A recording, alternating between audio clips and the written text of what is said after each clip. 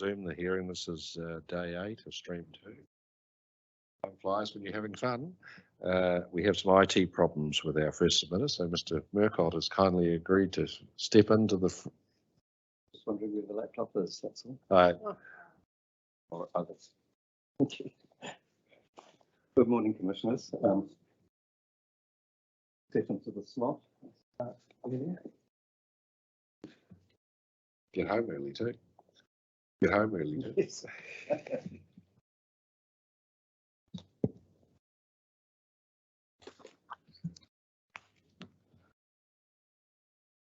I think about the slides, I can still kick off with a few that are on top of my mind this morning. Literally writing here. Three things as a resident of Thorndon, a long-standing resident of Thorndon. Number one is health and well-being. The kind of property that I'm privileged to have, a house, a 4-bedroom house, which was excellent for a small family. And why? Because we could have a small dog, a small garden, grow some veggies, do some landscaping, a rotating clothesline. Nature does the drying better than anybody and certainly saves electricity and so on. Sun, outdoor fresh air, and as much as possible the permissiveness to decide when and what we'll do to the property in terms of maintaining it. The second thing on my mind is resilience. I consider the residential housing options. And I'm thinking here about what some people call our vertical streets. Some people even call them, after their experiences, vertical fortresses. There are large apartment buildings in a city like this. After an earthquake, power is off and the water's shut down. You may need to carry whatever water supplies you can get by hand up 6 stories. And when the entire building is compromised, the entire street is in crisis as you're evacuated. Now that's an issue of resilience for a city like ours. And thirdly, it comes to the question of affordability, which is written right across the proposed district plan. On my mind at the moment is what I'm listening carefully to in the news about the Reserve Bank moving the OCR upwards by 50 basis points. And I'm listening to all the commentators and so on. I'm struggling to hear anybody talking about district plan and how zoning is affecting our affordability. So let me explain where I'm at. Just a little bit more about me. I am a member of the Residents Association, so I'm very familiar with what the Residents Association submitted. I support the Wellington group and Historic Places Wellington and the others that I've mentioned in my previous submissions. I'd like to add that Thorndon is a compact residential community. Typically, our land parcels are small. Around me, 300 square metres my neighbour's property is about 250 or something.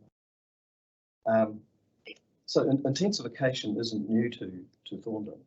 We some of our small cottages. The smallest residential parcel I'm aware of that's situated in residential Thorndon on the south side of the motorway, the side of the motorway where I'm living in the suburb, is a mere 54 square metres.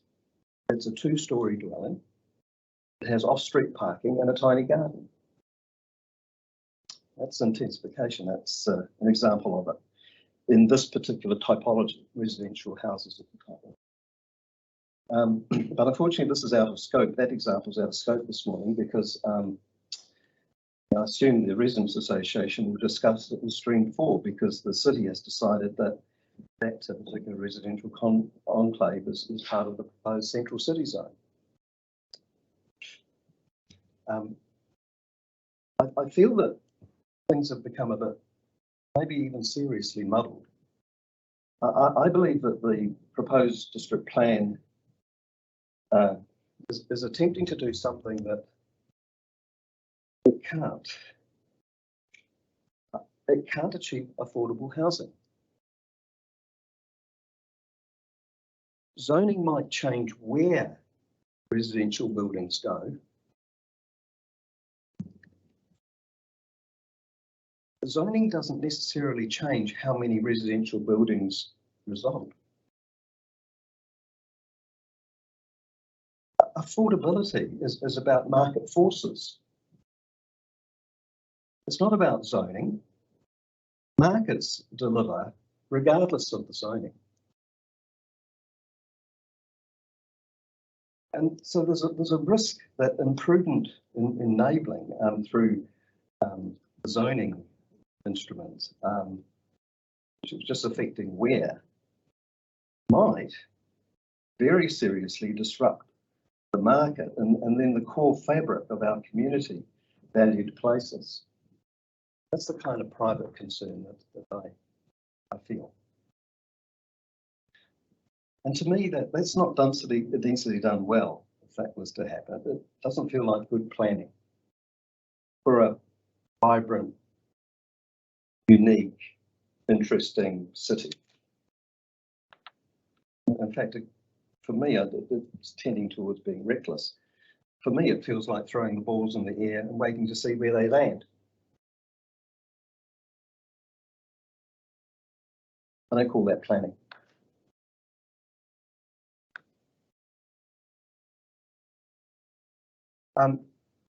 One of my requests is that the independent panel consider the zoning for the area I'm in. It's the high density zone in the proposed district plan. I think we're talking to the point that I think much of this area should qualify as a character precinct. And then along with that, following that, medium density zone perhaps would be better than a high density zone. Yes, and I refer to my neighbours in adjacent residential enclaves, but they're out of scope this morning. It's on my mind when I look at the slide is the inappropriate landing of an inappropriate building typology into an existing residential cluster could utterly destroy the harmony of a cluster like this. Why do that? What kind of urban planning would that be? And hence my previous comments about zoning. We're trying to foster better communities and protect the things people and communities value, not destroy these valued assets in our places and our city. Accordingly, on this slide, I asked that the proposed the HDZ be considered medium density. So,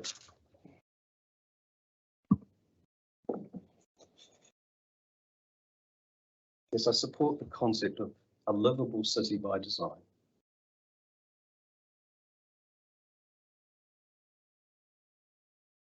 You know, when we talk about intensification, throughout the current operative district plan, Fondren's been growing. I've heard speakers suggest that that's not the case, but we've had a look at some of the buildings built in the last 30 years, and it basically has been keeping up as a contribution to the city fairly well. There have been new houses and apartment buildings. There's been a lot of new dwellings in Fondren in the past 30 years. And we can see even more coming where they will go without disrupting the other things that are valued. I guess I'm basically saying we need balance in the plan. And the city doesn't need to rush into this either. I mean, we can stage things if we're not certain. Isn't this a 10-year horizon? Let's review it again in 10 years and so on. To rush it and make wrong decisions at this point could lead to suboptimal outcomes. I think the stakes are high. And one of the things about the area where I live in, it's part of the Heritage Trail. It's well walked. And if you get an opportunity to walk the street, you'll find the sign down there, Catherine Manfield Memorial Park. And just opposite a couple of the nice examples of character and heritage at that end of the street. And we deeply care about these things, and the people who come to Wellington deeply care about these things, and the people who come to the park and enjoy the park and what was formerly the blind garden and so on, deeply cherish these things. And it's part of the experience is the kind of buildings that are around the area. And it's not just about the buildings, it's about the trees, it's about the way it's landscaped and the way it's laid out. All part of the character and the heritage. And this helps us, that care is fundamentally deeply rooted in the way that the community cares about the place. And I think I'm not sure if I mentioned it later, but to the extent that further down the street,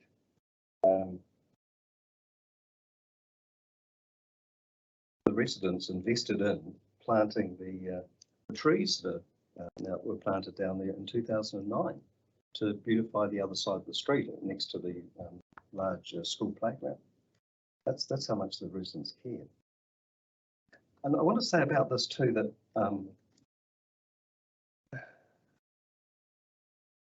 something about character and the pre-1930s rule, the whole and that designation, and we've been living within the operative district plan. It's been an influence, helped us maintain and value heritage, perhaps without devoid of some of the hooks that come with notified heritage. So we can confidently go along and invest in these houses, these properties, with a little bit of permissiveness to make them work for us, empowering owners like myself and my wife Chrissy to get results like you can see today. It's worked really well under the operative district plan, and it's self-evident by just seeing how the properties are well maintained heritage properties without the red tape. The really important ones, of course, we support getting a little bit more of the red tape, so they're protected, like the tower, which is just across the road from me on Queen Margaret College, as an example. Hobson Street has a coherence that works as a whole, and the quality, character and heritage is evident to many who enjoy this heritage trail. I appreciate the Section 42 report, and now recognising some of the character and heritage on the eastern side of Thorndon, and the area where I live in particular. That's a great step, and I guess I'm sitting here asking, please adjust the margins and complete the set. And I think that's just repeating the message I understand the Residents Association gave.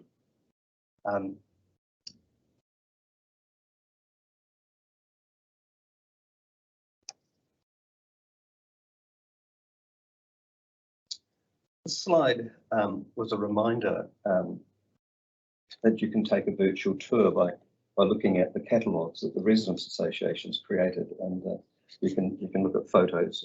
Sometimes it's albums of photos for each property. It also highlights that another organisation that's been existing in Thorndon since 1973, the Thorndon Society, has done decades of work writing stories about the properties and heritage and character of Thorndon.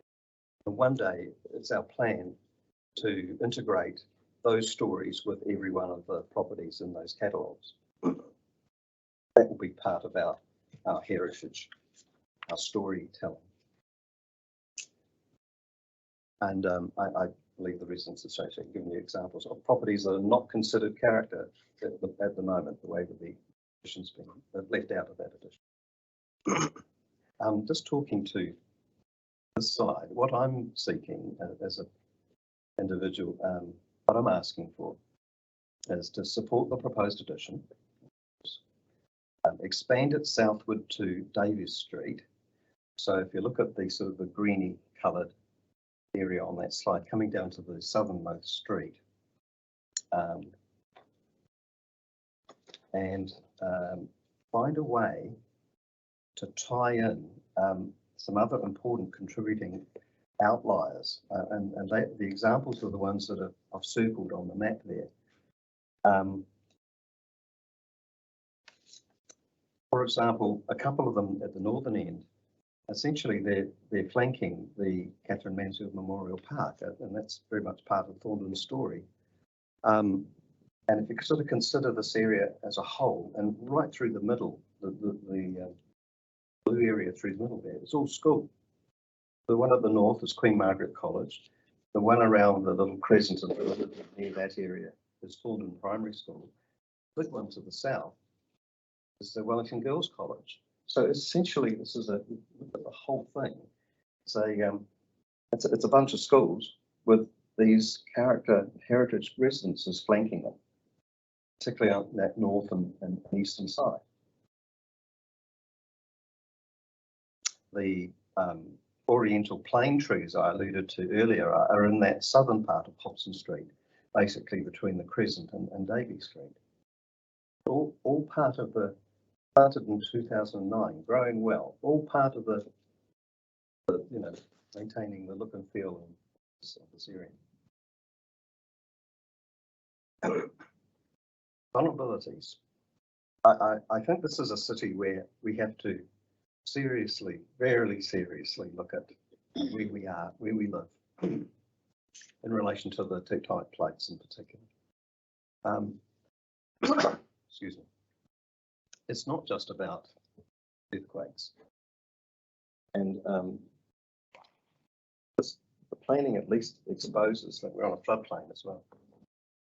And that's what this map is telling me. As a long-standing resident, I don't need the map to tell me that. We've experienced it. We've had properties seriously damaged in Hobson Street from flooding, seriously damaged.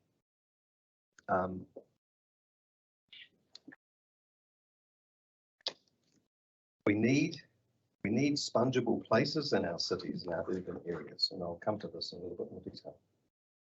But this was my attempt to try and map those predicted flooding extents against the proposed character addition, and then of course on top of the offer Miscall work from 2019. So sort of seeing what the correlations were spatially, and I start thinking about intensification, and I start thinking about the absence of adequate infrastructure today, not coping with what we're experiencing now. I mean, just coming here this morning, I'm walking past all the water leaks on the street. We have a feeling in our community that some of those are a consequence of the 2013 earthquake as a starting point, but the Kaikoura one really shook it up. It only takes a little bit of time. I mean, a couple of years or 5 is nothing in nature's time. Things are getting out of sync, and now we're get to a stage where you fix one and that puts pressure on the next one and that one blows. I mean, that's the kind of fragile infrastructure we've got. Now, why would you put intensification or encourage the market to intensify an area that's suffering like this? I think we talked about this in this spatial, in the strategic session. And after the Cyclone Gabrielle and expert commentators were starting to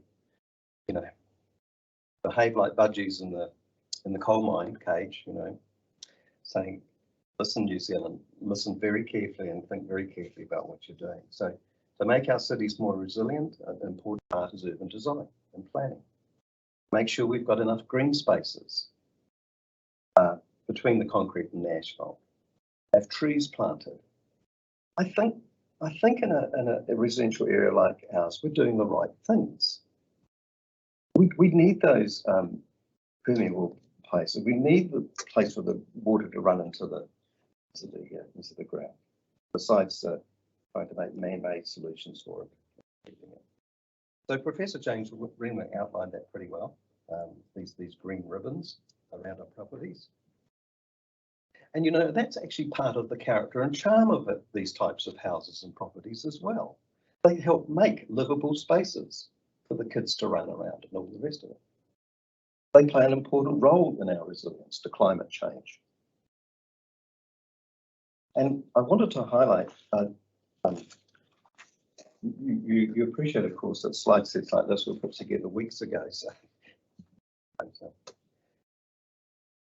figure out work how could it fit it in others. But anyway, this one here I thought was appropriate to just remind you that when I submitted in particular, I made available some videos of a flood that happened in July 2021 in Murphy Street, which is on the western side of the precinct. And this utterly proved that the flood map was valid. Now that's with an ordinary heavy rain event. And I keep looking back at what Professor Renwick said about us moving into an unpredictable time, and these atmospheric rivers and how we could anticipate double the amount of rainfall. I hate to think what would happen in that part of Thorndon. You'll see in the video the lake that was formed in the college around the gym and up to and above floor level. It's really serious. So our planners and our planning needs to account for this. And the older photograph at the top is right adjacent to our property. That's not fully resolved yet. There was a very, very expensive sump put in there. But effectively what you're looking at in that photograph of the 1990s is the Te Akawai stream, a historic stream, daylighting itself effectively. Nature knows where the low points are in the terrain, where all the water runs back to that low point. Hobson Street is about 10 metres of fill there. It goes across the gully of the old stream. So, yeah, I wish to end by simply saying the big issue for me is housing affordability in the PDP. I'm sceptical about how these two. And one last story I want to share with you. I've listened carefully to folk who live in modest apartments in large apartment buildings. And these apartments are on the affordable side of the spectrum. What I've discovered is that some of these large buildings require comprehensive and often complex property maintenance regimes. And accordingly, the real cost of a long-term investment in an apartment and its ownership in such situations, if not done well, they can face an extraordinary onerous and complex issues in terms of maintaining them. And the timing can be totally beyond the control of the individual title owners. And to the extent that we now have folk on fixed incomes living in their own apartments in these types of buildings who are now taking out reverse mortgages to try and cope with these incredible increased costs of maintaining their huge buildings. And that does nothing for affordability or well-being and, you know, healthy outcome for us. So in the worst case scenarios I've been told about, these are getting into six-figure sums. So yeah, it's an enormous challenge. Thank you very much for listening to my private story and the concerns that I have as a resident of Thorndon and a citizen of Wellington. Mr. Murcott, one question only from me. You said that the district plan has the potential to disrupt the market. How? If we go to full laissez-faire, anything full, you know, where do those balls that were thrown in the air land? And these kind of make things possible in a less controlled way. I'm concerned that could introduce dynamics that we don't have now that have a whole lot collapse or the market fall apart. I'm not an economist. I'm not an expert in this area. It's just my gut feeling about how things work. I think we want a need and deserve as New Zealanders and who aspire to have our own properties and so on, and some control over our lives, a little bit of certainty about the communities that we go to live in and to build in, and to have our families, after our houses and so on. And I'm just that the degree of disruption that could occur is what worries me if it's not carefully through. I appeal to the experts to sort that out. I'm just sort of raising a flag. I'm not sure how to answer, Mr. Chairman, exactly, but it's the feeling I have. Okay, ask my colleagues, any questions? Mr. Murcott. Freiburg House, Lady Freiburg House. Yes. Do you know if that is a scheduled building in the heritage schedule of the council? I don't know. I just enjoy walking past there and seeing the sign on the gate, and it's just a significant property that got onto the Residents Association's catalogue appropriately. It's not very far away from the end of Davey Street, and hence an example of one of the sort of outliers for that small disconnection, but it's still just linking the school properties, like I said before, and it has a sort of a visual coherence there at that part of the street. Thank you. Something that you said earlier, you said in terms of looking after these character buildings, sort of less regulation for some that are clearly looking after their buildings, but more regulation for others.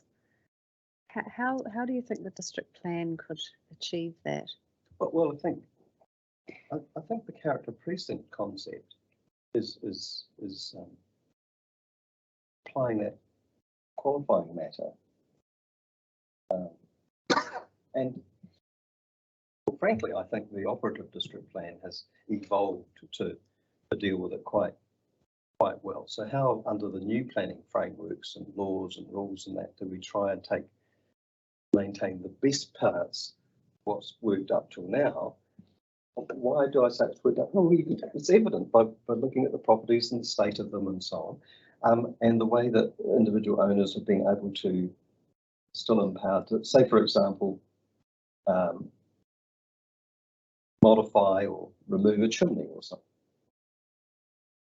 That happened after the 2016 events, or maybe perhaps taking advantage of solar panels and so on, taking account of responsibilities for climate change and all of that, without needing to have extra red tape. So that was the sort of thing that was on my mind. I think you can see evidence of it by this, looking at how owners have looked after their buildings, and now in this particular suburb anyway. David, anything from you? Mr. Burcock, I don't have any questions, but I'm getting a pretty clear picture of your position. What I've written down is that the issues being contested are the boundary of the HRZ and the central city, the HRZ versus the MRZ, and then the MRZ versus character precinct if you go down the list. So very clear what your concerns are. Invited us to apply the qualifying matter relating to character precincts more widely, and you've invited us to have regard to flooding as a qualifying matter also. So very aware, very clear presentation. I wasn't able to join the committee on their site visits earlier in this week and last night, so that's my homework for the weekend. And the Hobson Street precinct and some other areas that the committee visited last night will be on my agenda, hoping for some fine weather. So thank you. Thank you, Commissioner. Appreciate that. To say the It seems to me that there could have been other qualified matters perhaps considered by the. It's only the character one that's unlike. There are other things I mentioned here because I'm not too sure I'm aware of this streamlined approach that's running.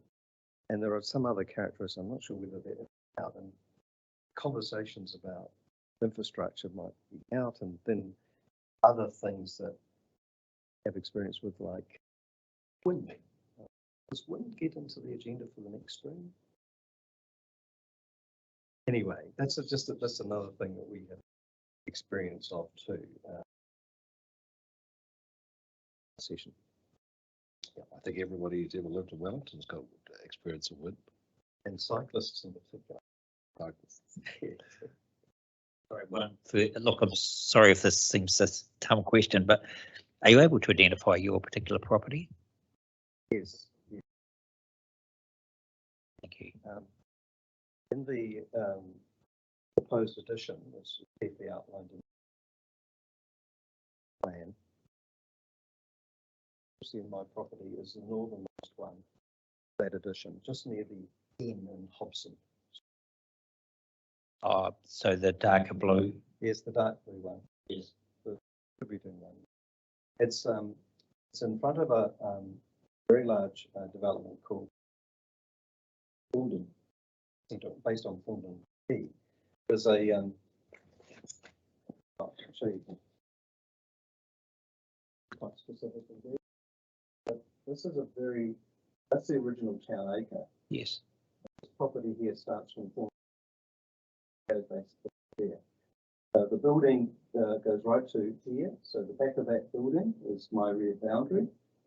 In the middle of that development is a 10-story apartment tower. But that building underneath is about 3 stories itself. Very, very big. Okay. And then adjacent to that is the Australian High Commission. Yes. But at least that's low profile. The little pimple here in this part of Thorndon is that tower. The only tower.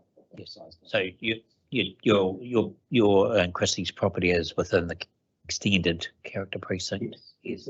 It's anchoring it right there. Yes. But our next sort of neighbours like us, these are all set back too from the street, which is useful too. So there's sort of a greening effect there. That's there, and that's just car park. But the next residences of these ones here that. So we've got a little problem, we've got the scat, but at least in 2009, often this will recognise all of that as sort of, the park and everything as a character thing. So that kind of anchored that and that. These nice properties, that's a lovely art deco, for example. Well, just while you're up there, just remind me, what's the significance of the red circles? Oh, that's just me saying, well, the sort of 3 stages of this, we could possibly get this. This goes through, that's great. But the next thing is actually, it makes a hell of a lot of sense. All of that should have been in, my opinion. And then I recognise all this slight detachment here, Lady Freiberg house here. And these two lovely, one of these beautifully restored by a heritage architect.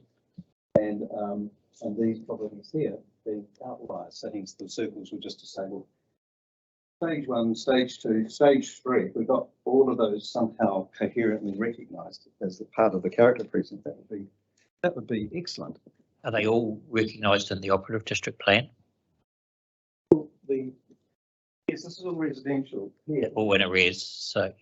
In the operative district plan, it's all in a residential. Yeah.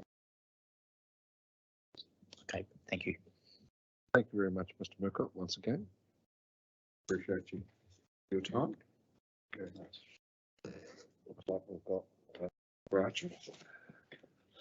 Solved his IT problems. Kia ora, yes. Good to hear from you, Mr. Archer. As I hear, got your solved your IT problems, so we're ready to hear from you. The old device switch. Thank you very much, and thank you to the previous hearing chap for being ready to take my slot. Kia ora, good morning. Good morning all. I see I'm a giant discombobulated head on the screen behind you. I'm hoping you can see me. I can barely see you, but that's okay. I believe Hamish or Mr. Daya was able to table my hearing brief for you.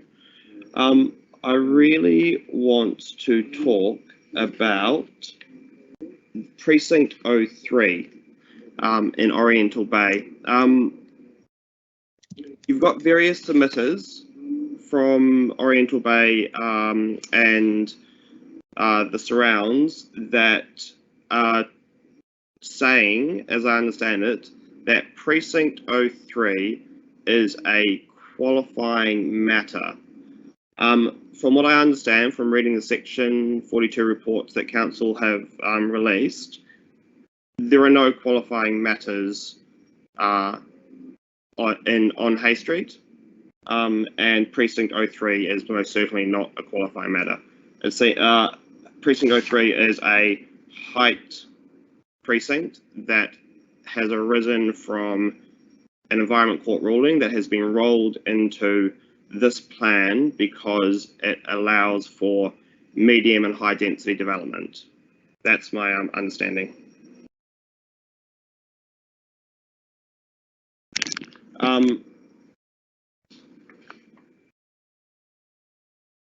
The various submitters that want Precinct 03 recognised as a qualifying matter seem to be taking the approach that it will help, the qualifying matter will help protect amenity values. I'd like you to help me clarify the NPSUD objectives and policies, specifically Objective 4, New Zealand urban environments, including their amenity values, develop and change over time in response to the diverse and changing needs of peoples, communities, and future generations. And then Policy 6, when making planning decisions that affect urban environment, decision makers have particular regard to the following matters: that planned urban built form in those RMA planning documents may involve significant changes to an area, and those changes may detract from amenity values appreciated by some people, but improve amenity values appreciated by other people, communities, and future generations, including by providing increased and varying housing densities and types, and are not of themselves an adverse effect. So we have pretty clear objectives and policies with regards to NPSUD that densification must happen, but we have various submitters saying density shouldn't happen where I live or where we think a qualifying matter applies. So I guess I'm kind of asking, is the ISPP process able to create a subset of rules that would kind of address the concerns raised by various submitters that would otherwise not exist in the normal proposed district plan rule set? Is that something that can happen? In summary, yes, but there are a lot of checks and balances before that happens. Right. So I'm assuming that means it has to, the purpose of the NPSUD and the RMA in general must be satisfied. Correct. So we have to give effect to the NPSUD, and so the question to date has been, what does that actually require? But in principle, the plan can shift in response to submissions and the evidence we hear. It's not fixed as notified, but of course that depends what evidence and submissions we hear. Right. I'm assuming that the test for those evidence the evidence has to pass rigorous tests as laid out in the Act and the policy statement. Is that a fair assumption? I think I should stop advising you on the RMA, but you could. That's fair. Me, but But suffice it to say, we have to be satisfied that whatever changes we make or recommend are made to the plan give effect to the NPSUD, among other things. There are a lot of other things that we have to take into account in all of the recommendations we make. Right. Okay. Thank you, Chairman. The Kāinga Order and WCC issued a joint evidence statement on the 23rd of March. They raised issue 2 with height in relation to boundary alternative and high density residential zone. Their recommendation was that HIRB of 19 metres plus 60 degrees with 50% site coverage be adopted. I have a general question regarding what happens if that is adopted to the rear sites. What is it, a 8 metres plus 60 degrees as adopted or as in the proposed district plan currently, or is that going to potentially change as well? Can't answer that. We haven't figured that out. Yeah. Okay. So the precinct 03, if indeed it does get recognised as a qualifying matter, the sites that are adjacent or rear or to the side, the Environment Court ruling, if the evidence in the court shows a qualifying matter exists, then surely sites outside the precinct itself would fail the section 77I analysis, or our analysis. There's no site-by-site analysis of anything outside that precinct itself. I guess I'm asking for clarification, like, would a limitation on density apply to sites outside that precinct? We don't know. We're waiting to hear the arguments of submitters. We've had, as you say, some of your neighbours who have suggested that it should, and we're waiting for you to tell us why it shouldn't. Well, okay. But since I infer that that's where you're coming from. Yes, I guess in my mind, the NPSUD is quite clear on its density requirements. The whole purpose of it is to enable housing supply. When we have various submitters saying that they want restrictions to that supply for ABC reasons, those reasons must be tested against the very express and clear purpose of the NPSUD. And I would say that that requires a very, very high evidentiary burden upon them. The underlying assumption should be that density is going to go forward unless there is very, very good reason not to. As I said before, the objectives and policies, in particular Objective 4 and Policy 6, make it very clear that amenity values are subject to change and they're not the biggest consideration anymore. Density and housing supply is. So I would submit that the people wishing to restrict the density and supply are asking you to ignore the requirements of the NPSUD, and should therefore all decisions should be made in light of that.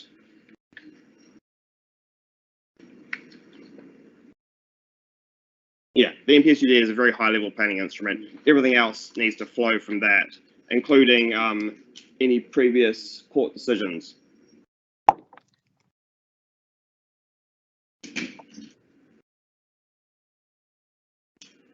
Okay, Mr. Archer, I'll just ask my colleagues if they have any questions of you. David, anything? No, I don't think we have any questions, Mr. Archer. I think as we've talked it through, we understand where you're coming from. I think we can tell you that we've heard loud and long from various submitters, including Kaingora and the Ministry of Housing and Urban Development, about how stringent the tests in the NPSUD are. So, as I say, we've been round the houses discussing exactly what those tests require, and we understand your point.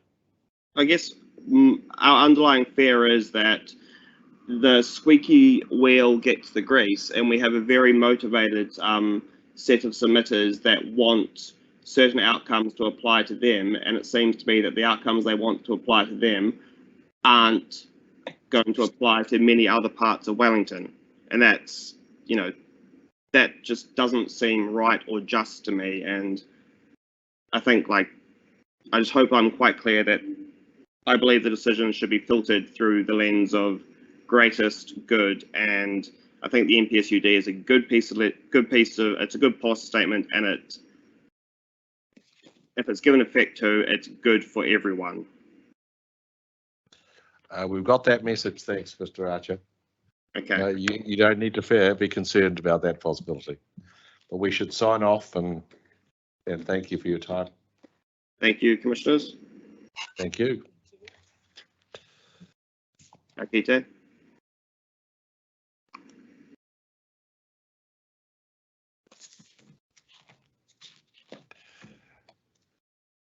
Reverend King. Yes, welcome to our happy gathering, where you have our undivided attention. What would you like to tell us? Thank you, Commissioners, for the opportunity to present. Do I need to do that for the live stream? It probably works a bit better.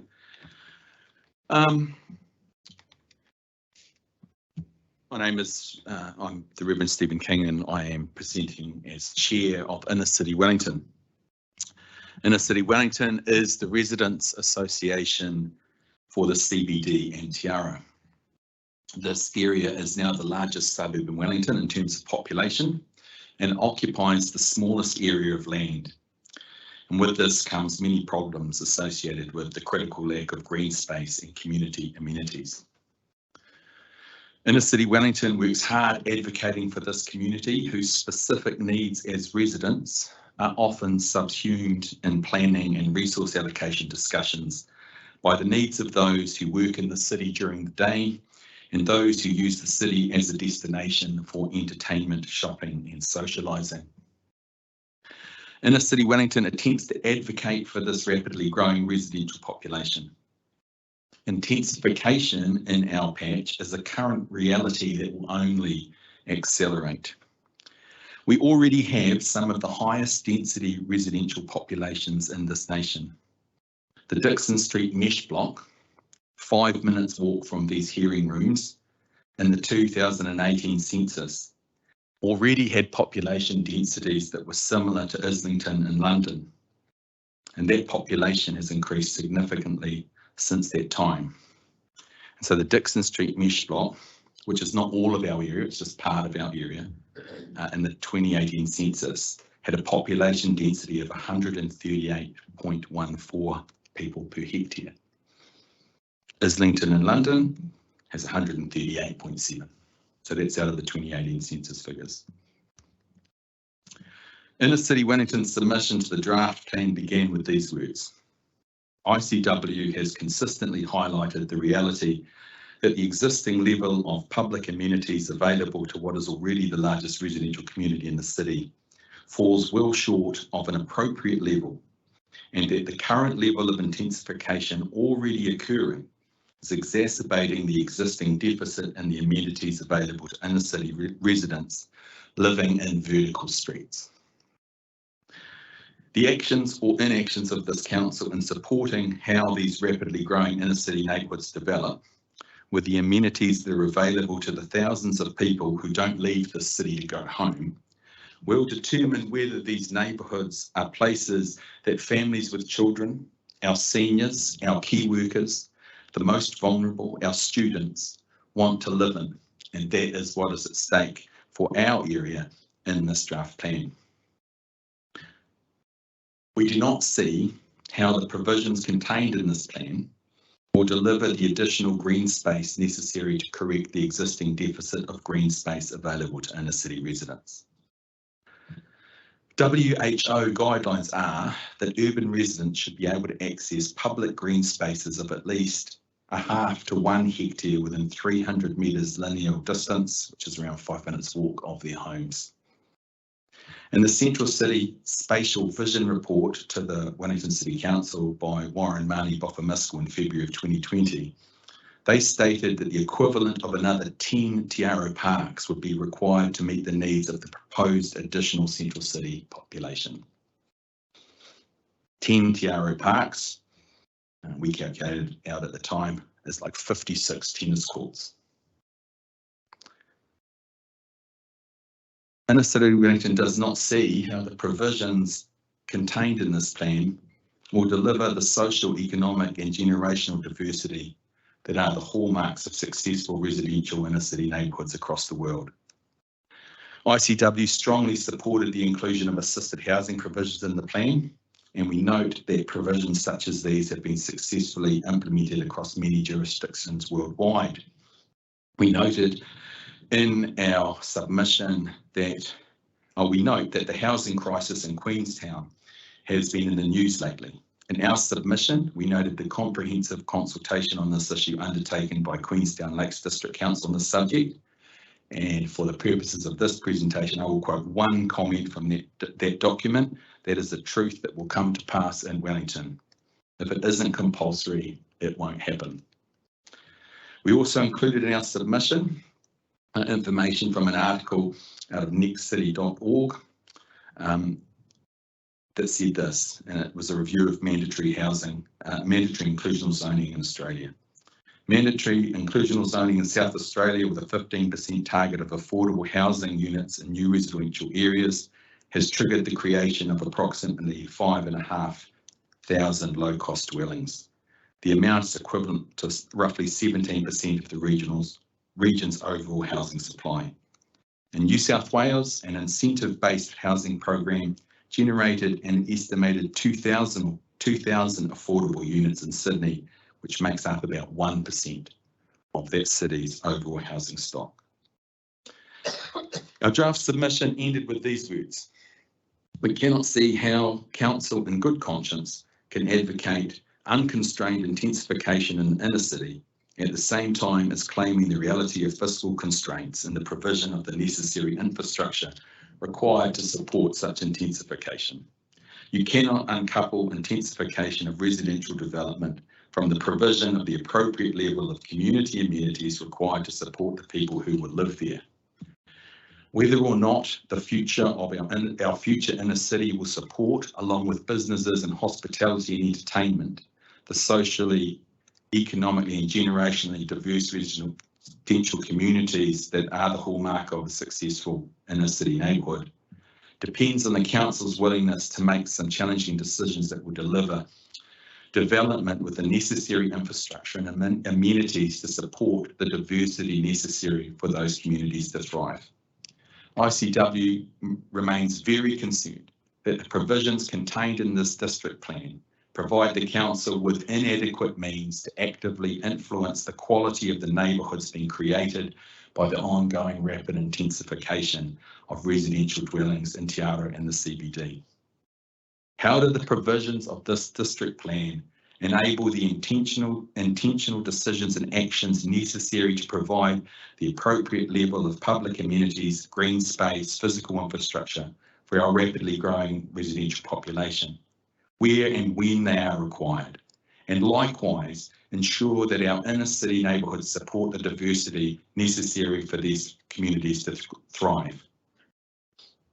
We don't think this plan does that. We think that it is long on aspiration, but short on application. We recognise that there are statutory and legislative limitations as to what can be accomplished through this planning process, but that will be of no consolation to our inner city residential population living in neighbourhoods that lack the level of community amenities required to support the people who live there. Thank you for the opportunity to make this submission. Thank you, Reverend King. You talked to me about the limits of the geographical limits of your Ohau. You mean the actual area? Yeah, like so for Sure. instance, So it runs sort of, if you think about the bypass. Yep. So if you take Cambridge Terrace towards us here to the bypass to the terrace behind us, kind of turned around a bit here, the terrace behind us, and does not include Thorndon. So you kind of stop at sort of the railway station. So it's very much the inner city, the CBD and Te Aro that way. the good news is that we've split the plan up into sectors. Yes. And there will be a different hearing panel. So, two of my colleagues here will be on that hearing panel, considering the plan provisions that govern the area you're talking about.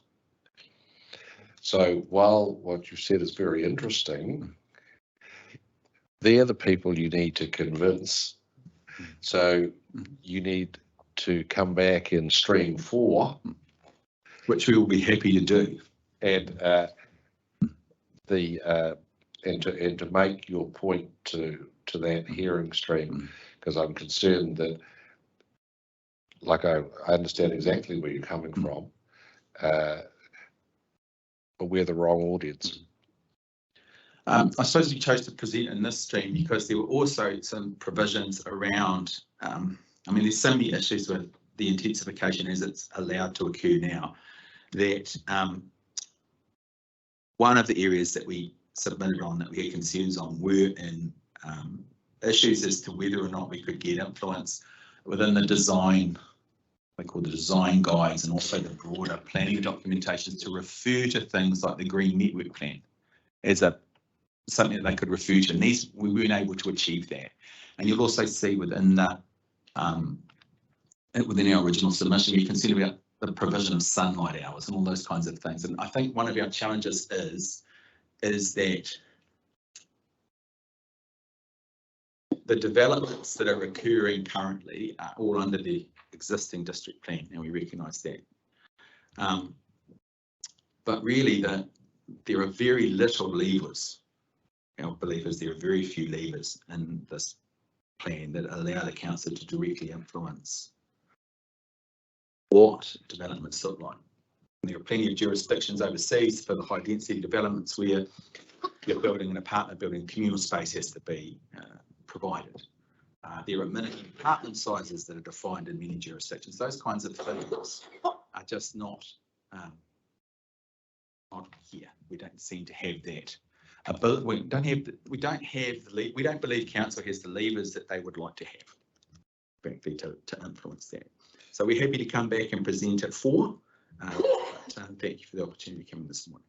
Well, thank you. And your last point is valuable because we do have a focus on the design guide that applies to the residential areas. There's a different design guide For us, that applies in the central city, but I suspect the same issues that you've raised are equally applicable in the residential design guide, and I think that's, but I'll just make sure that my colleagues don't have any questions that they want to pick up with you.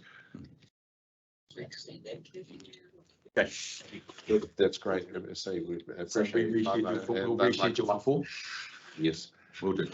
and so I'm sure what those of my colleagues who will be here either side of me, we'll look forward to seeing you again.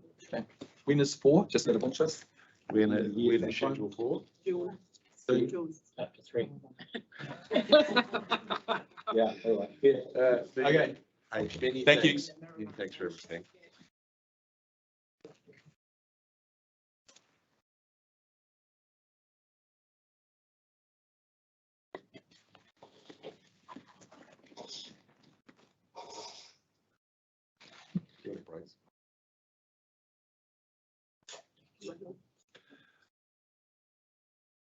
Who's Crawford?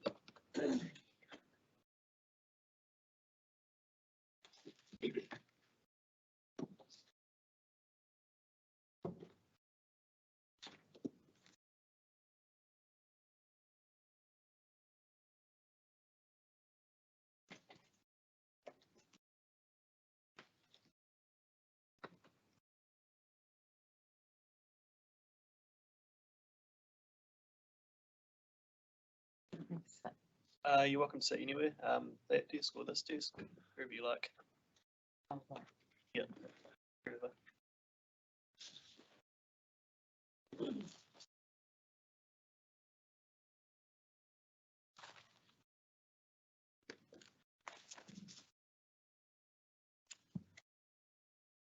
It's the microphone, so let's turn it on.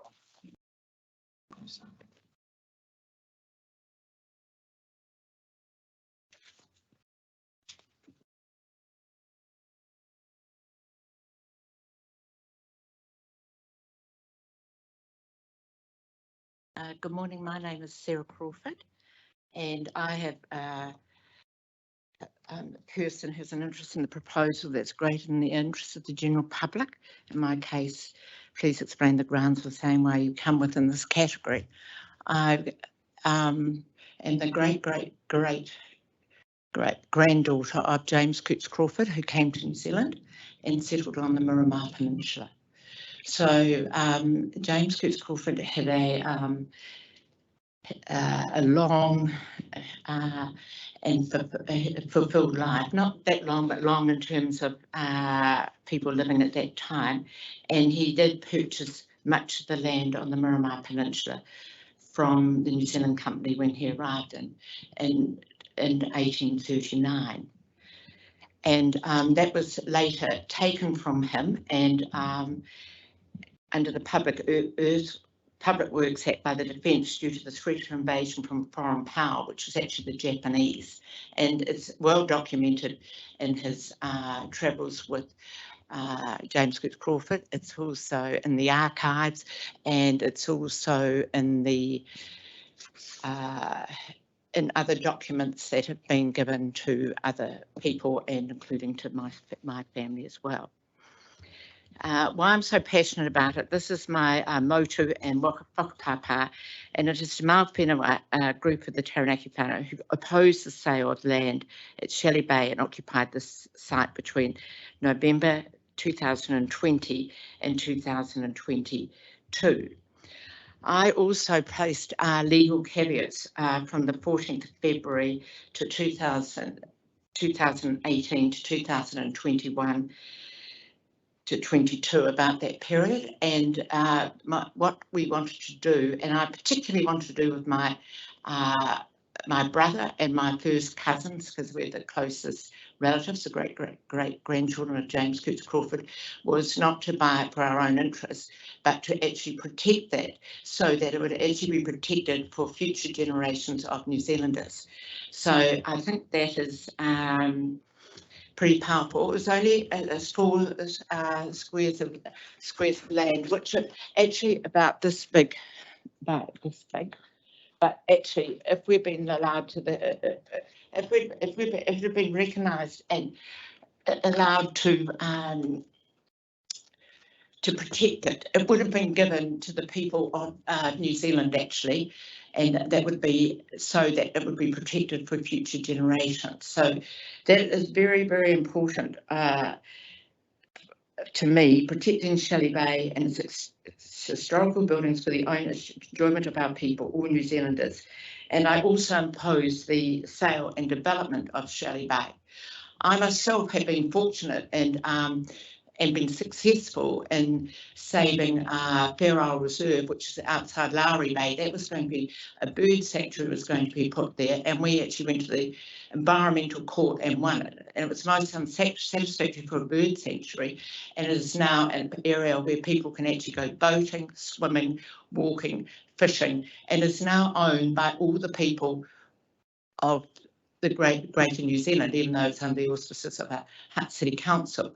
So now we've got that area that is a spot that is well utilised, and so it is now in public ownership, and no politician would dare actually return it to housing action or future development. So that's quite an interesting point to think about. The other is that I was also involved in saving the, when you drive to the far end of Eastbourne, is actually you will see the bus barns, one of two bus barn heritage buildings in New Zealand, and also the entrance to the walkway or cycleway to Bering Head. Well, that area beside the bus barns, that whole area behind the bus barns and along from the bus barns was going to be developed with housing, and that housing was going to be built there. And actually, it's very steep cliffs. I don't know how it could have been built there, but we blocked that and we have only got 7 houses there. We saved the bus barns, and they are recognised and protected under the Heritage Order. And secondly, they are actually utilised by the bus company. So both that from the left-hand side, and then on the right-hand side is actually the beach, and that used to be scrappy with shingle put there and rubbish put there and trees put there, old trees put there. It was a junkyard basically. And that has now been replanted and made into a very attractive area. And secondly, the Wahine Memorial is actually the mask. One is on the, at the far end of Eastbourne and the other is on the Murcott Peninsula. So they actually look across to one another, and got the New Zealand Environmental Award for that, for actually from John Keys at the local government conference. So those are now in public ownership, that they are owned by us all here. We can enjoy both those spots. So I have been very involved in that. I've also been involved in blocking other things in the food industry. Just to mention the McDonald's reading program into the primary schools, and the managing director rang me up at midnight, but we succeeded in getting that out of schools. That's subversive and subliminal advertising. So I'm very passionate about saying this, not for me, but for future generations. The Murcott, the Shelley Bay, and also the Mount Crawford area, because it is necessary for us to have the area for us to actually, for ourselves, for all of us here, our children, and our grandchildren, great-grandchildren, etc. And we haven't got the infrastructure to actually for the road, and we haven't got the infrastructure where the actual houses are going to be built, the 700 houses on the hill. And we have, so that is a major concern of mine, actually. So we haven't got the infrastructure for that. Interestingly enough, when just to reflect back to both those situations, I had 3 property developers come to me saying they would give me a section for me to have free. I was offered 2 sections. I said, no, 1 wasn't enough. I said 3, but they said 3 wasn't enough. I said, how many do you want? I said, I want the lot with no payment to me. So actually, I do feel very passionate that we should keep this in public ownership for all of us in this room and our children and grandchildren, etc. So once again, I actually have had my success in that area. My family of Wakapapa has had a continuous relationship with the peninsula, with its history, and with which James Coots Crawford has so carefully documented for future generations of New Zealanders, either in the written language, as in books, or in drawings, as in books, and in maps and sketches can be viewed on the National Archive cards and is treasured.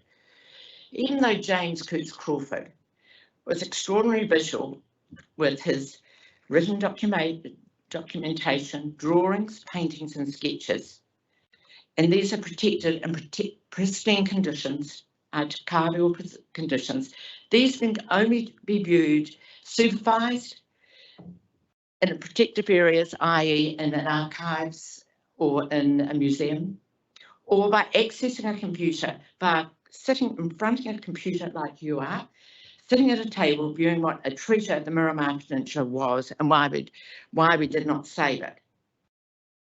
It is interesting that the Wellington Company and Taranaki Whānau have applied for fast tracking the resource consent to build 700 dwellings in a cable car link from the waterfront at Shelley Bay up to Mount Crawford, Matamona, the prominent hillside above Shelley Bay. The land is currently zoned as open space and adjacent to the planned National Heritage Park and should remain open space. Firstly, just moving back, I want to be able to actually have that enjoyment for my children and every person's here brothers, sisters, mothers, fathers, children, and children not born, to actually have the enjoyment than actually going to a museum or a library or an archives to actually view what it could have been rather than suburbia. Just to take it a slightly further, that actually Murray Peninsula is actually, it's not just part of Wellington City, it is a major iconic point and landmark in our capital city of New Zealand. So when you fly into Wellington, you see the Murray Peninsula. When you come by boat or ferry, you see the Murray Peninsula. When you live in Wellington, not only those people who live on the Murray Peninsula, if you think about it, you move your eye around back from the airport, which you've got the Murray Peninsula on the left of you, you've got the Murray Peninsula. You move round to Evans Bay and those hills behind Kilburnie and the suburbs behind, and also around to actually Roseley, and then around to Oriental Bay, and then around behind on the hills behind Wellington City, right out to the motorway, and then right out to the western hills of Lower Hutt, and then to Petone. Then think about, you come right round to Point Howard, Lowry Bay, and then you go to the rest of the bays, round to Eastbourne, to Bering Head, and that is part of your landscape. To have that filled with suburbia is terrible, and it's an insult to us all that isn't being saved for future generations.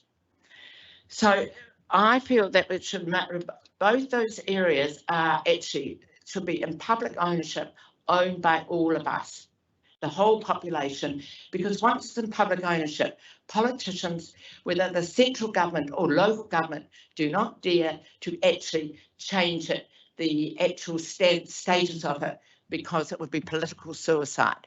And I believe that would be what would happen to the actual Murray Peninsula. So the land is currently zoned open space and is adjacent to the planned national park and should remain open space. Shelley Bay is, I can't understand it, how it's happened there. I witnessed the turning of the sod of dirt behind the barbed wire fence. I was on the outside because I am publicly known as an outsider. And I looked up on that hill and thought, golly, that has been allowed to have a building there, and we could have a landslide. And I thought, this is absolutely shocking. What was once there could have been kept. In Sydney, they've kept buildings like that on the waterfront, but we have not done that. So we are relying for developers to actually change what we, in the majority of Wellingtonians, and I'm talking about the greater city, actually want it to remain as a Murray Peninsula representing us as New Zealanders. And secondly, it is as significant as Bastion Point, but it's got a much bigger prominence than Bastion Point. So geographically. So I think it should be saved, and I feel it should be saved for us all as proud New Zealanders and as Wellingtonians for our people here.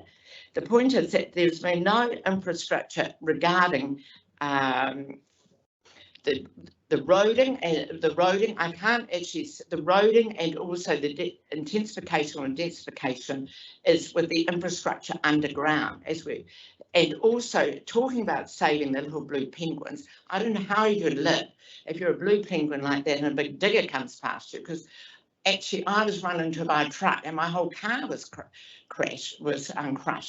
So I don't know how the blue penguin will live. So I think that's an illusion when people talk about that. So what I feel is that we should all be thinking and taking the responsibility of saving the Murray Peninsula for us all and for future generations. And also I'd just like to question is that when Cyclone Gabriel happened, the day before it happened, I was actually in Bayswater, and a man came to his boat and he said, I'm actually getting my boat ready because we're going to have the biggest storm we've ever had, actually.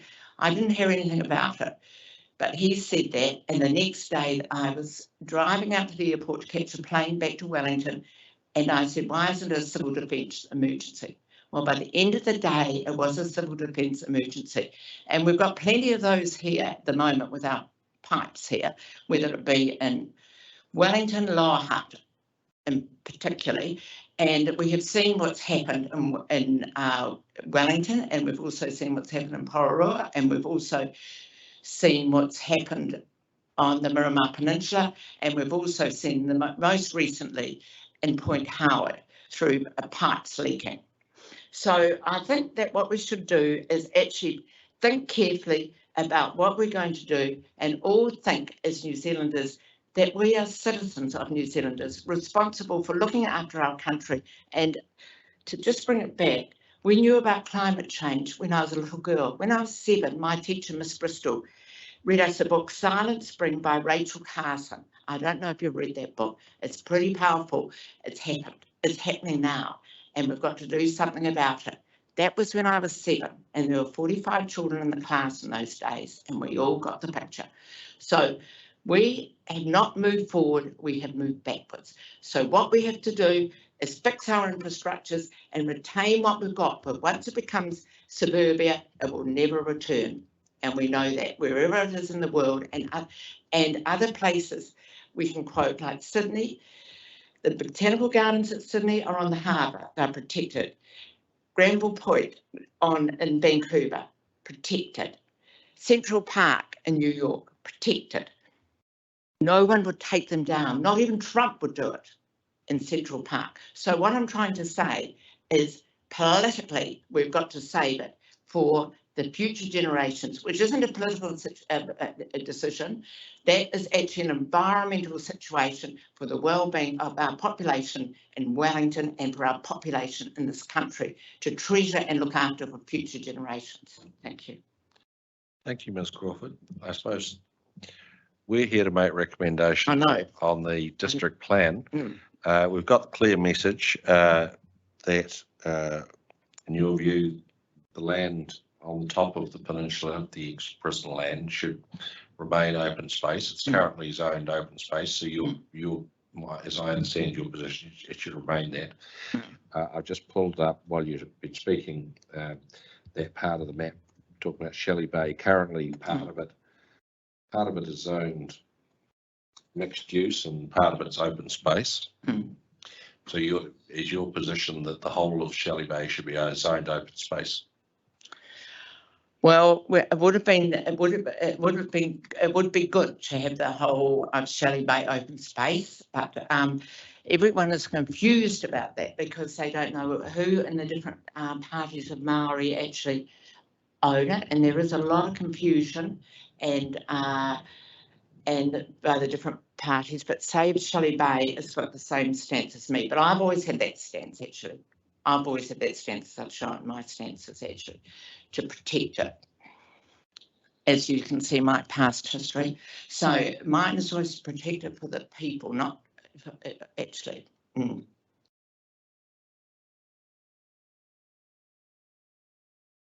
I'll ask my colleagues if they've got any questions.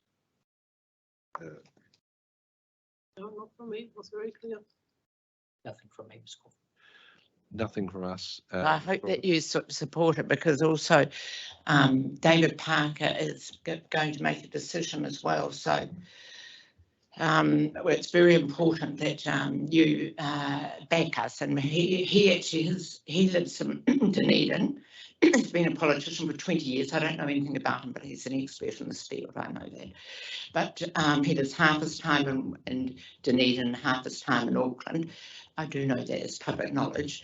Is that politicians, they haven't got the same allegiance to the Greater Wellington area as we all do who live here. So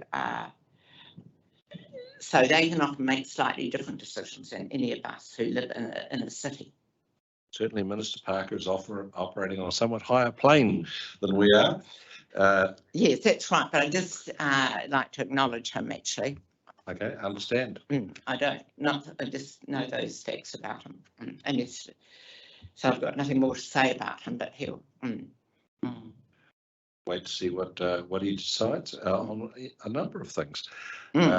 So thank you very much, Ms. Crawford. We'll adjourn now. The next submit is due at 11, and we'll go from there.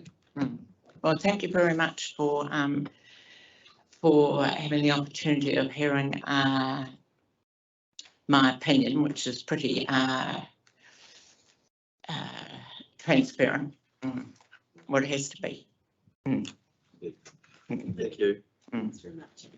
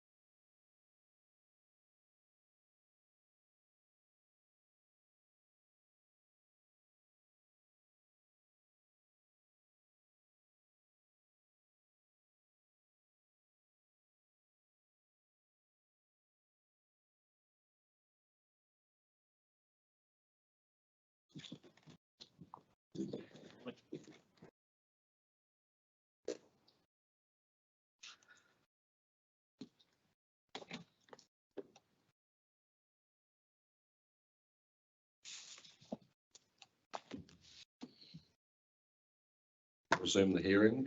Gentlemen, would you care to introduce yourselves and we'll go from there? Sure. Good morning. My name's Scot Plunket. And I'm submitting on behalf of and in conjunction with Warwick here. Yeah, my name's Warren Freedy, and I'm sort of the property owner of what we're talking about. So what's your, Mr. Freed? V-R-E-D-E. We say Freedy, but I think probably originally was Freda or something.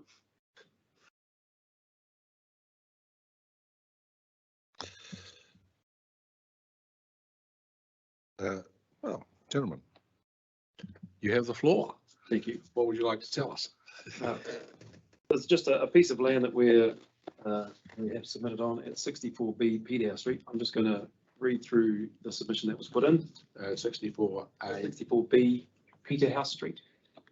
Peterhouse, all one word. Yep. So just read through that submission, and then Warwick would like to add a few personal comments and things since he's the owner of the land. And we'll take any questions or. Absolutely. Sorry, whereabouts is that? It's just a Tower. tower. Thank you. Probably wise to assume we know nothing, so don't. Okay. Okay. Yeah, it's the edge of the residential area in the southwestern corner of Tara, I guess. Runs up to Ohau Valley. Yep, sort of backs onto the Ohau Valley Road, yeah. Well, I guess over the hill. Gotcha. I've just pulled it up on the district plan map. Yep. So I know exactly where it is. Right, Thanks. So this submission relates to the boundary of the large lot residential zone and the medium density residential zone at 64B Peterhouse Street in Tawa. The amendment sought is the redrawing of the boundary between the zones so that the lower portion of 64B Peterhouse is zoned medium density rather than large lot. The area that the amendment is to apply to is shown in the plan, which I've got here, and which was part of the submission. Lot 1 on the plan represents a section of rural zoned land on the residential fringe that should be on the other side of the residential rural divide. Several previous consents and undertakings have shown this to be the case. The plan change will make this divide between large lot and the medium density zones. The subdivision scheme plan shown represents a proposal being worked through with the council to vest the balance of the land, being lot 2, with the council as scenic reserve. There is an existing consent for the development of a single residential dwelling within lot 1 under council's reference 410261. The entire site is also within the ridgeline and hilltops overlay, even though lot 1 at least is part of a valley floor well removed from these type of features. The medium density rules would allow more development potential, although the site and existing restraints would limit this somewhat. Zoning lot 1 as medium density makes more sense as this is land not suited to rural or ridgeline and hilltops restrictions. The site lot 1 is a candidate for more intensive development than large lot zone contemplates, whereas lot 2 is suited to large lot, and this will be vested as scenic reserve at the completion of the pending subdivision process. The site of lot 1 has good proximity to the Tawa Township and available services, which lend itself to more intensive forms of urban development consistent with the medium density zone. The existing topography of lot 1 is more moderate and suitable for residential development, whereas lot 2 is relatively steep bushclad hillside, more suited to the large lot and former ridgeline and hilltop restrictions. The amended zoning line therefore better represents the true landform and potential of the overall site. Lot 1 has already been established as appropriate for residential development and should therefore be zoned to suit. So the relief we seek is that the area represented by lot 1 on the scheme plan be rezoned medium density residential zone. Thank you. I'm just looking at the scheme plan now. Show my colleague here. So I have a copy here. Oh. Yeah. Yeah,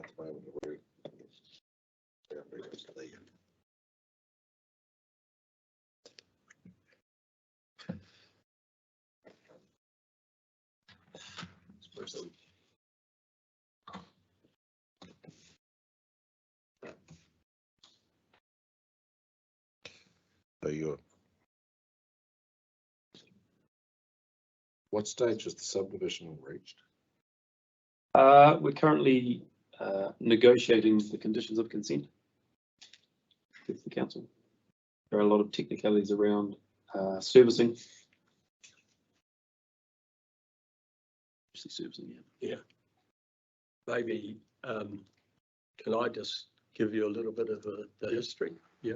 I don't know how it relates to the subdivision part of it, but anyway, we've owned, my wife and I have owned this property for about 30 years, and we bought it originally with the intention of building a new house for ourselves.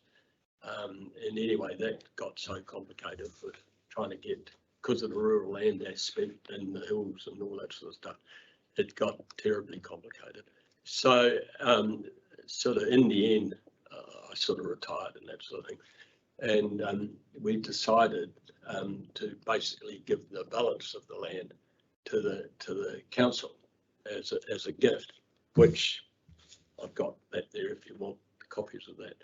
I've accepted it in that. So I can give you that if you require it.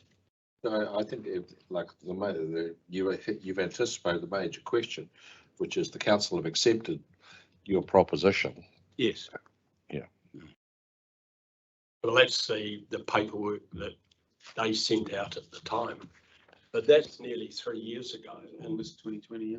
Yeah, and we understood the process was going to take us something like 6 months to a year, and it's just drifted on again and got more and more complicated. Because the original deal, which is set out in that, was that we would give them the balance of the land and they would give us back, do a subdivision at their cost to provide the section at the bottom. As I say, it just goes on and on and on, and nothing seems to happen. And we're getting older and older. I think the chances of us seeing anything happen in our lifetime is getting to that point. Okay, and so I think we would have been better, quite honestly, just to have sold the bloody thing on the market and got with. and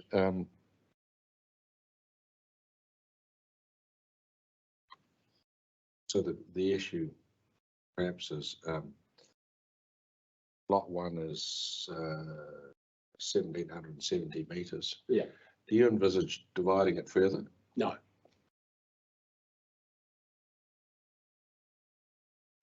As I say, I've got a history of having a construction business and doing, property development and land development and housing. Like I built at least 30 houses in Tawa, and probably we did another subdivision at the end of West Park in Johnsonville, and we did about 50, 60 houses there.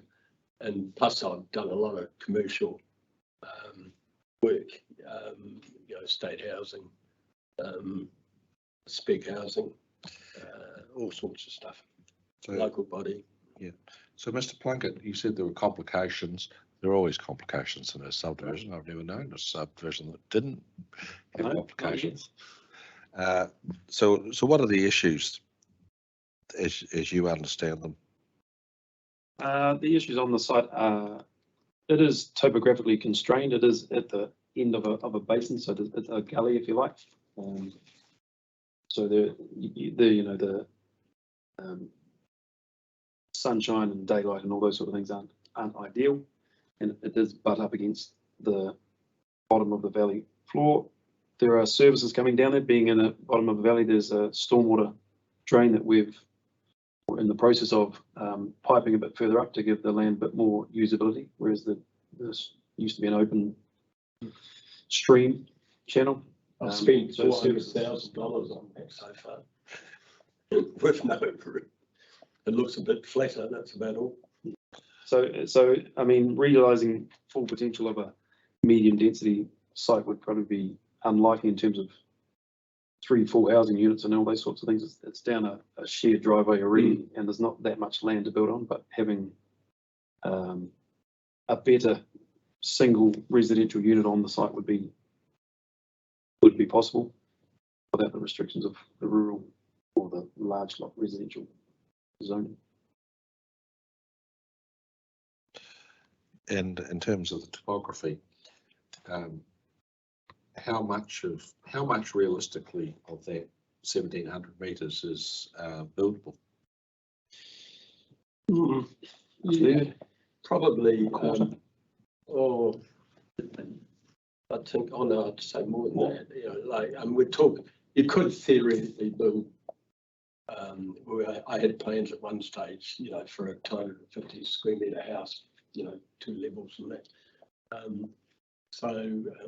You know, that sort of size. So the density on the section would be, you know, probably about 25%. Yeah. And is the rest of it hillside at the bottom of the gully? Yes. It's got all nice pungas and everything growing on it, so It's pretty steep sided. yeah.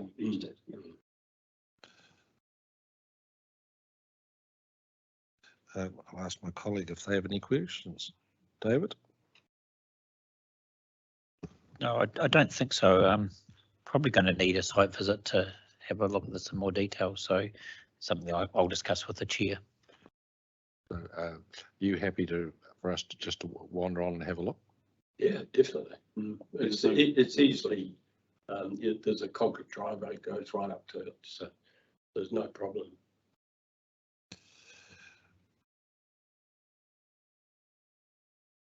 Okay, Commissioner Burge. So I was just quickly trying to find how the section 42 had addressed your submission, and I understand that they agree that that lot should be medium density. So were you aware of that? No. So you might want, yeah, so you might want to refer to section 42. It's they agree that that lot should be rezoned as medium residential. And the other thing they note is that there is another overlay on it. Oh, that's from the operative district plan for hilltops overlay. Oh, sorry, in the proposed plan. Yeah. Yeah. So you're aware of that? Aware of that overlay? overlay. It's part of the issues that we're facing here. Okay. Hilltops and ridge line and hilltops and valley floors. But Yes, but how does that impact zoning with the zoning change to medium density? I'm not sure. I'm not sure whether the new plan would remove that overlay or whether this could shift that overlay to the outside boundary of lot 1 rather than through the guts of it. that's probably an issue for about stream 7. Yeah, yeah. So I guess, well, putting the overlay to the side, the zoning request is agreed, supported by the council. Yeah, so the other. Seem to be pushing in an open door is the message. Yeah. Yeah. So that's gone. Something more perhaps. Glad to give you some while you're ahead. good news. Yeah. So yeah, that's really all I had. So that's, So thank you, Commissioner. Commissioner Loss, do you have any questions? Yep. Well, thank you, gentlemen. As I say, we might all go up and look, have a look, but I think certainly at least one of us will go up and survey the scene and get a fix on what you've described, and sure. and we'll go from there. Okay. Thank you. Thanks, Thank you very much for your help. Do you Thank you. need those or not? Probably not. No, I think okay. we're caught like Probably getting some- it'd be more of an issue if the council hadn't yet agreed and was Yes. in process. If the council have agreed to accept the land, I think we can take that from you. Good on you. Thank you. Thank you very much. Thank you. What's that? Oh, good. So they're close. So that's the Lincolnshire team. All right. What's that? Yeah. Okay. We'll adjourn. Next seminar is on its way, so we'll restart as soon as they arrive.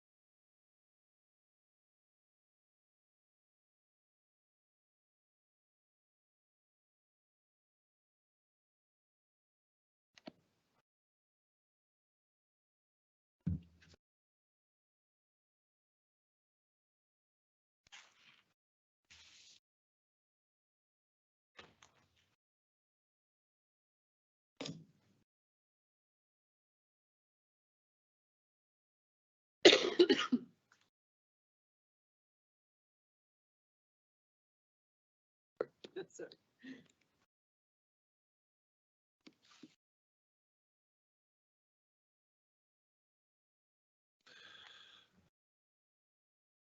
Resume the hearing. Mr. Halliday, I presume. Yes, it is, yeah. So you're here for Lincolnshire Farm and associated entities. Correct.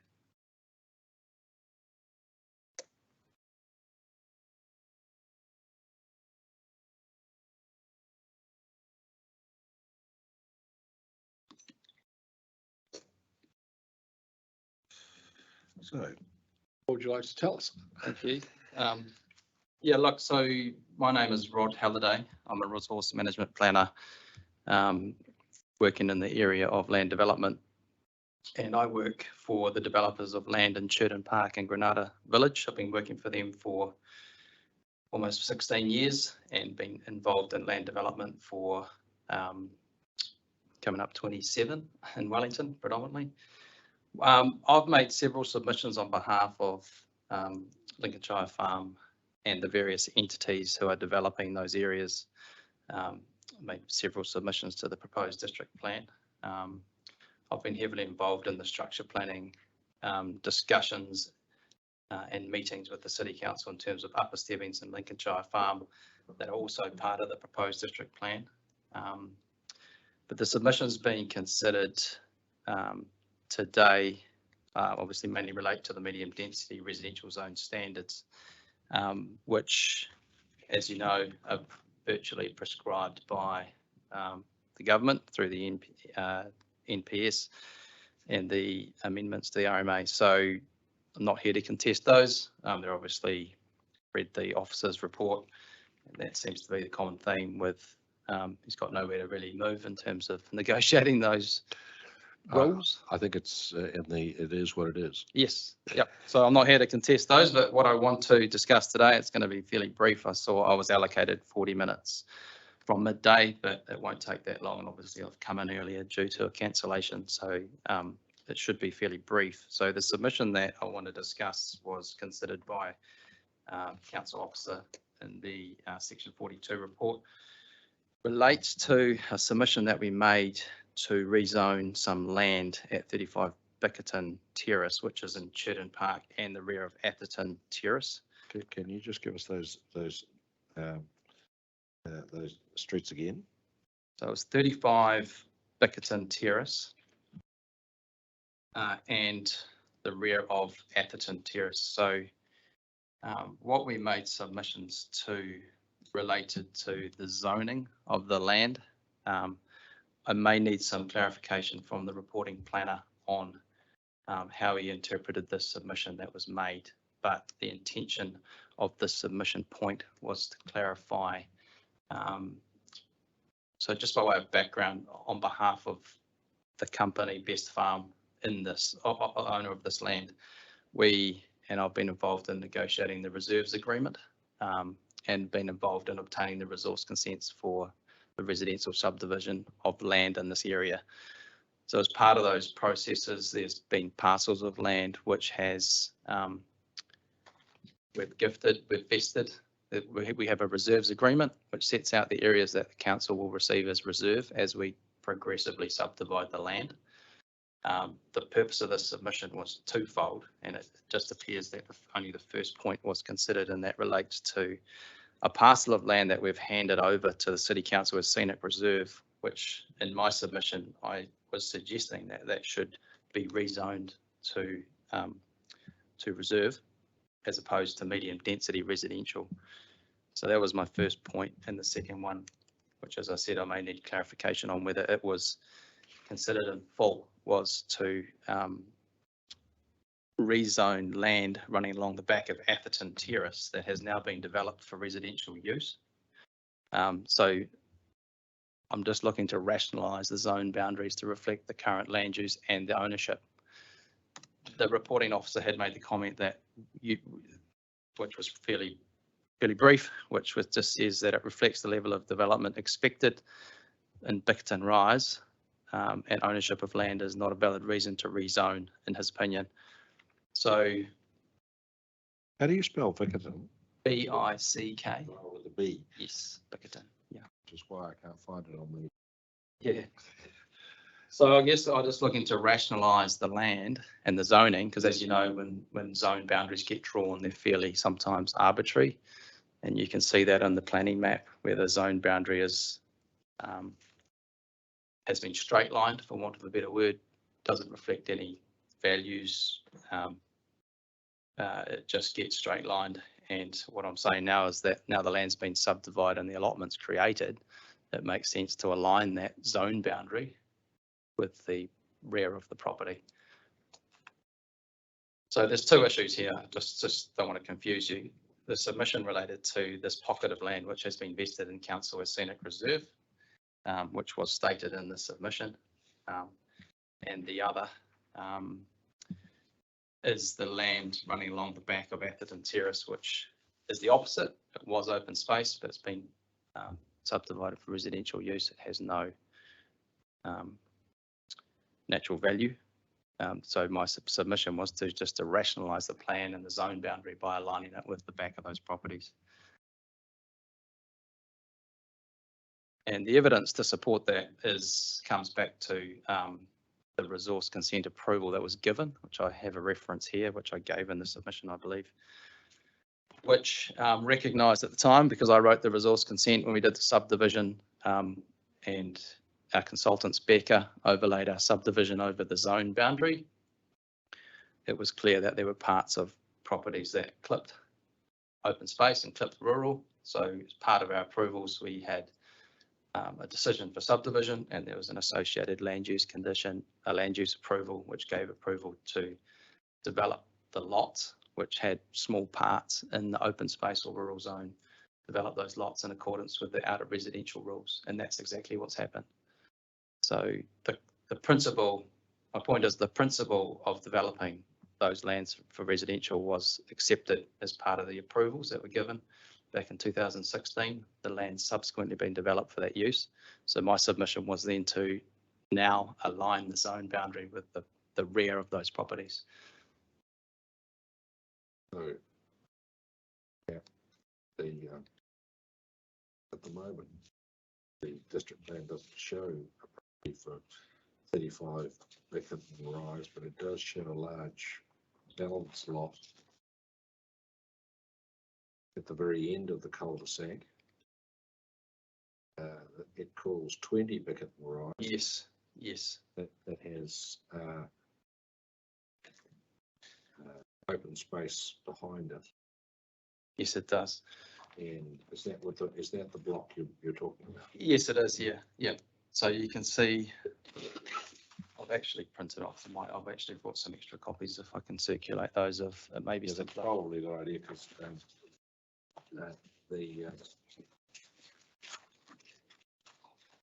So there's two sheets here. Okay. So this first one relates to the little pocket of land that I was suggesting be rezoned open space. It's got a residential overlay, but it's actually been vested as reserve. So as I said, my whole submission today is about just tidying up zonings and zone boundaries. Gotcha. And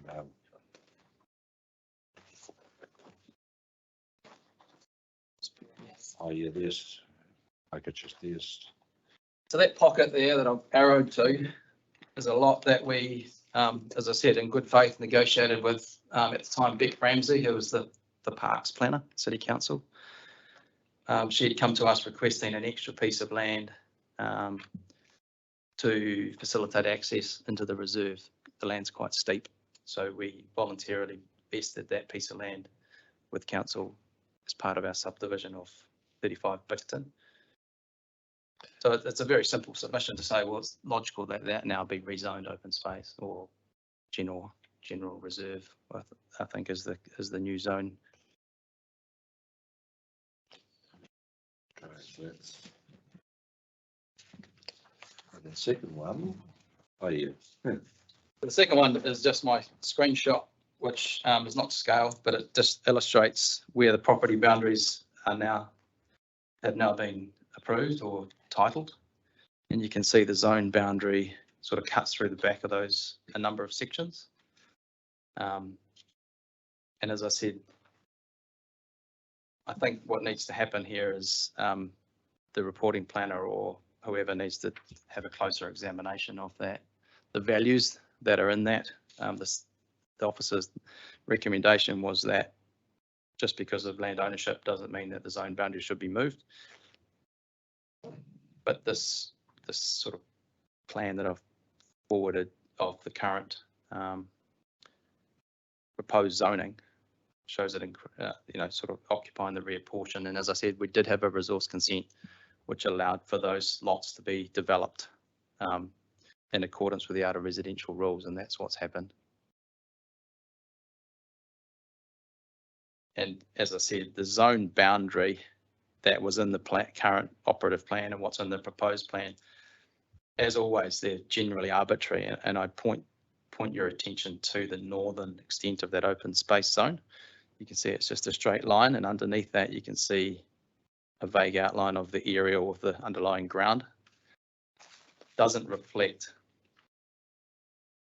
any natural value at all, as opposed to just being a line that's been arbitrarily put onto a plan. And the same principle as my submission, the same principle as what's happened on the south side with those properties. So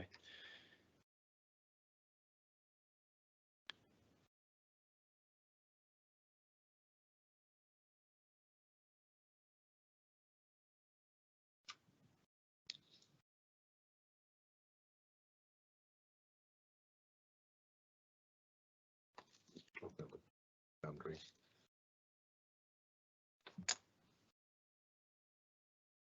Looks all those areas at the back look to have all been cleared. Certainly the larger ones. They're right. well, they weren't necessarily cleared, but they have been developed in accordance with the outer residential rules as per the resource consent.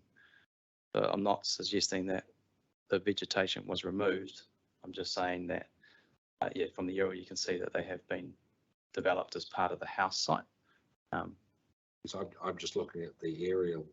I've stripped off the zone maps. Yeah. And it looks, as a matter of fact, they've been cleared, but it's not.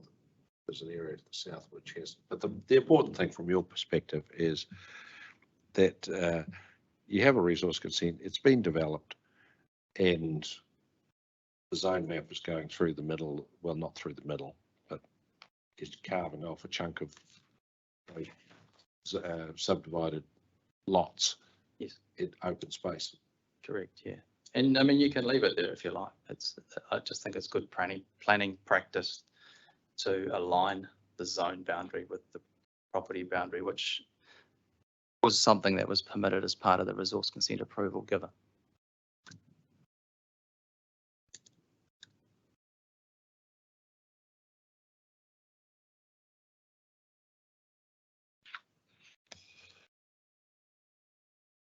Mr. Birch, do you have any questions? Just wondered if you could go back to the Bicknell one. So on your map, because I was sort of writing and listening at the same time, and believe it or not, I can't do two things at once sometimes. But Shocked. yeah. So the piece that you've this this little triangle, is that currently vested as scenic reserve, or it should be vested as? Oh no, it's gone. It's vested. It is vested. Yeah, 2021. So what are you asking for that then? Well, I'm asking that the appropriate zoning be brought down on it. It's just a logical thing to do. So it should be. I think it's general open space. I think the new zoning, but I'm using the operative term, which is open space B. But I think under the new plan, the zoning. Is it general open space or Natural open space. Yeah, okay. Because we don't own it anymore. We've given it to council. It's part of their network. So it should be zoned natural open. Yeah, that's the essence of what I'm suggesting. There's no skin off that. Right. So it's basically it's the opposite for the other. Yeah. Yeah. And that's why I'm here That's why to I say was let's square everything up. Let's give what's open space and rezone it as that. And for the other stuff which is being developed in accordance with the consent, it's just a rationalisation of that zone boundary is what I'm asking. Yeah, no, I understand. Certainly understand the second one. I just missed your words for that one. That's why I was just clarifying. And as I mentioned, that was gifted to council because I mean best farmer committed to developing an open space and reserves and tracking network for the suburb. It's in their best interest to provide a nice, suburb that has tracks. So when council came to us and said, hey, look, in your reserves agreement, so if you just refer to that plan, you can see the strip of land that runs to the west of that triangle, and it comes down into where the stream is in that corridor. So that's all land that we have agreed to give as a reserve as we develop. Yeah, sure. And then they realised that to actually get around into that network, the topography was so steep, they needed that little triangle bit of land to make it work, provide some kind of a tracking. Yeah. So we, as I said, we gifted it. It had no value to us really. Yeah. As a residential piece of land. So we agreed there, and that's our relationship with the parks team. We've got a very good open relationship. There was no money changed hands. That changed hands. It was simply, it makes sense. Yes. And we're happy to do it because we work really collaboratively well together. We're currently building a playground in Cheddar Park that we're contributing. Well, it's part of the reserves agreement. In fact, it's a playground that's in there, which we have to give the land and contribution for its construction. And that's actually being built in the next couple of months. So as I said, we've got a fairly good relationship with the parks team and the playgrounds manager. So as I said, I'm just here just to try and get some, to rationalise the zone boundary. In this case, the council should zone it appropriately to the reserve, and then down below, as per the resource consent, the boundary should be rationalised and rezoned. Otherwise, I can just see issues in the future with future landowners if they want to build an extension or a deck. There's a split zone on the site. As a planner, I know that'll cause not complications, but it unnecessarily complicates any consent or in the future. Thank you. I don't have any more questions. I can certainly understand. Mr. McMahon, anything from you? Mr. Halley, I completely understand what you're saying. What I'm unsure of is how the officer has dealt with that. I think you said on the first matter that it's been addressed, but on the second matter, it may not have been. Correct me if I'm wrong. So our point was addressed in section 194 of the report. And what it says is, in response to Rod Halliday, disagree with the proposed zoning of 35 Bickerton Rise. The submitter has not provided sufficient evidence as to the reasoning for the rezoning. MRZ reflects the level of development which is expected in Bickerton Rise. Ownership of land is not a valid reason to rezone. So when I read that, I thought he's just looked at this little pocket of reserve land and he hasn't addressed the second part of my submission. So I don't know if his intention is to, I raised it this morning with Jazz, is this being addressed as part of another hearing stream? But clearly my submission, I don't know if you have it in front of you, but the submission point 16.3 did talk about amending the medium density zone boundary to be amended to reflect existing property boundaries along the back of Atherton Terrace as per the approved subdivision under SR 405728. And also there is a parcel of land at the top of Gifford Grove, because the property has two addresses. But it identified this lot 5 DP 524106 that has recently transferred to Wellington City Council as reserve. So okay, there were two aspects in that submission. But Mr. Patterson's present. He's the author. Yeah. So he's hearing you loud and clear. I mean, if he wants to respond now, that's fine, but he can respond in the right of reply also. Yeah, we'll take the opportunity to respond in the right of reply. Appreciate you coming in. I think I need to go back and have another look at this, clearly. And also on your point of Atherton Terrace, because it's zoned natural open space zone, that would have been assigned to the natural open space zone hearing. But because of the implication of the residential zone here, perhaps, yeah, an overlap there. We might appropriate it. Yeah, I think, yeah. And like I say, appreciate you coming in and that's right. Definitely saying I need to look at it.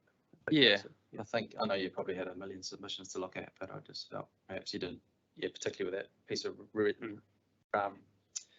reserve land, that it's clear that needs to go. Yeah. Well, we can say to you, Mr. Halley, that the matter won't be lost. So That's right. we've recorded it. Okay. It'll come up Thank you. I think that's just it from us. I think we've got a clear fix on what you've asked for and why, and we've got to sort out the juxtaposition between the streams, but you can leave that to us. Sure. If we need your assistance, we'll tell you. Okay. Thank you for your time. Thank you. That's all, yeah. That's it for us until after lunch. We'll adjourn until Historic Places Wellington can commence.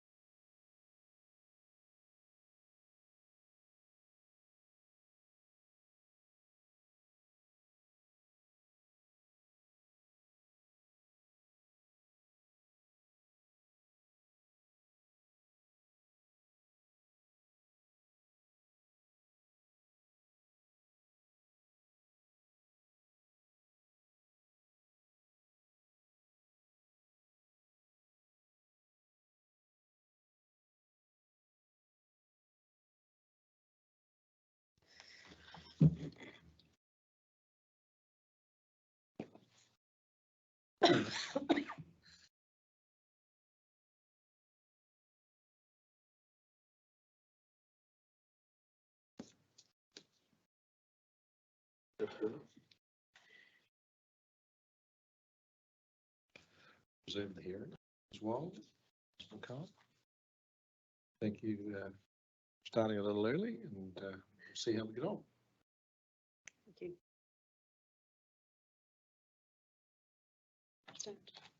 Okay. Kia ora.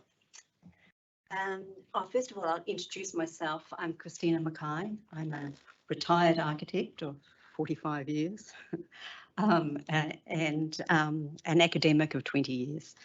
And presently, I'm a research fellow with the School of Architecture.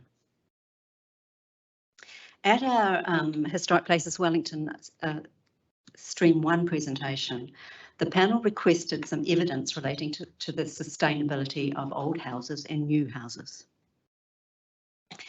It's very timely because last month, I don't know whether you've heard, there was an Irishman called Peter Cox, a leading building conservation expert, and he presented seminars for ECOMOS on this subject, the subject of building conservation and to the building conservation and architecture professions.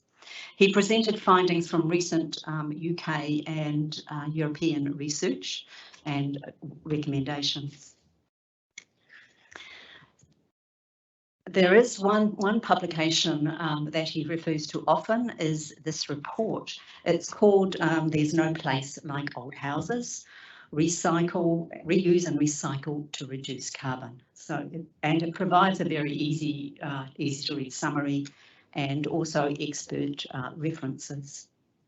Some of the key findings is that in UK, the building environment sector is a significant emitter. If you consider the construction, transportation and the building's electricity use, it can be up to 40% of carbon emissions. So it's huge. And it's interesting to note that the brands in their latest report, the brands estimate for the built environment contributions in New Zealand is 15 to 20%. And I can't really fill you in on why that is. I suspect it's to do with our electricity supply being hydro and also the number of cows in the country or the agricultural use. The focus on carbon reduction strategies to date, and that's both overseas and in New Zealand, has been concentrated for the last few years on the emissions that occur while the buildings are used, and that's known as operational emissions. Reducing the fossil fuel for heating and cooling is often a central focus. The UK research demonstrates that and has evidence for that refurbishment and retrofit could reduce the carbon emissions of historic buildings there by over 60% by this magic date of carbon zero 2050. The carbon emissions emitted during construction, maintenance, demolition and or reuse is known as the embodied carbon emissions of a building. And to date in calculations, these have been largely neglected. But one recent study, which is written up in this report, looked at a typical Victorian terrace house and over a 50-year period. And with sympathetically refurbished and retrofitted, the study found that it would emit less carbon by 2050 than a new building of the same size. A similar study on heritage and character for very different New Zealand timber framed houses is not available. I mean, the work is being talked about, but it is not done yet. In UK, they also found that older buildings can be more resilient. You know, in the 8 years prior to 2018, England lost 70,000 houses through demolition, but most of those were modern buildings that did not survive the test of time, more modern buildings. So the century-old Wellington inner city suburb housing maybe more inherently sustainable than some of the houses in the suburbs further out.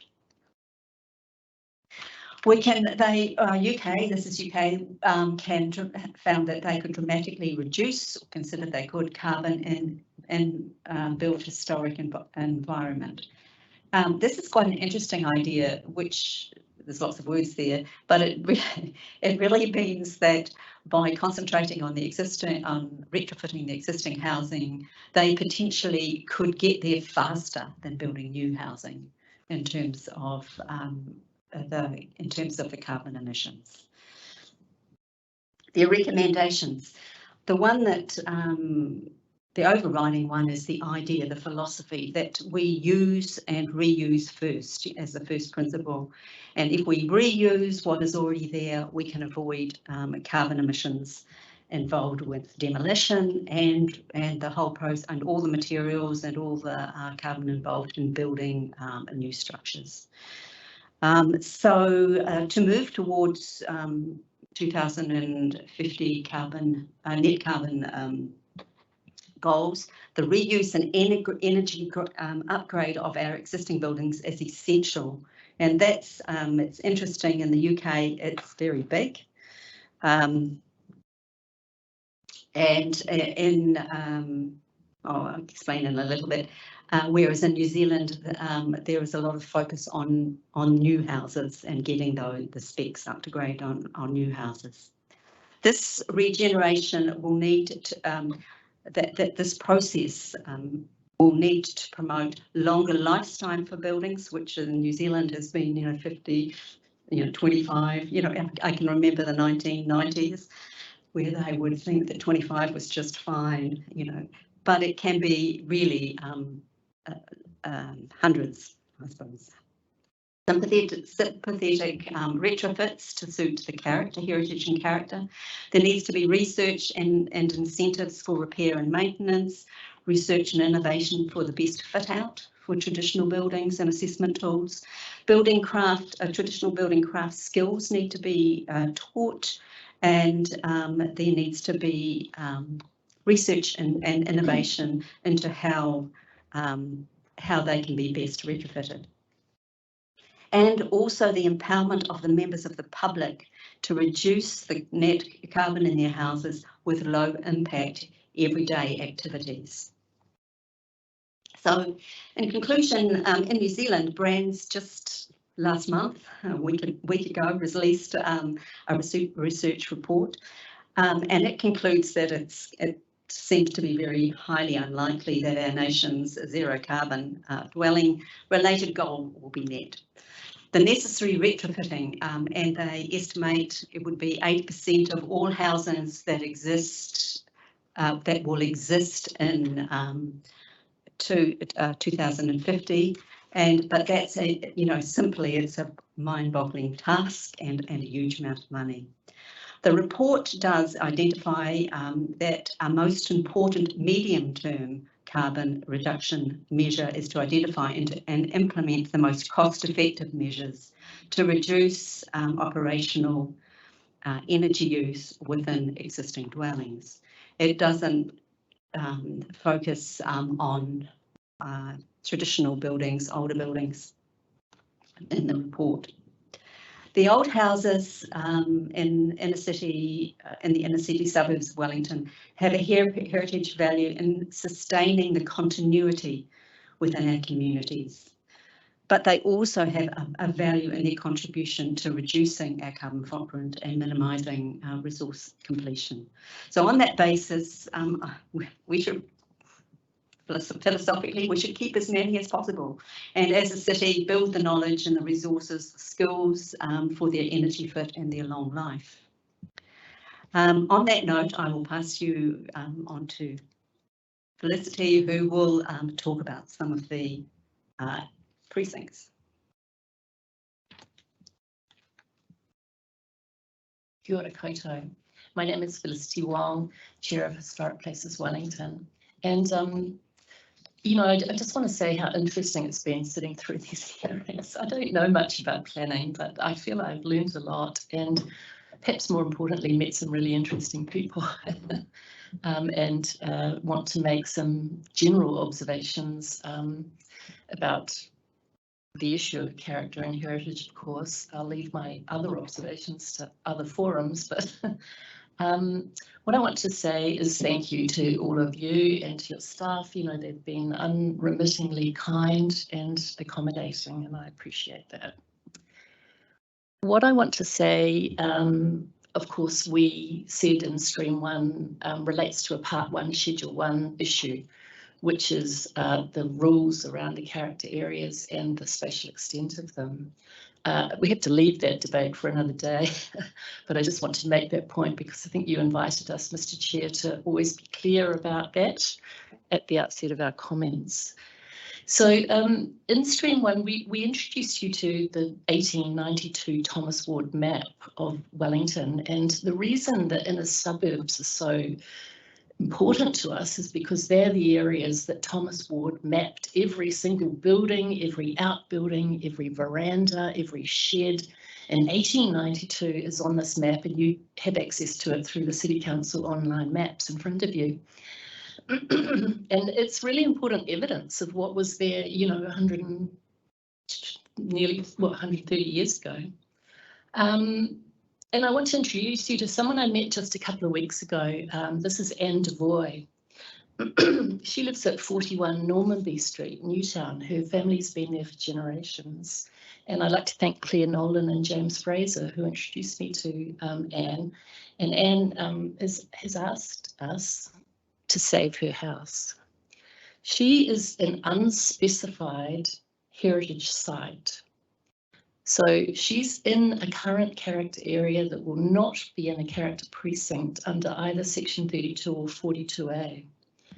I just want to quote the late Dr. Jeremy Salmond, who gave evidence or made an evidential statement for the Auckland process. And he made this statement on the 28th of November 2022, just before he died. He said the character of any locality does not subsist solely in the buildings themselves, although these are central to its identification. The character areas were defined to recognise and protect parts of the city where buildings in the aggregate combine with topographical, vegetative and other environmental qualities to form distinctive urban fabric, quote. All the character precinct areas in the Section 32 report and the Section 42A report, and also the left out sites. And I hope you've got a couple of maps, which we thank the council staff for preparing. I'll just refer to them as the left out sites from our point of view. All those sites are within the walkable catchment of either 10 or 15 minutes. And of course, Schedule 3BC or Policy 3D will apply. Commissioner McMahon, you asked, I think recently, you said, can we do phasing under the NPSUD? I think you can. You've had a couple of replies, not from us. It was walkable catchments has not been our main focus, but you had a submitter who said have progressive walkable catchments, start with a very small area and do not extend the city boundaries. And others have said, you know, err on the side of caution with heights and progressively turn up the dial, which is something I've learned. So we argue that the operative plan contains existing qualifying matters. And there was a case that was just reported last week, Kapiti Coast versus Waikanae Land Company on the 30th of the 3rd. I haven't yet read the report. It's not yet up on the Environment Court website, but they have an argument about existing and new qualifying matters, which I think we all need to read. Anyway, all the precincts proposed would have increased heights to 11 metres, which correlates to the NDRS. And you can either start at the high residential zone and come down to 11 metres, or you could start at the operative plan, 7.5 to 10 metres for these areas, and then work up to 11 metres. I mean, you go up or you come down. Unlike the Auckland and Christchurch situations, they are seeking largely qualifying matters from NDRS application, whereas in Wellington, the heritage and character areas are not doing that. It's more about the application of the NPSUD policies. So Wellington has ample evidence of the rationale for operative district plan framework based on heritage. There's clear heritage underpinning of the operative district plan provisions. And you can look, if you follow through those links in our speaking notes for today to the various design guides, there's an awful lot of information about the inner city heritage of the suburbs concerned. And the history of the provisions relating to those areas is set out in the evidence of Mr. Brett Mackay for WCCT. The key objectives, policies and rules including the demolition controls on pre-1930 buildings, the design guides, the policies recognising the underpinning heritage and so on, are all important in the operative district plan and themselves create an existing qualifying matter. Just turning to the demolition controls, MRZ PR Precinct 01 P2, we support the proposal from Brett Mackay and WCCT for amending that demolition control, and we've replicated their amendment provision in our speaking notes for today. We can talk more about that if you like, but we see that as an absolutely central issue for us, the demolition control, the way it's written, the way it was written and the way it will be written is probably our main concern. Just talking about some other kind of general observations on notification, I noticed that Mr. Lewanowski said at one point that the effects on streetscape context are more localised and would justify non-notification. We disagree with that. We think, I think, as you may have said, Mr. Chairman, that it's a public policy issue and should be involved. Pre-1900 buildings are also separately required to obtain an archaeological permit from Heritage New Zealand Poheri Taonga. And the limbs for this city, for Wellington, generally describe all these buildings that we're talking about as having an age of 1900s, quote unquote. And they're most clearly visible on the 1892 Thomas Wood map. And we ask through you, Mr. Chair, that the council use the correct ages for these buildings because it's been a real hole in the whole process. Just to respond to some of your questions, only the Wellesley precinct people, Lower Colburn, it's only that area which is currently being asked to be a precinct that's not in the existing operative plan. And we only focus on areas within our operative plan. So all the sites identified in 32, 42A and the left out sites are in the character areas of the operative plan, and that's what we're talking about. Just to focus on the Bothomiskal report, there's been quite a bit of confusion, and I've had to sort of like bite my tongue over there about this confusion. It's a great report, and they in fact won an award for it, but there's obviously more material out the back than what the public, including us, have seen. And one of the confusions is this area that's blank, which is not the same as neutral. So there's neutral and detractive, which are pink, but there's also blank.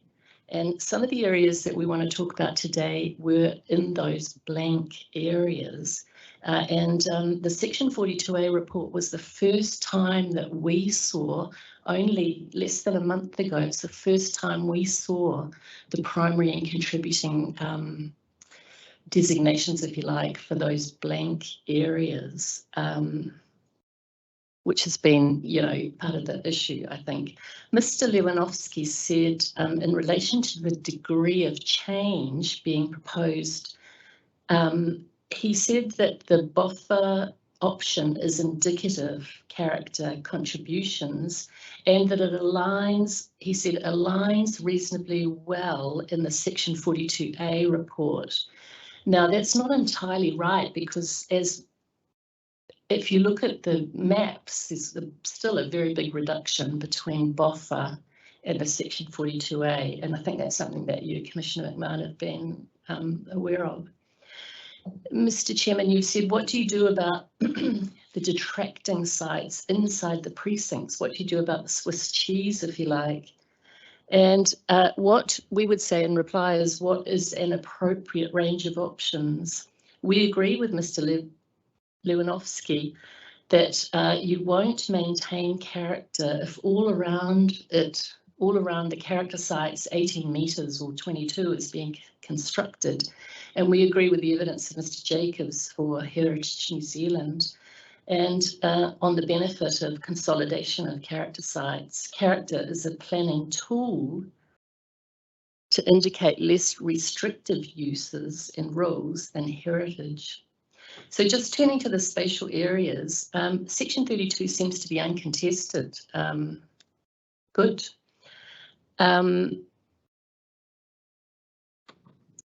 I see, however, that section 42A is contested, and Kainga Ora say that there's a lack of evaluation with Waka Katahi, and I think it was Vic Labour and of course HUD. So that is the contention, the area of contestation. Just thinking about the law, we say that there's an existing qualifying matter and that you do not need to do an evaluation under 77L. We say that the alternative route under 77K is available to you. And that is on the basis that 77IA applies, which is the national significance of heritage in the list of qualifying matters in 77I. Excuse me, this is very boring, but so we say 77, we go on to say that if you don't take that approach, 77J and 77L are met, and we endorse the evidence of Dean Raymond from Heritage New Zealand in that regard. But in weighing the national significance of urban development, we add that you also would need, or the council would also need to add and weigh the national significance of heritage. We would rebut Mr. Scott from Waka Katahi's view that character precincts cannot trump national significance of urban development. Yes, it is based, yes, it can be trumped. It can be trumped by the real national significance, which is the significance of heritage. It doesn't elevate urban development to itself becoming a Section 6 matter. I think you made that point, Mr. Chairman. We would agree with you, but Section 6 does already have its elevated matters, one of which is heritage. So we want to add into that mix, you know, the emissions question, and I'm aware of the evidence of Dr. Helm last night.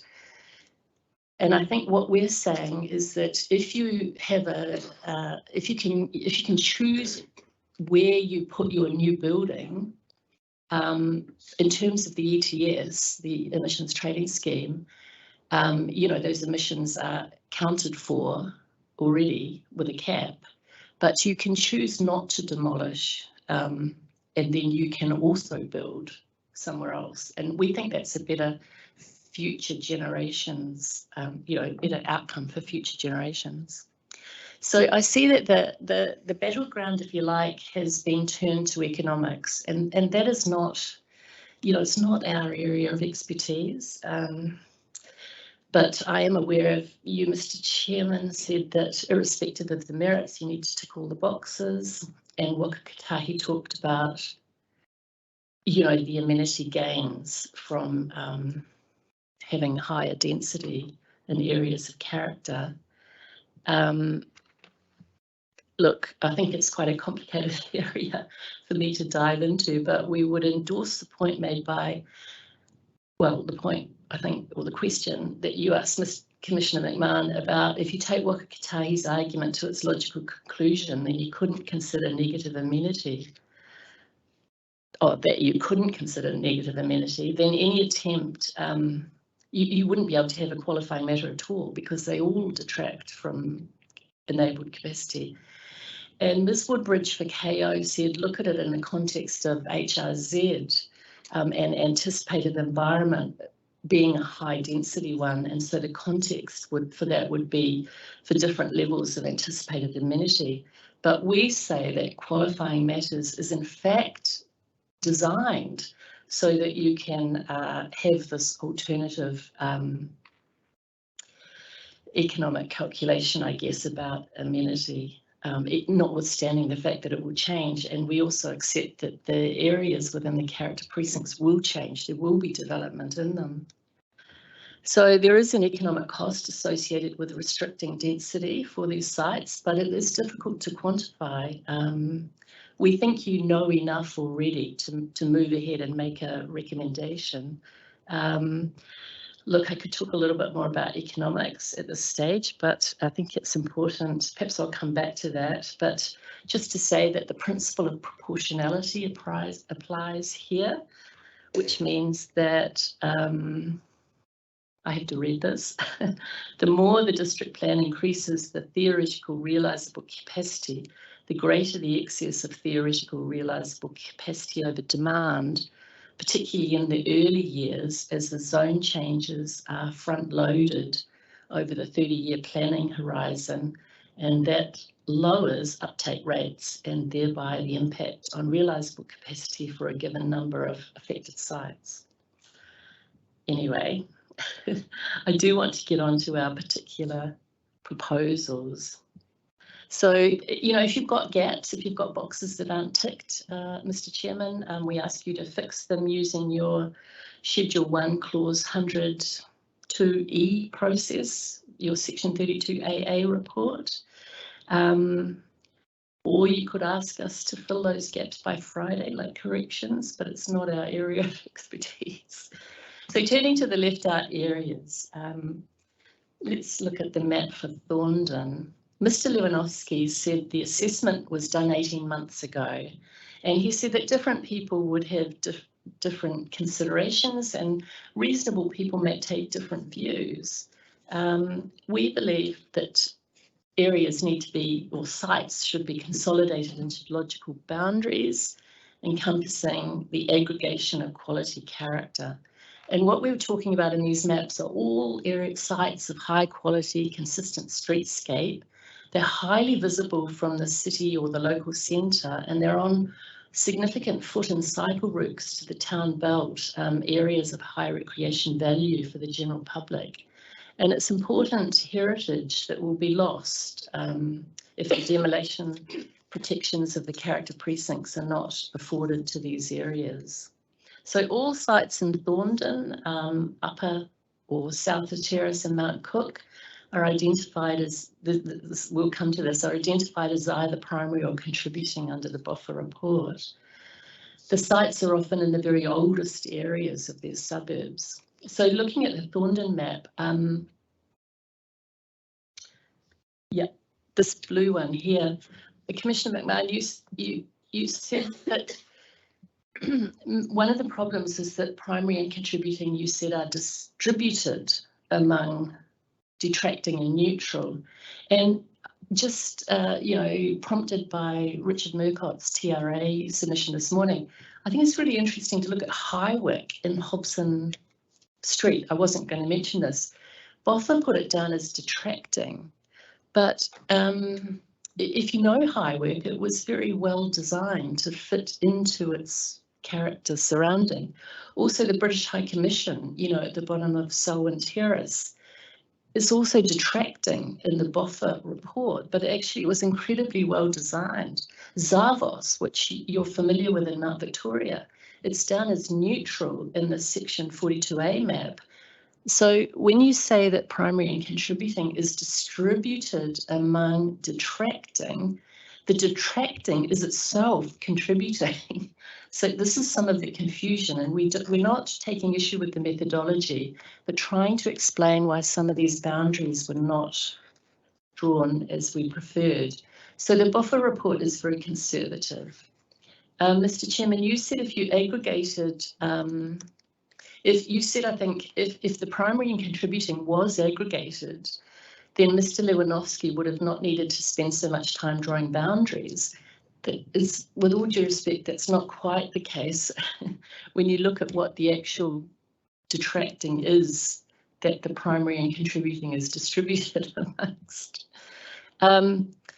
It's actually taken a very long time because it was a political process focused on percentages, not focused on heritage and character. And I think Dr. Helm talked a little bit about the assumed economics behind that last night. So we support TRA, Thorndon Residents, and the Edlin Family Trust, who've talked about Selwyn Terrace, making that a character precinct, and also with Portland and Hawkstone Street. These are, I think, unavoidable heritage islands. You know, we'd like them to be attached to something else, but because the motorway and the city office, you know, building, they are marooned, but they're really special.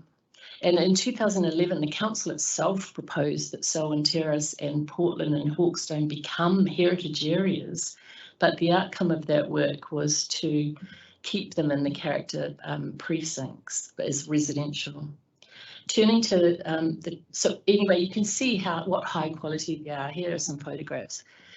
Turning to the south, the terrace, you know, this is an area which is very familiar to Wellingtonians. You know, it's a collection of superb architectural grand homes, repurposed for intensive accommodation and city fringe living. Not always nice, as our friend from Vic Labour said yesterday. I'm sorry about that, but they retain their original grand and authentic streetscape features, and 10 of these houses are in fact heritage listed. But we disagree with Mr. Lewanowski, who said that it's just a small patch on one side of the road. And he said, he thought that most of the houses were heritage listed, but they're not. And we propose that that the character precinct be reinstated around that, although over a smaller area, a much smaller area. Quite a few of those houses are on the Thomas Ward 1892 map. Turning to Mount Victoria. Many of the detractive in Mount Victoria are in fact post-1930 interesting buildings, Art Deco apartments particularly, and that goes to my former point about the primary and contributing being distributed, but I would say distributed among also contributing buildings. The Mount Victoria and Newtown sites were left blank in the 2019 BOFA report. So as I mentioned before, section 42A is the first time we saw them specifically assessed. And so in Littman and Levy Street, those dwellings are a unique collection of big quality houses on the city fringe of Mount Victoria, and they're very visible for folk going to the town belt. And many of the other parts of Mount Victoria are more small cottages or different, you know, there's different character, sub-character, if you like, within the character of Mount Victoria. And Littman and Levy is a very particular type of townhouse that was built on the edges of the town for, you know, grand purposes. And Earl and Stafford's Terrace, of course, folks have talked about that here. It's very visible. It was also blank in the BOFA report, and it also has only one side of the road, but that's to misunderstand the topography of Mount Victoria, where you get a lot of these skinny roads going in a parallel along the hill, And then people build on the skinny roads, and you can see the townscape stepped up like that in layers. So to require Earl's Terrace to have another side of the street before it could be in the character precinct is kind of odd, because it is only one side of the street. Does that make sense? The other side of the street is Hawker Street, but you get to Hawker Street from the lower platform. Also en route to the town belt, really visible and great in terms of primary and contributing sort of status. And I'd say that the impact on public amenity is magnified when these places are en route to high use areas like the town belt. Upper Rolleston Street, there was a really good presentation by a chap called Peter Hill, I think, and he gave you a map. And we also support, I think, what he was asking for in his map, which was Upper Rolleston Street and Hargrove Street. And they contain, Upper Rolleston contains a really incredible intact run of 10 little worker cottages that are just over the road actually from the new, very nice Kaingaora development in Rolleston Street. Worker cottages, and then further up Rolleston you've got en route to the reservoir and to the town belt, you know, some really great primary and contributing houses. Yeah. Turning to Newtown, I think Newtown is really, really interesting, and I'm very fearful for Newtown from a heritage perspective. I think the other areas will not be such a focus of the centres stream, put it that way. And we support the evidence of Michael Kelly, the importance of Newtown's oldest streets. And these streets in Newtown are among the oldest residential developments. Many of them, if not all of them, and we can go through them, are on the Thomas Ward 1892 map. And you can click on every address and you can see whether it was there 130 years ago. So every single house in Green Street except number 10 is on that map from 1892. It's a completely intact little tiny street. Emmett Street was built a little bit after 1892, and it's suffered from the one-sided view. It only ever was one-sided because the school had very ancient buildings on the other side which have all been demolished. So it was part of a heritage area, but the other side of the street's been demolished, and that's not a reason to then demolish what's left of that street. And Wilson Street as well, it forms a great little kind of precinct, and I'll come back in stream 3 and argue for that to be perhaps a heritage area. Looking at Normanby and East Donald MacLean, just further along Ridderford, these again are really old streets, and Normanby of course is where our friend Anne de Boy lives. And you remember seeing the pictures of her house. I mean, as I say, I only met her 3 or 4 weeks ago, went inside her house. She said, would you like to see my coal range? Would you like to see my heritage toilet? I mean, have you ever seen anything like this before? And in fact, she told us that the toilet, she read in the newspaper that the toilet at the Catherine Mansfield historic house in Thorndon had broken, and they put in a picture in the newspaper saying, does anyone know where you could get another one from? And she very proudly said she wouldn't touch, she didn't put her hand up, because her toilet works in that unspecified heritage cottage. And you know, half of her cottage, the left-hand side looking at it, is 1860s. The right-hand side has a new addition. The new addition is on the 1892 Thomas Ward map. She lives in this incredible heritage place. Ms. Wong, can I just pull you up saying, will you ask for 20 minutes and you've been going for 3/4 of an hour? Oh, okay. Okay, I'm very sorry about that. And if you keep going, we're not going to have time to ask you any questions. Oh, okay, right. Let's just say that's it. Thank you. Thanks. Sorry. As well, first of all, a clarification. The maps that you have given us, that the council officers put on our desks earlier. We have two maps that are called the terrace, and as far as I have learned my way around Wellington, I think that the one of them is actually Mount Cook. Could you confirm that for me, or do I get my bearings wrong? You're correct. Good. I've learned something. The other thing I wanted to say, and it's not necessarily a question, it's just a observation that what you have brought to us today has a lot to do with heritage. And in this stream, as you know, we are dealing with character.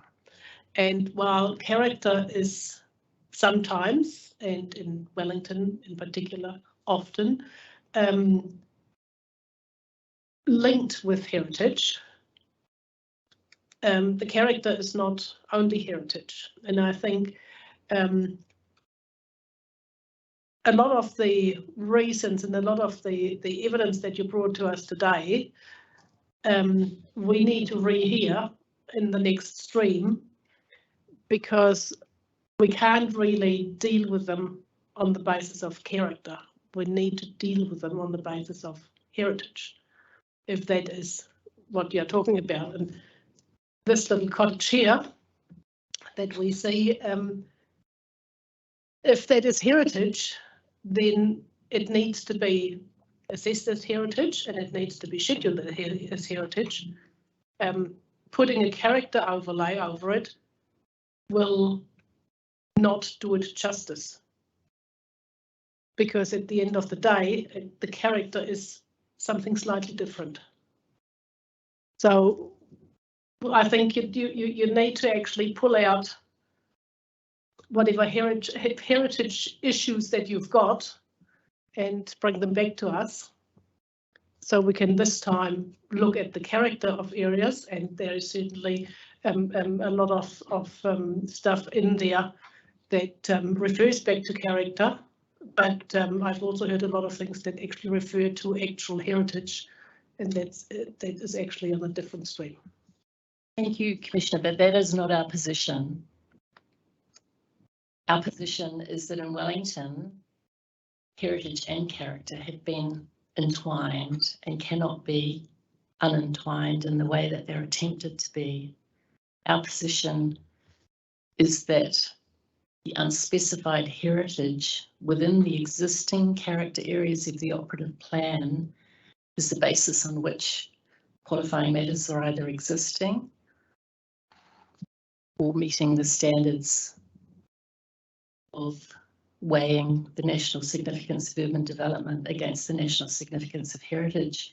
We've gone to a lot of trouble to show you the heritage that in Wellington, the history of the character area is different than other cities. I think you heard from heritage professionals who said that in Wellington, heritage areas had only been applied in commercial areas. In residential areas, it had typically always been character that was used to protect heritage. And the reason became very apparent in the 2011 process around Thorndon. The residents themselves were fearful of having the rigour of the heritage rules applied to them, and they preferred the character route. What has happened, I think, to us is that the national planning standards and the kind of aggregated national view has separated these two things, and we argue that they cannot be so easily separated. We will take up your invitation and come back, but at the end of the day, in Wellington, these two things are bound together. They always have been bound together, and that it is the single reason why the demolition control rule exists in the operative plan, and that's why we're so passionate about that particular rule. Thank you. Thanks for that explanation.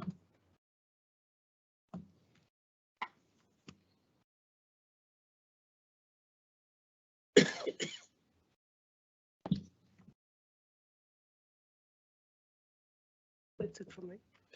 Commissioners.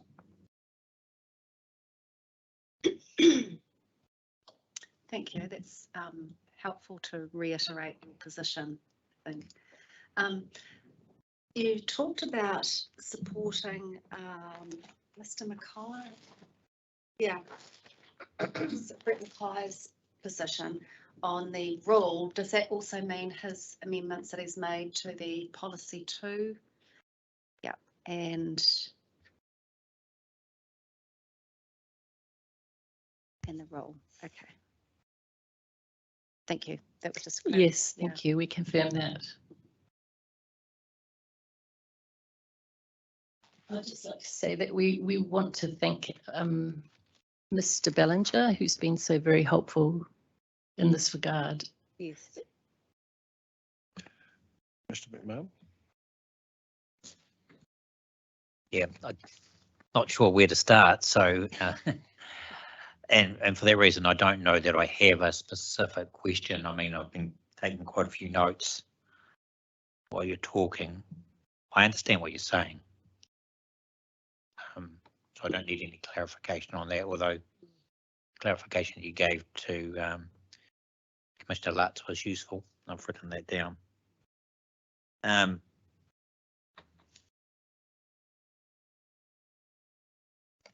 Is your I guess if I have a question, it's this: is the concern of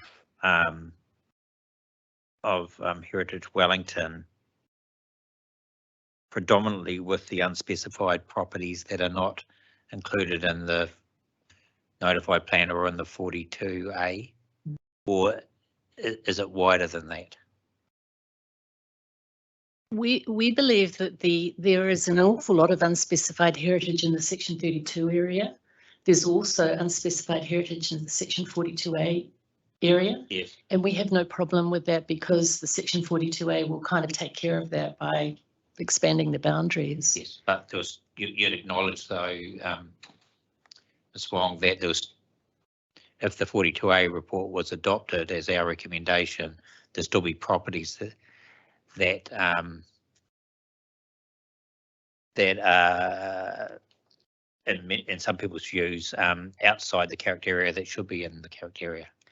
It's a question of scale and context, isn't it? Well, yeah, you need to tell me. I do think that, but it's easier for us to deal with, I think, perhaps even in the later stream. I mean, but is it? I mean, this is the hearing stream on character precincts. We need to know your position on what properties should be in and what should be out. I mean, these maps indicate to me that there are properties that are outside the 42A that your organisation should think should be in. That's correct. Okay. That's correct. And we've tried to focus on small aggregations where you could pull the boundary, a little bit. Yes. And get them all in. You would have heard my questions to, gosh, I can't think of her name, from Newtown 2 days ago. Margaret Franklin, James, no, Claire Nolan, and others. Ms. Carson? Yes. Wendy, is it? Newtown Residents Association. Yeah. And I explored with her in relation to Newtown, particularly along Daniel Street, this concept of amalgamation and agglomeration of pockets, and whether there were certain candidates of agglomeration that were lent themselves more to that than others. So.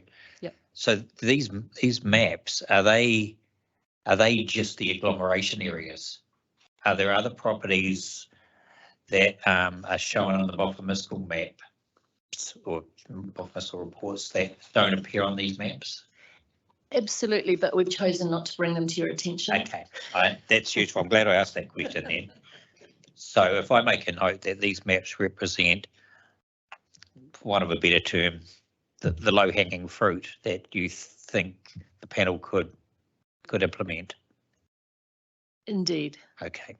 So, sorry if that's oversimplifying it, but whether something as important as character as low-hanging fruit, I don't know. But you're saying that if you had to make a choice between all of the properties that are not within the character precincts on the bottom material and those that should be, that these represent those that should be or could more readily be added. Is that what you're saying? Yes, we have tried to look at the areas more readily able to meet that concern. Okay. That's important. I'm so glad I asked that question because I misunderstood that point. Okay. Second and final question is, what about the interface issues? Is your organisation got a position on that? We do, but our main concern about that is the interface with actual heritage sites, Okay. listed heritage Okay. sites. But I did listen to, I think, Mr. O'Reilly yesterday, 22 Bidwell Street, and he was talking Right. about setbacks and things between the character precinct boundary and HRZ, and also the Moyer Street group. And I think that, I'm just saying, I think they seem to me to have very good points. Yes, I think. Yep. That might be more readily an issue for hearing stream 3. Yeah. Indeed. Okay. Thank you for that. Thank you very much, Bob. I think my colleagues Hilary Watson. Oh, Hilary Watson. Yes, no. Yes, well done. And just to say, Hilary Watson inspired me to ask the council to do these because you thought that the maps were so helpful. I think you said graphics really helped. So thanks to the council staff for producing these. Yeah. Thank you. I so apologise for going on for so long. Sorry. I know you're enthusiastic as well. We got that message too.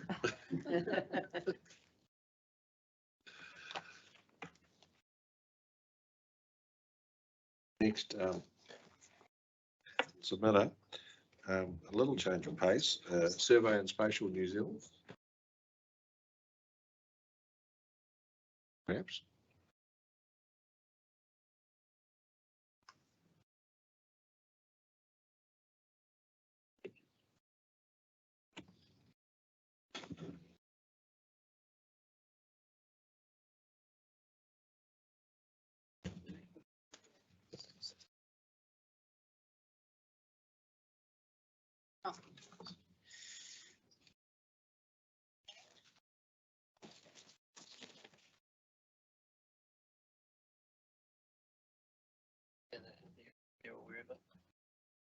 Make yourself at home, props.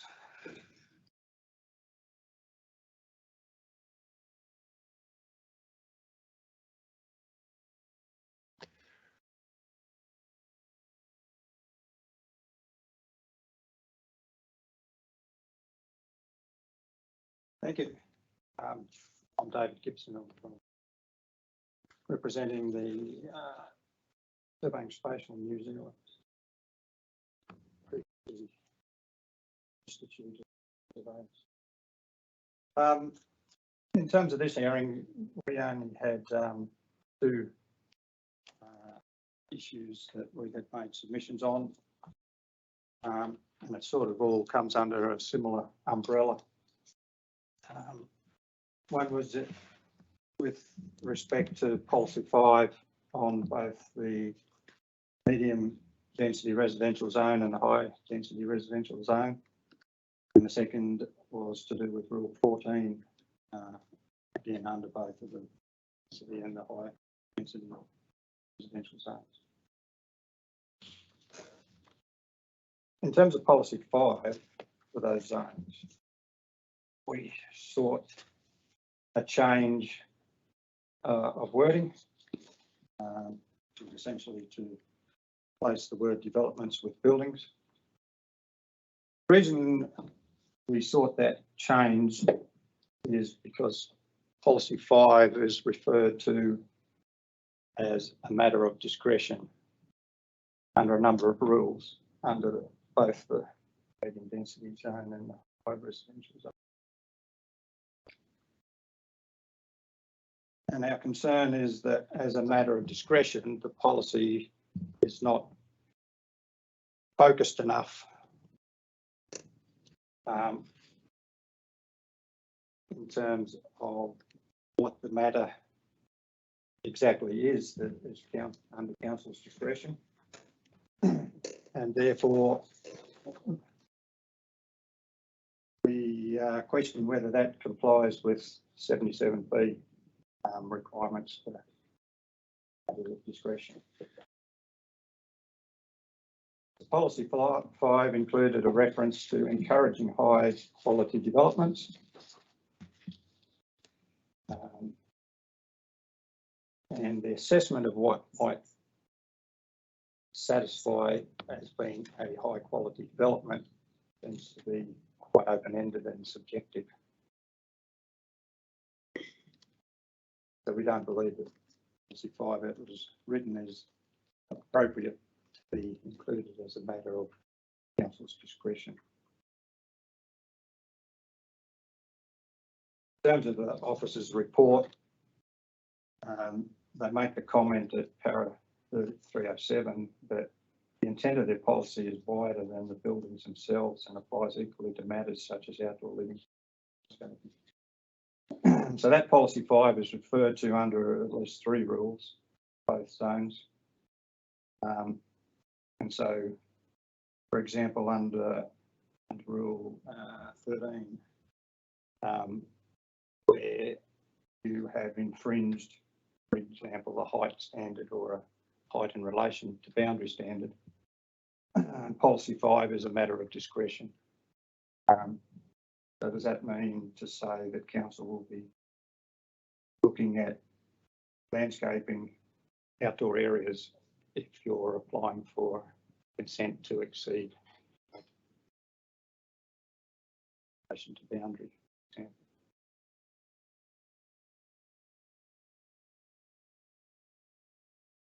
So we believe that's not specific enough as a matter of discretion. Our solution was to change the wording from developments to buildings.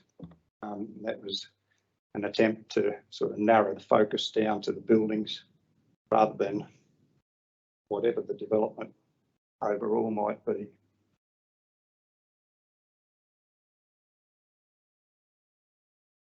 However, it would be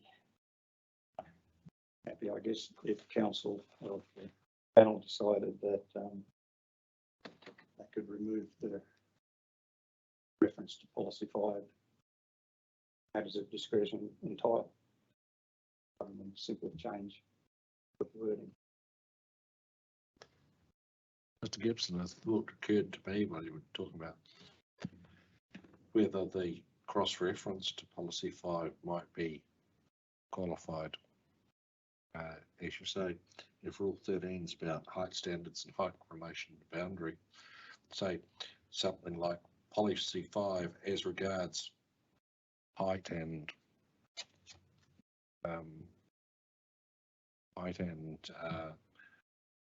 the effects of the altered height in relation to boundary, something like that. Could you do it that way? You mean have some sort of qualifier on qualifier in the rule, yeah, as to the extent to which the policy is relevant? Yeah.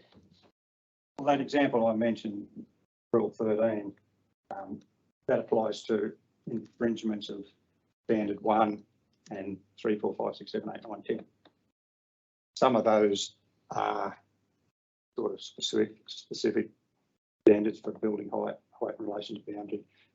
Others of those standards are outdoor area requirements. In that case, should it say policy 5 as regards the matter as regards the standards infringed? Yeah, I take your point that you could perhaps reword matter of discretion with some action, shall we say.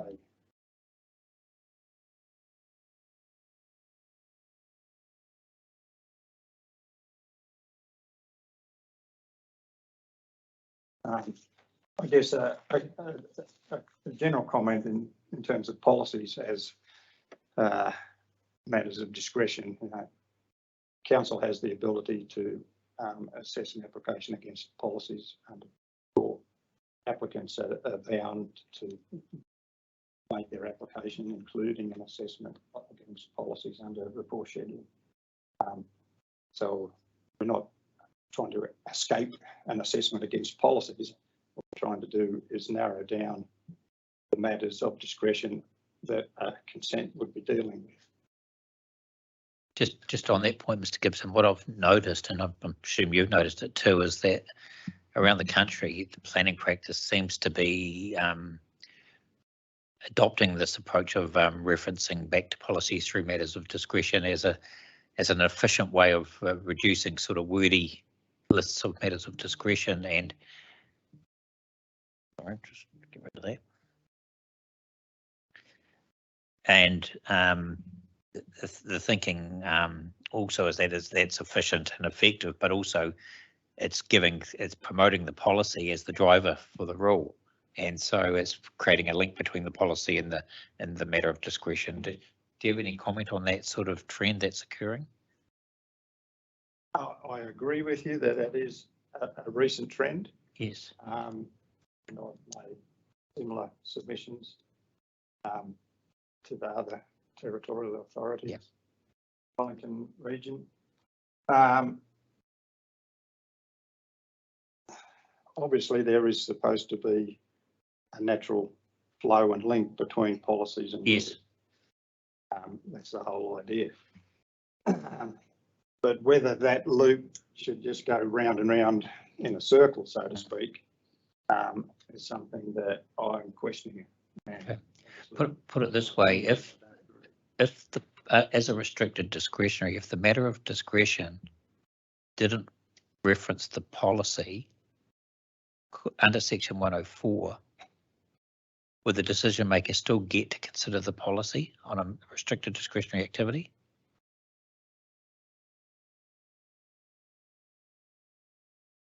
That's a good question. I mean, it would contrast that with a fully discretionary or unrestricted activity, yes, where everything's in the tent. My inclination is that it would still, section 104 would still allow that. But obviously that's a bit like the part 2 type of argument, but it's more of a overall holistic type of an assessment. Not trying to relitigate Davidson here at all. Far from.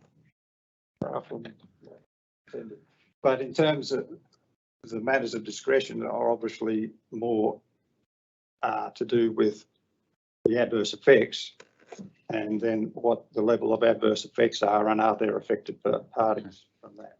Yeah, I guess the answer to that will come down to what 104B, whatever it is for RDAs, says, I guess. But I'm sensing that the chair might want to carry that line of questioning on. So I was going to make an observation, is that it might depend. Yes. That if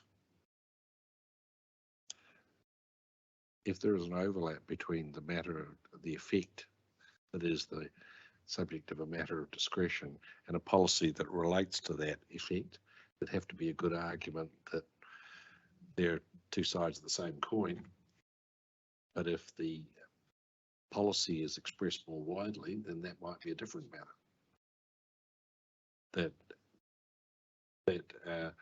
Because the whole point is it's limited to the matter of discretion as written. So it's how wide or how narrow that is. It might say what other things in the plan might be relevant. Yeah.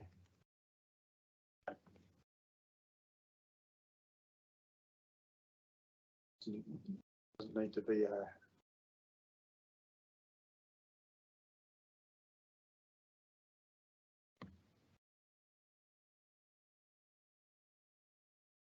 learning from done in the past. And particularly the Wellington plan was first written, it had fairly exhaustive lists of assessment criteria in those days. But then through case law and things like that, then seemed to turn things around, and then all those assessment criteria got rewritten into the policies. And so you had a 2-page policy, and it listed assessment criteria. And that was a phase, shall I say, that land writers went through. Now we're in sort of a new phase. We've got national direction and national standards, and so it seemed to me like McMahon was saying that it's expedient and efficiency just to say, oh, the matter of discretion is that, because you can do that in one short sentence. Yes, that's exactly what submitters like Kaingaroa have suggested that we do in relation to design guides, for example, instead of referring to and having the design guides in the plan. They've suggested that the matter of discretion refer back to policy directives and principles Instead of design instead of the design guides. I'm not averse to design guides and policies referring to design guides. I did that exercise because policy 6, I think it is, refers to the design guides. Yes. And my point of view, I'm happy enough that the design guide is, it covers a lot. Yes. But it is succinct enough in terms of what it's trying to achieve. Yes. That it's not completely open-ended. Yes, although what they're suggesting is that the design guides sit outside the district plan and they're replaced by policies that are written in a way that they might become, for want of a better term, assessment criteria for considering urban design matters without the design guides being part of the plan. So, but that's getting onto a bit of a segue. Apologies, but I'm just taking that theme a little bit further. Yeah, just you don't need to answer that. Can you answer me? You said that policy 5 linked to 3 rules, 13, presumably 14. What was the other one? 2. Rule 2. Okay. And just out of interest, while you're there, rule 14. Can I just grab that? You got that in front of you? I think that might be Mr. Gibson's second point. So why don't you let him make the second point before you ask him about rule 14? Okay, I will. Yes, the second point of my submission on the same type of theme was specifically at rule 14 in both zones. In this case, I've sort of taken the reverse approach and asked for certain policies to be removed from the matters that listed matters of discretion. And so for rule 14, I asked that policy 8 and 11 should be removed.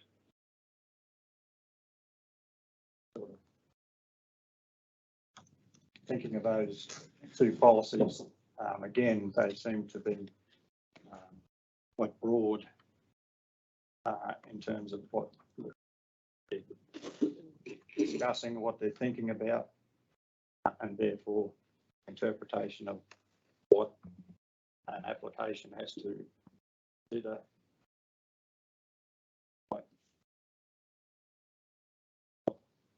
unknown because of that nature of getting of those policies.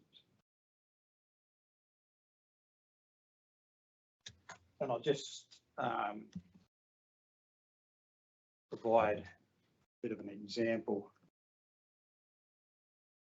Under the operative plan, multi-unit rule 537 should be the equivalent of this rule 14. Includes a matter of discretion that talks about design, external appearance and siting. over the years, as we and I have put in resource consent applications, the things that come up as being under council's discretion under the ambit of design has increased. You can nearly say every second application that we put in, there's a new thought from the council is, oh, we can include this as a matter of discretion. So it seems to grow in terms of what the planning officers believe. So if they're given something that's quite broad, it will be used that way. And in the discussion I had with one of the team leaders from the resource consents team, it was agreed that design is very broad discretion. And in that case, we were being asked with input from Wellington Water to provide stormwater quality a townhouse development. And I asked the council what was their jurisdiction to impose conditions about that or assess that. And the answer was it's part of the design of the project. And so previously and historically, it had been understood between applicants and council officers what was covered in that matter of discretion, but slowly and inevitably it's increased in its scope.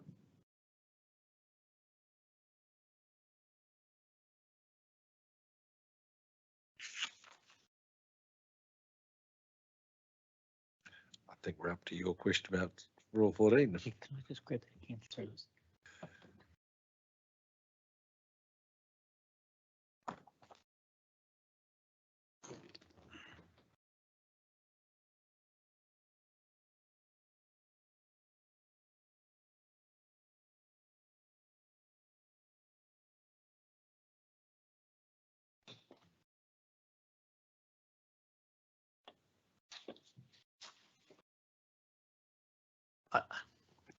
Okay, I understand what you're asking. I guess I've got a more general question about the understanding of how Rule 14 operates. So the entry level for Rule 14 is restricted discretionary. It's not a default rule, is it? It's an entry point rule.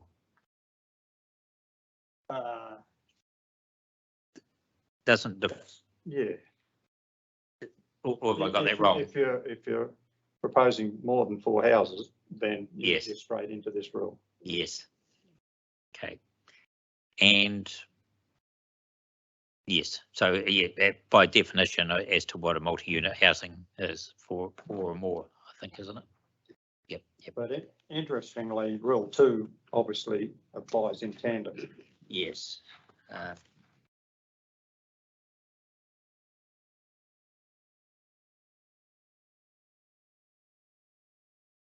Is that because they're dealing with, well, what's the relationship with multi-unit housing then in Rule 2? I mean, is that residential activities other than multi-unit housing? Is that what that's saying? Well, the criteria of Rule 2. I'm looking at the MRZ Rule 2, is it? Yes. Yes. Says residential activities are permitted where there are no more than 3 units. Okay. Yes. Okay. And Part 2 becomes restricted discretionary when you can't achieve fines. Yes. What's the relationship for both of those rules to S1 and S2? That's the height standards. So Rule 2 is purely the number of units. The number of units as a residential activity. Yeah, it's not nothing to do with buildings, heights or landscaping or open space or anything like that.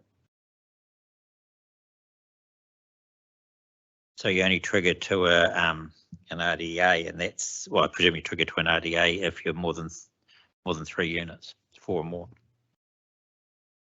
Yes. Okay. And is that the trigger to R14 then? That's right. Yes. Okay, so that becomes a default rule. So and Rule 14 lists as a matter of discretion the extent to which there's non-compliance with some standards, and includes standard 2, which is the height standard. And is that height area 1 or height area 2, Mr. Patterson? Is that Are you referring to the high density or medium density? medium density? Medium density.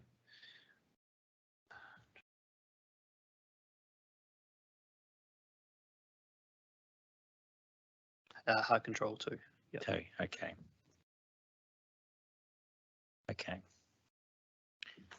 I guess what I was trying to understand is where standard 1 fits in, Mr. Gibson, and maybe it's in Rule 13, perhaps. Construction addition of buildings structured where no more than 3 residential units apply the height, and Yes, if you've got 3 units and you're over height. yes. Okay. Look, Yeah, well, my interpretation is that standard 1 isn't intended to apply to multi-unit development. no, because they start as a restricted discretionary, and you can consider height, I guess, as part of those discretions. Yeah, well, it refers to standard 2, which Yeah. in height control 2, which is specifically for. Yeah. Housing. Yeah. Okay. Okay. No, I understand that. I know that wasn't really the purpose of your submission, but I thought I'd get your expertise while you were here. Thanks again. It's a dangerous business coming to see us. I could ask all manner of things. Yes, I should have just left a piece of paper and ran away. Mr. Birch, any questions? Commissioner Willis, any questions? Thank you. No, thank you for assisting us, although in ways that didn't only intentionally associated with your submission, but we appreciate it nonetheless. Always happy to talk about planning. Very good, thank you. Thank you.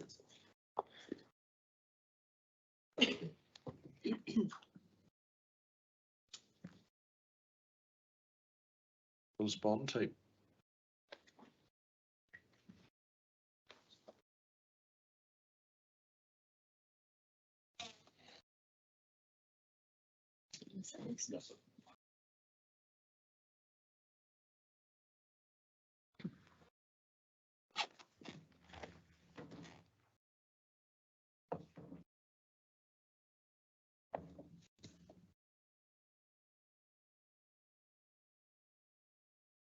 Ms. Luxford, I presume. Yes, hello. We have your in the form of letter, but effectively submissions. We have Mr. Owen's evidence, both of which we've read. So is starting with your letter or submissions, Ms. Luxford, is there anything you particularly want to draw our attention? Yeah, I'm grateful very much for the opportunity to speak today. Thank you, Commissioners. And thank you for confirming that the submission has been taken as read. If it's okay, I would like to take just a few minutes to focus on one of the kind of key points to my submission, which is with the design guides ought to be statutory. I don't think that'll take very long, and I'm very happy to answer questions on my statement or any other matters within my personal experience if that would assist. So I don't know if you have all my background, but by way of short introduction, I'm a senior development manager at Willis Bond. I practiced law for 10 or so years here and overseas before moving into property. And when I returned from London in 2011, I worked for a year at the council in their property team. And I have a high regard for the work of the officers at council, which is at times being done in quite challenging circumstances. I joined Willis Bond a little over 10 years ago and have worked on and obtained resource consents for several proposals, primarily large-scale commercial buildings, some located in heritage areas and involving heritage listed buildings. I've also worked on fully notified consents on the waterfront and am currently involved in a fully notified consent in the city centre. I just wanted to start with some general comments really. There are multiple facets to property development, as you'll be aware, and that's especially so when working on a large scale, and every aspect of that carries risk and uncertainty. A key part of my role is to manage that uncertainty and reduce the risk as much as possible. You might say that certainty is the dream. And consenting is a critically important aspect of development because it determines what we can actually build. When there is uncertainty around this, it infects everything. Tenants disappear, buyers lose faith, and the resulting delays lead to cost escalation and feasibility is put in doubt. As a developer, what I want is a clear set of provisions to follow, so I know what I need to provide to council on my application and can hopefully submit that application, supported by reputable expert assessment, with a level of confidence that the application will be granted. The proposed new plan has done a lot to mitigate issues of uncertainty, and I commend the efforts of those persons involved in its preparation. I am, however, concerned that the design guides do much to undermine those efforts. While the level of discretion and interpretation is inevitable in matters of design, the more discretion there is, the more uncertainty in the process. The key problem, in my view, is that it is wholly unclear which of the guidelines in the design guides will matter on any given day and just how much they will matter. I have reviewed the Council's report on this issue and also the evidence of Dr. Zamani, and my reading of their view, paraphrasing obviously, was that the guides should be included in the plan so that they give an appropriate weight, but that they don't warrant being turned into policies or rules or standards because they are not, to quote Dr. Zamani, to be used as a strict template or planning rules, nor should it reduce the potential diversity of design approaches taken. The difficulty that I see with this approach is that it seems to be saying we want something to have the weight of a rule or a standard without an applicant always having to comply with it. Or put another way, you should comply with some of them, but don't always need to with others, and there's no way to know for sure which ones you will comply with will get you over the line. So how do I, as an applicant, know which ones to focus on for each proposal in respect of each unique site when preparing my application?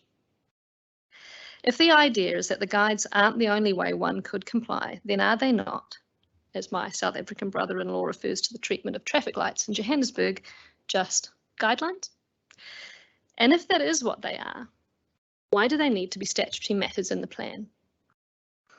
As statutory matters in the plan, wouldn't they need to go through a lengthy plan change process to be formally amended? If they were non-statutory, they could presumably be amended at any time to reflect emerging best practice, correct errors, or be updated to respond to unforeseen higher order imperatives like national policy changes or the recent amendments to the RMA to enable more intensive housing. Has urban design best practice remained unchanged over the past 5 to 10 years, and should we expect it to remain static over the life of this plan? I don't understand the statement in the Council's report that putting them in the plan allows for them to be tested and amended where needed in the context of the policy framework, because that implies that if they were non-statutory, changes might be made without regard to the policy framework. But this seems very unlikely, and I frankly think it does a disservice to the Council officers who would be involved.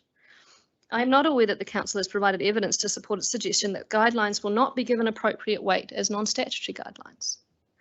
There are a lot of non-statutory design guides around this country, and I'm no urban designer, but I'm not sure a completely neutral review of development in Wellington versus other centres would demonstrate that their previous inclusion in the plan has resulted in demonstrably better urban design outcomes. Willis Bond's submission is that either something is important enough to have genuine statutory weight, in which case it can be embodied in a policy, rule or standard, or it is not, in which case it should not be given statutory weight. Put another way, if you can't implement the plan without the design guides, then that suggests there is something wrong with the plan. Noting that the guides can exist in a non-statutory form, I would support, and we would support, other submitters' comments with regard to their current drafting. In particular, the excellent overview provided by McIndoe Urban as regards the problems of repetition, inconsistency of drafting style, as well as their potential to conflict with other guidelines, rules and standards. The guides must be tidied up if they are to be a meaningful resource for applicants and assessors alike, and to avoid overly lengthy and onerous, to quote again Dr. Zamani, consenting processes, which will further clog up an already overstretched system. The design guides at present are bloated and incorporate matters that are not appropriately in the purview of urban designers, for example, water quality. As I've noted, the more matters within Council's discretion, the more uncertainty. This brings me to a related issue, which is one we're a little bit sensitive about, which is that of what we term gatekeepers. Whole developments can be put at risk when one person's opinion on a matter of discretion becomes pivotal.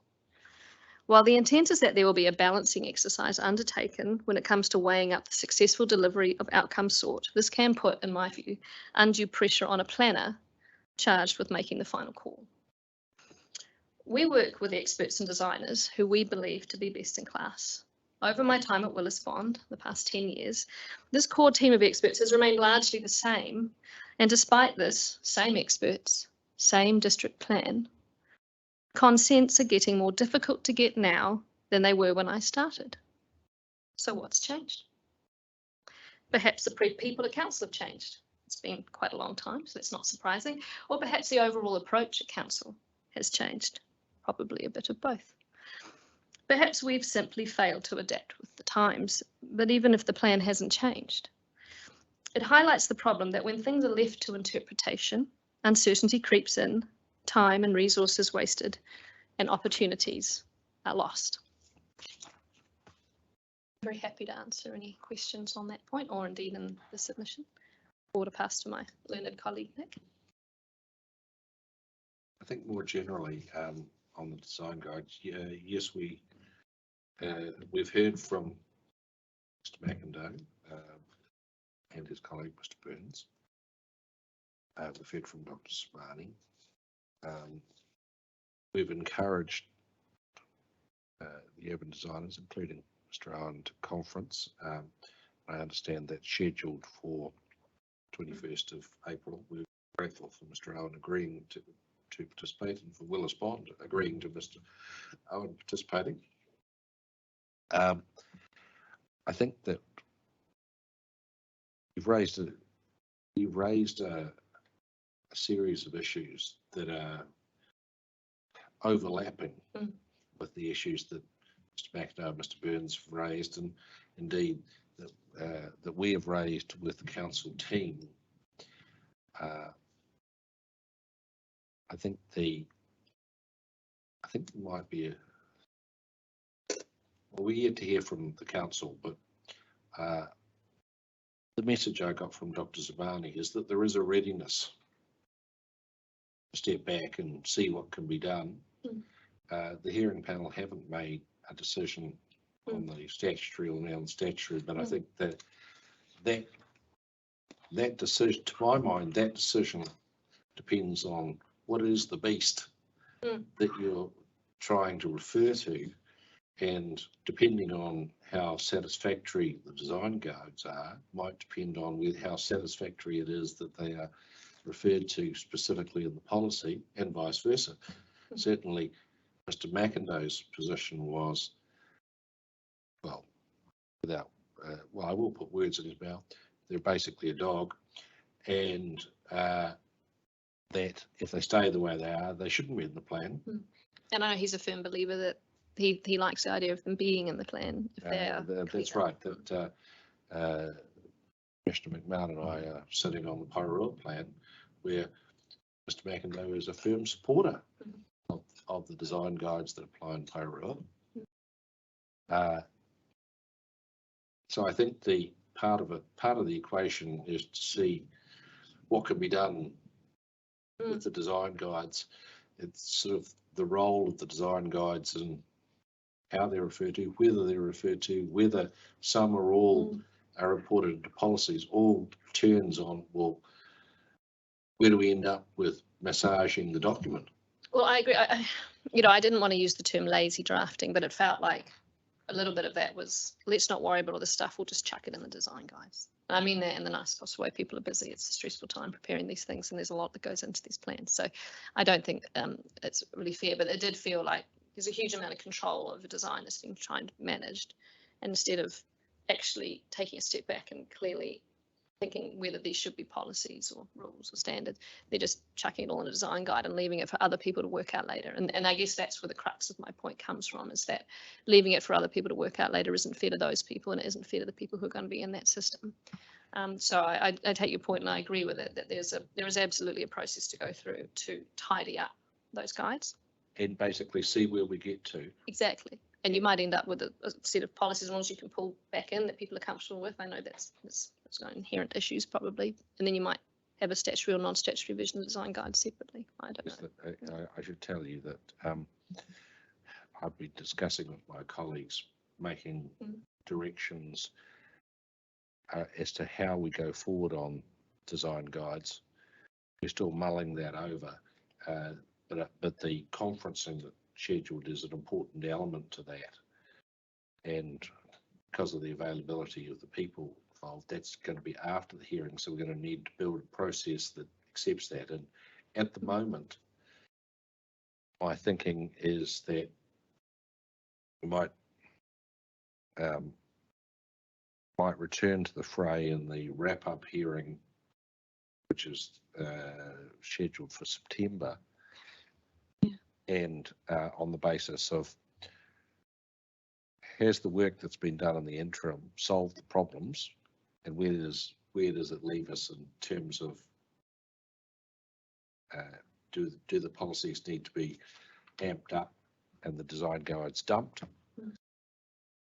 or is there some intermediate position, or are the design guides in such a good position as the result of everybody's efforts that they can just be referred to in the same way as they are at present, and if so, how is that actually framed? Yeah, that's right. Well, and there does seem to be an inconsistency as to whether in some, I think in one of the, I think it's in the residential, is that they're referred to in the policies, but in the city centre they're referred to in the rules or the standards or something, I think. Yeah. So there's also that. So there are some structural issues as to how they're dealt with across different streams. So I think we'll take that as, my suggestion is we take that as parked. We've heard you, we understand, you've reiterated a point that is alive in our minds. We just haven't figured out the answer yet. But I do have some other questions about your submissions, Ms. Luxford.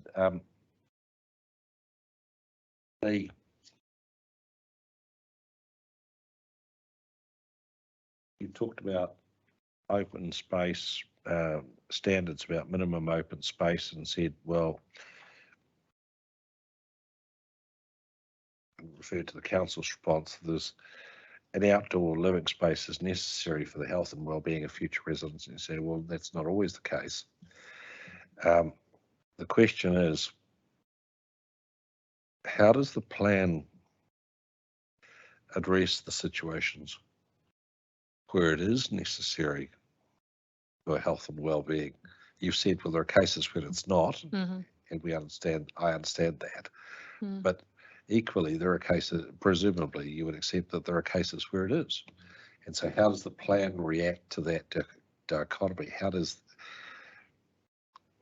What's the plan mechanism to address that situation? It's a great question. Any thoughts on that? Yeah, go for it. Yeah. I think it needs to be tied back to amenity. And if you're getting amenity from that public outdoor space or that private outdoor space, then it should be pursued. And if it doesn't deliver amenity because it's either south facing or it's adjacent to heavy traffic or some other external source that's creating that lack of amenity, then it should not be delivered. It is a quite subjective matter, but I think if you can put that sort of shape around it, that would deliver something that you can sort of work to, an objective that you can work toward. And in terms of planning,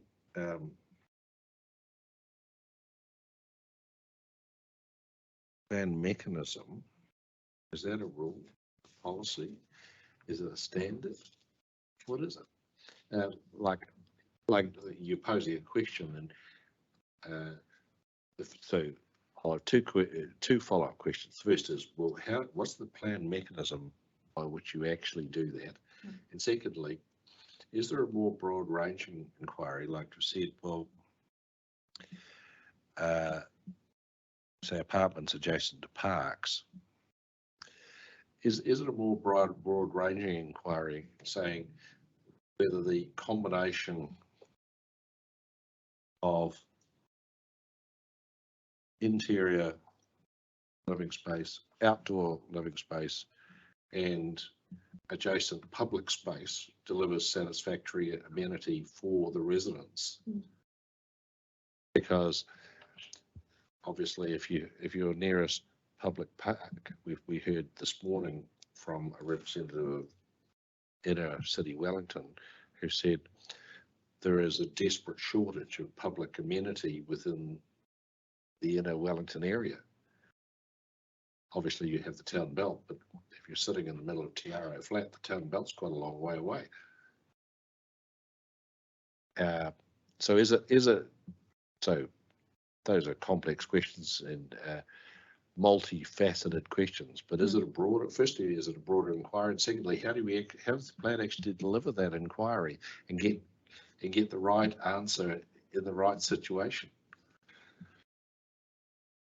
I think it is a broader inquiry because it comes back to amenity. If you're sitting in close proximity to public facilities and you can enjoy them, then the requirement to provide private space drops away. But in the instance that you've used, and I'm not sure where the flats are that you've mentioned, but if they don't have that public amenity adjacent to them, then it should be on them to provide that, because ultimately it's about delivering amenity. If you can leverage off adjacencies, then that's delivering amenity. If you can't, then you've got to provide, and that's also delivering the amenity. It's a question of access. Rules or policies or how you achieve that is complex, as you've indicated. But I think where we're sort of coming from is the objective here is to deliver amenity to residents, and that can be delivered in a number of different ways. And the mechanism needs to enable those various different ways to be delivered. And the tricky question, is this a policy? Is it a rule? Is it a standard? Feels like it sits more at the policy level to me.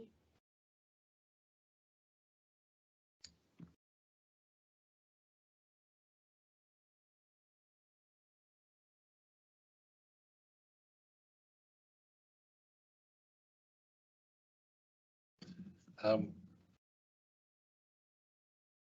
terms of the height exclusions, you've discussed the exclusion for non-habitable rooms that you pitched for.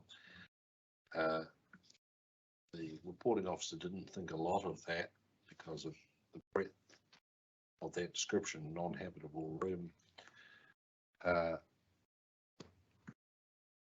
This habitation is called, that's a residential unit.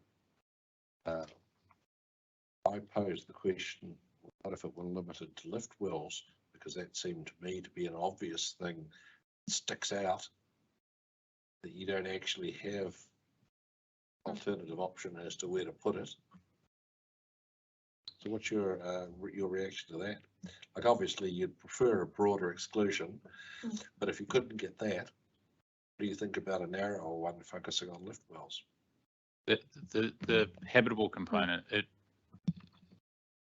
makes any plant permitted to go up there, and this works in New South Wales, it works in Melbourne, it's the rules, and I've recently returned from Australia, having been there for 14 years, but the general definition of habitable space is those that you occupy in a residential manner, so anything like plant rooms and lift wells that do sit up on the roof are excluded from the height zone, and the way that it was controlled was that setbacks and planes controlled the added mass or that added sort of street wall that would result if you did put it out on the leading edge or the street edge. Some plant rooms, I agree with your comment that plant rooms they've got a little bit more flexibility than lift overruns, but significant inefficiencies come with putting plant in areas that it's not best suited. Well, and we've recently had an instance where we've been looking at where to put plant on a site where we actually have quite a lot of room, but we've hit acoustic issues You know, when we come on the ground level near the boundary, we can't put it in the building because it needs space to circulate around it. So you start to really limit where you can put the plant. Actually, on the roof, you look around, there's a lot of plant on the roof, and it's not driven just by developers wanting more occupiable space within height zones. It's driven by the fact that that's the logical place to put it because of the way also that plant is accessed through the rest of the building in terms of all of your services runs. The effect of it essentially is if plant rooms generally are over height and stud height typically higher than your occupiable floors for various reasons. Certain types of plant require more height, and as a result of getting that under the height plane, you essentially lose a full level of what would otherwise have been occupiable floor area within the envelope that you're permitted. So that's the reason for excluding it from the height limit, with the right rules around it to shape the impacts of it, or address the impacts of it. And my last question, you, Ms. Luxford. Minimum standards could be included. This is for your 14 related to sunlight. Spade to spade. What would those minimum standards require? So take, for instance, the New South Wales, and I'm no means saying this is how it's done in Sydney or Melbourne, so therefore we should do it in Wellington, but it comes back to the point on certainty. The rule in New South Wales, and they're similar to Melbourne, is that 70% of the dwellings should receive a minimum of 2 hours sunlight between the hours of 9 AM and 3 PM. And computers can work that out for us in terms of consultants delivering that as a deliverable, and it's a complete measurable outcome. So that was 70% dwelling receives sunlight 9 AM to 4 PM. 2 hours a day. For 2 hours a day. For 2 hours a day. Yeah. 2 hours between that, and it doesn't need to be continuous. It can be morning and evening. It's a metric that known and we can work to. Now, that's the rule there. I think you'd have to do work to determine whether that was the appropriate, the appropriate numbers in Wellington, based on the fact that we're in Wellington and not elsewhere. But I think the point is there's a metric that can be worked to.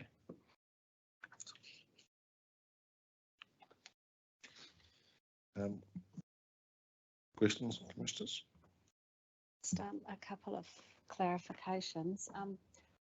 I'm not sure if you've seen that policy 6 has been amended slightly, and where they've added the word after development where it is relevant.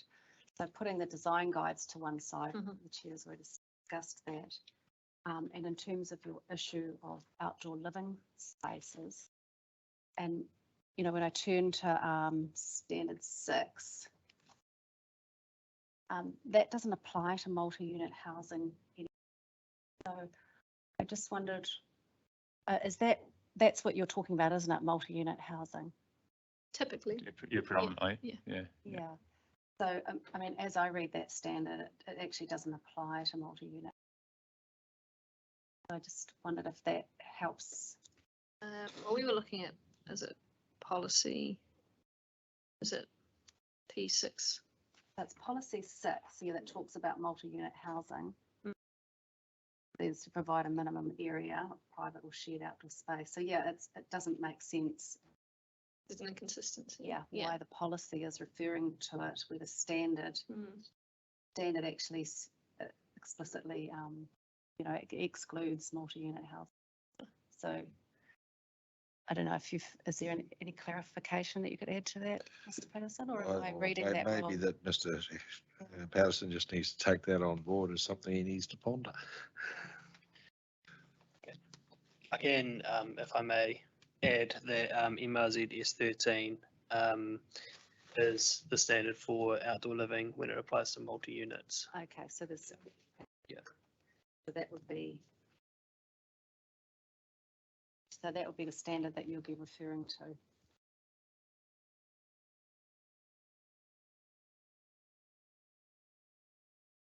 I guess, well, yeah, further to that then, where we're talking about the wrong standard. But whether or not the additional, where it is relevant, the sort of the qualifying bit to the end of the policy, that gives you some room to move. How would it read, like exactly, just so I So it just understand? says provide for multi-unit housing where it can be demonstrated that the development, where it is relevant, and then it lists the 1, 2, 3, 4. I guess it gives you an Potential out. Yeah, Yeah, it's just a question of where it is relevant. Seems a strange use of language to me. for the outdoor space. Yes. Yes. So yeah, maybe the language for that particular clause isn't quite suited, but. David? Yes, good afternoon, Ms. Luxford, Mr. Owen. I just wanted to briefly return to the topic of design guides, and I know we've had a very good summary from the chair, but I guess the options that are in front of us either have the design guides in the plan or outside the plan. If they remain in the plan, there's 3 broad options. The status quo may be subject to some tinkering. A fundamental revision of them, and that's what the chair referred to in terms of the reporting back to the panel at the wrap-up hearings in September. And the third option, and this is something we tested Mr. McIndoe on last week when he presented, and that might be what we called a hybrid option or an interim option, where the key objectives and principles of the design guide are recast in terms as policies and as an assessment criteria, and the guidelines themselves are ditched or jettisoned, for want of a better term. So that there's no question there, but I just wanted to praise you if that's the sort of 3 broad options if the guidelines are retained in the plan. So I thought you might be interested in hearing that. So, Nick, you might have some comments because I know you had feelings on this. Yeah, I think there's others that can comment on the exact structure and how it sits. That's not my expertise. I haven't been back in the country for too long. Just maybe by way of introduction, I'm a senior development manager at Willis Bond. Also, I'm trained as an architect, registered architect for 10 years, and more recently in the property development space in Sydney, and now more recently in Wellington.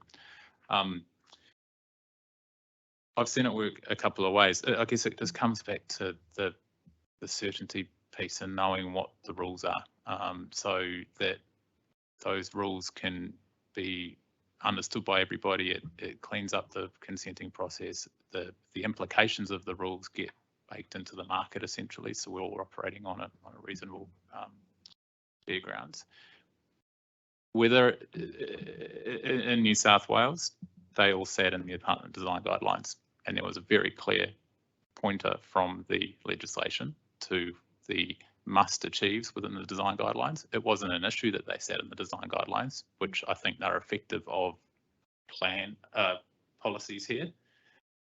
It wasn't an issue that they were sitting in there. They were coloured red, they were bold, they had a status, and they were must comply with. In the same document, there were a number of guidelines, but they were that. They were just that. They were guidelines. Yes. Here, I think the current approach is that the stuff that's important makes its way into the plan, and the guidelines are left separately, but they've got a little bit more teeth at the moment in the way that it's drafted. So I don't think I don't have a preference or where it might sit. It's just the clarity in either semario. The first of those 3 options, tinkering with the current, I'm not sure will get us to the position I think we're trying to get to. But either of the latter half, the latter 2 probably could. Okay, no, that's good. As I said, there wasn't a question, but I hear your answer. The question I do have though is, and it's probably to Ms. Luxford in particular, the design guides that are in the proposed plan don't have immediate legal effect. That's my understanding. Mr. Peters?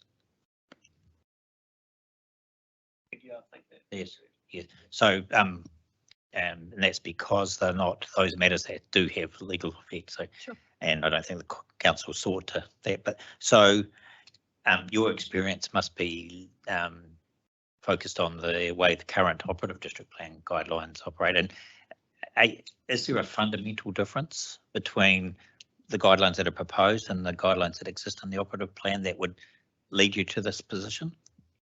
No, I think it's a bit of a combo. I think it comes back to that point I made before, that where there have been matters of discretion and we have been subjected to review in the current plan, or sorry, you know, in respect of the operative district plan and the guidelines that sit within it, that we have encountered roadblocks when those matters of discretion have come up. Is that because of the content of the guidelines and the way they're structured in the operative plan, and that there's a different approach in the proposed plan, or what's the reason?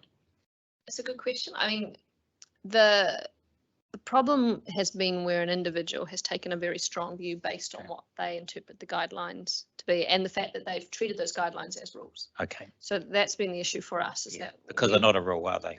No. They're triggered by a rule. Yeah. And an activity status, restricted, discretionary, yeah. And they become a matter of discretion. Exactly. Yes.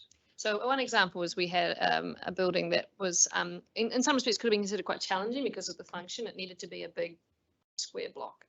And we worked through that really hard through a really impressive sculptural design. It's just recently been completed, and I believe that on the whole people really like the building. They think it looks amazing. But one of the things that we had as a roadblock on that consent process was that the veranda, which was done as part of that sculptural design, did not align perfectly with the guideline rules around height and depth in places. Okay. It provided a great level of coverage on the whole, but it didn't perfectly align, and that became a point of real contention where we had an urban designer saying, I cannot support this otherwise achieving design excellence building because this veranda doesn't 100% comply, to the point where we had to basically concede and build a separate veranda to avoid being publicly notified. And you look at that and you say, okay, there was an outcome there and we made it to a solution, but one, I don't think that actually a separate veranda, you know, I don't think that was a good outcome from an urban design perspective anyway, but separately it delayed the consent and it created a point of contention and uncertainty. And then we felt like, and I mean this in the nice possible way, we were sort of being held over a barrel to deliver this one thing to avoid being publicly notified. And you know, there'll be another hearing stream on notification and on all of that, but that brings me on to my final question. But just before I ask that, I'm conscious that Willis Bond undertake developments in other parts of the country. Mm-hmm. I think Auckland is one. I think you've been involved in both commercial and residential developments in Auckland. How does the situation differ in Auckland, if at all, from the situation that you're opposed to here? I mean, I don't know if Nick can speak more to it because we ourselves personally haven't been involved much in the consenting there. All I know is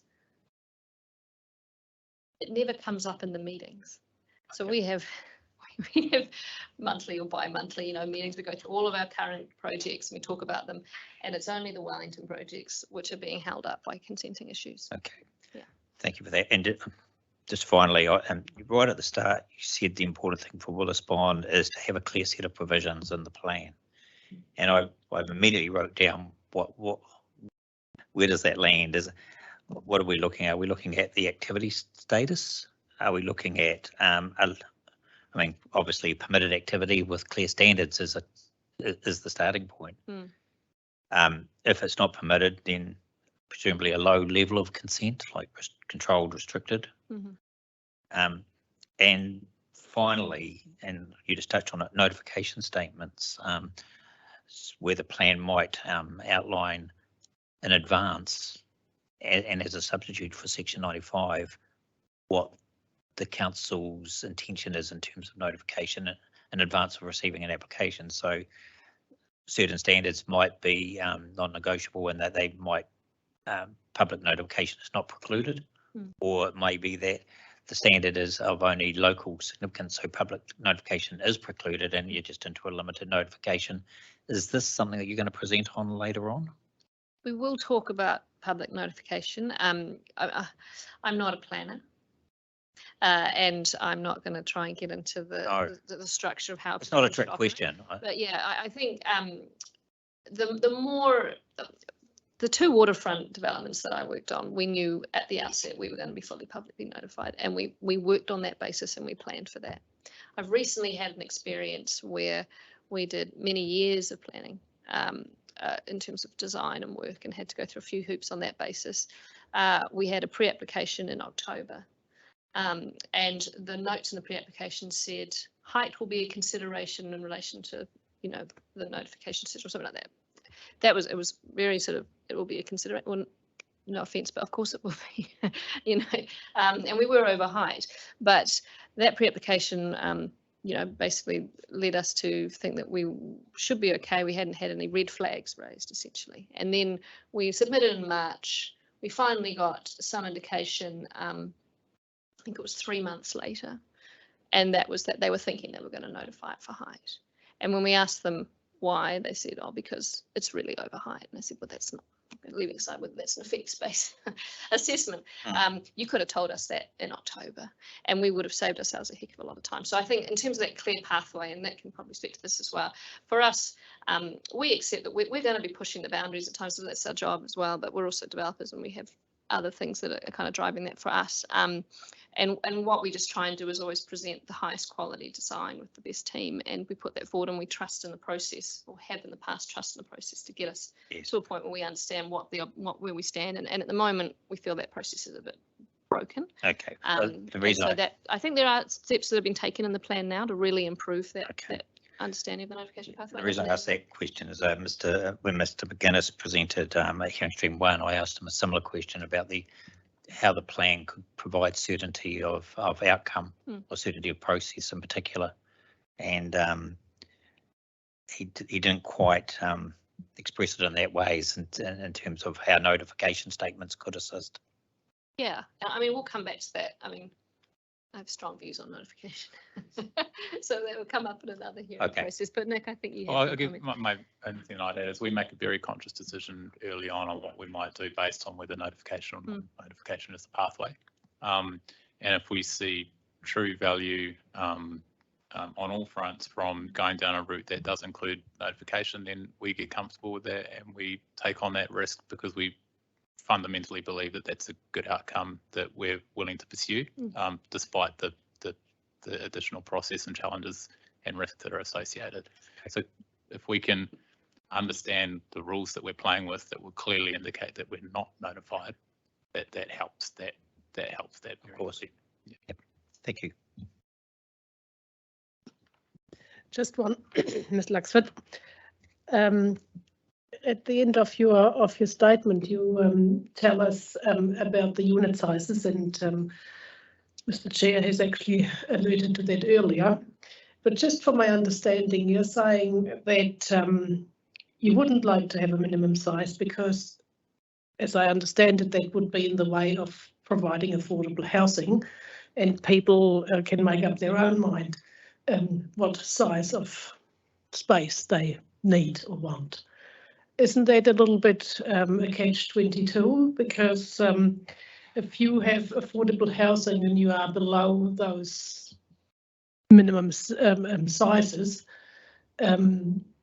people that do not have the money to go outside, they can't choose. And isn't then the plan the point where the plan decides that a certain amount really needs to be there for somebody to live halfway decent? Well, I guess the only answer I have to that is if you then build to the plan sizes, they will be more expensive, and those people won't be able to afford them anyway. And so you don't provide them with any option. We do perhaps a little bit.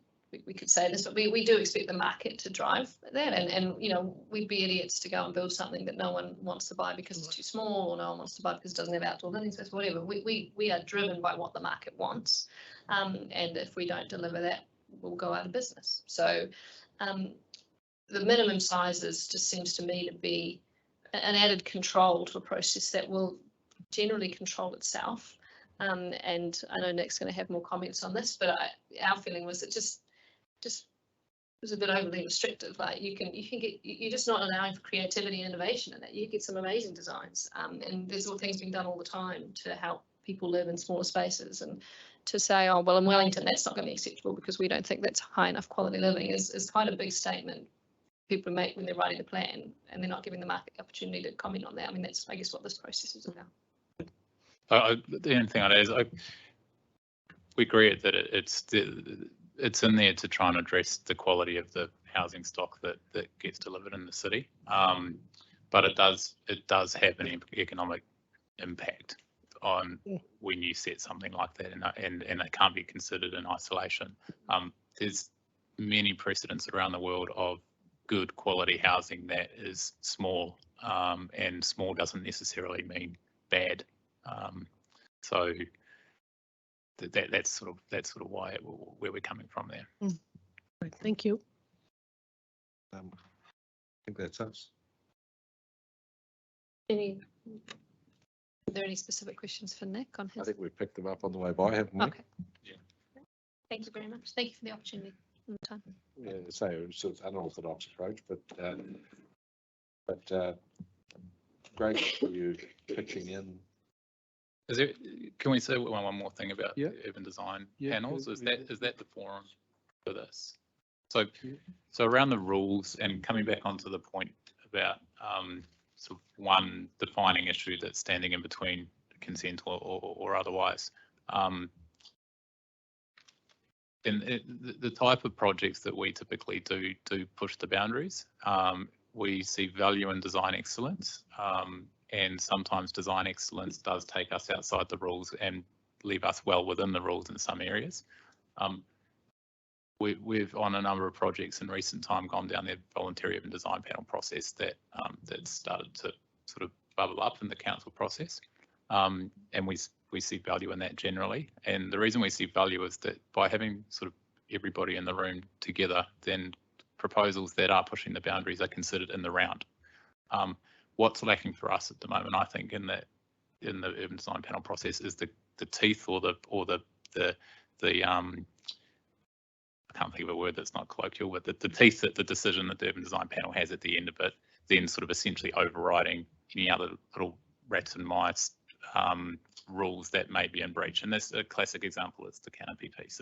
If you obtain urban design panel support on all things, on the scheme, it needs to be sort of seen to trump or have determined to have considered all of those rules and regulations. That's not always possible to comply with.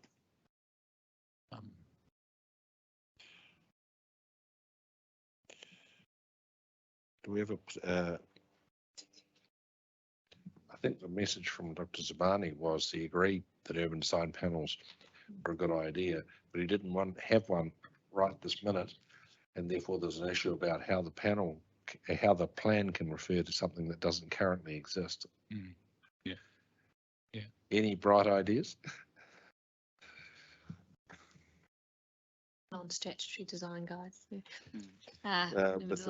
trouble with the non-statutory process is that won't deliver the teeth, because it won't. A non-statutory process is not going to trump the statutory elements of the plan. It's interesting to say that, but I guess, an example of where we've actually done this and it has had weight, and I don't know why, and I'm not sure if that's is the waterfront framework, obviously, and the technical advisory group who were charged on behalf of council. They took two roles there. They had the sort of overview as council as landowner in relation to when they were basically looking to divest that land as a leasehold to us. But they also then went on to provide the urban design assessment for council when assessing the resource consent application. I guess for us that was great. That's what we wanted, because we'd been through a process of design review with them on behalf of council. So then to have to go to a completely separate assessment process and be told, oh no, it doesn't matter what they said. That's exactly the point I think that Nick's making. That's where the frustration would be. So in that instance, they were empowered by council. I don't know how you do that under the plan, or whether that's simply a case for down the track, but all I can say is that process worked really well. It was collaborative, and it gave us that assurance that we were all going in the right direction, with the feeling that the people who were going to be, I won't call them decision makers, but certainly assessing that design down the track for consent purposes were giving us meaningful feedback that we could then take forward and progress the design in a relevant and hopefully consentable way. And maybe just in one more example to shed a bit of light. So we've got a current project that we've got the luxury of quite a large footprint And we, from the outset, went through a process of massing and urban design development. What that resulted in was over height areas in parts of the site and can significantly under height areas in other parts of the site. So there was overdevelopment and underdevelopment. On balance, massing on par with the requirements.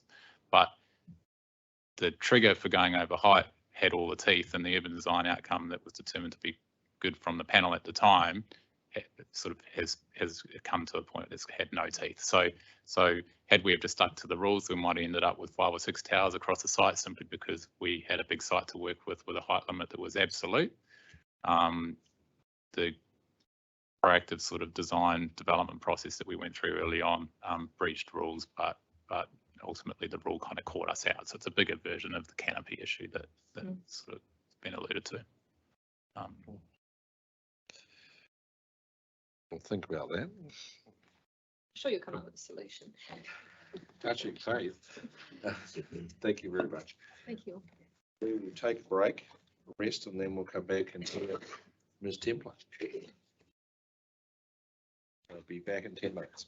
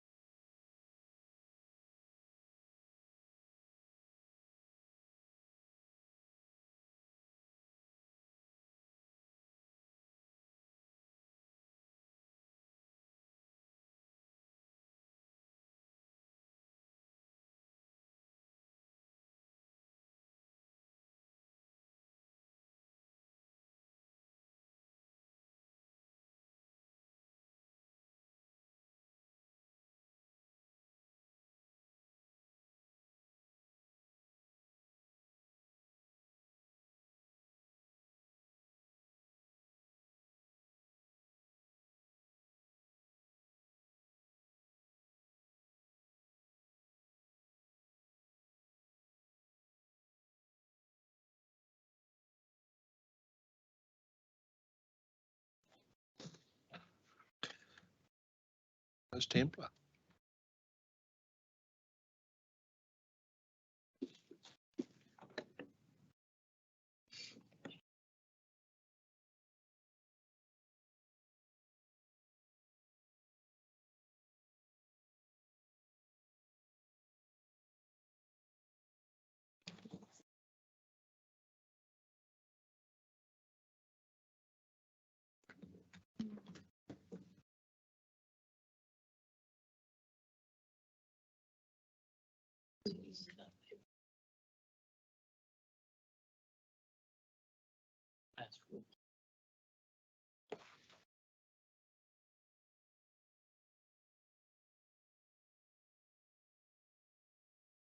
Over to you.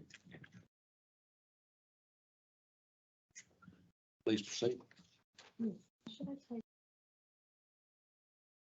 Yes, you should press the button on the mic. Right. Thank you. So I take the submissions as read. Yes, thank you.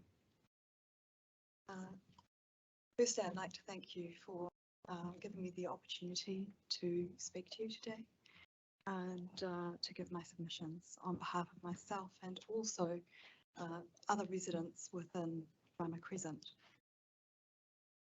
If I could, I'd like to take a moment to speak to you about our street environment and some of the things that have motivated my submissions. So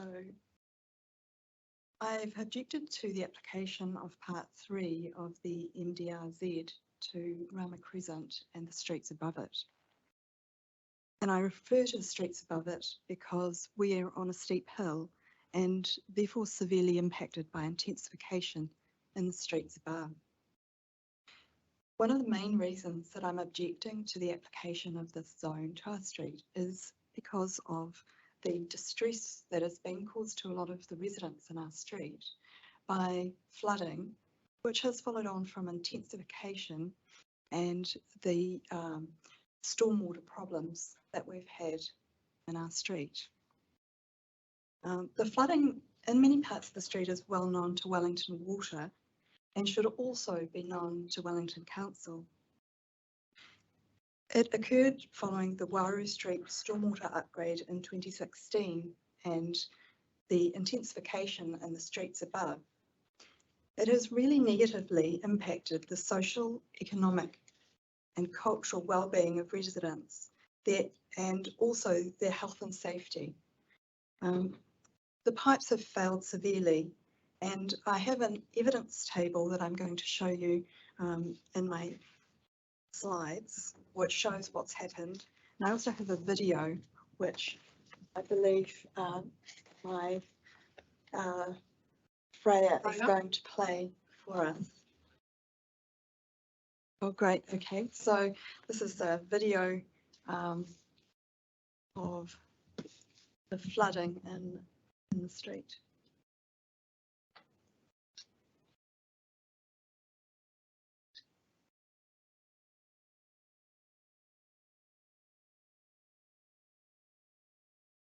Do you have the second one as well?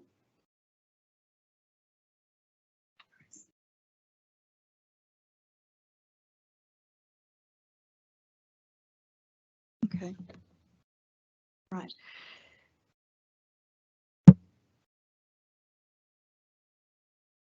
Okay, sure. There is a more dramatic one as well, but never mind. Can't show you that. But essentially what has happened is that in multiple cases since 2016, we've ended up with a number of the houses and the gardens being impacted by this flooding. And if I can show you through the other slides.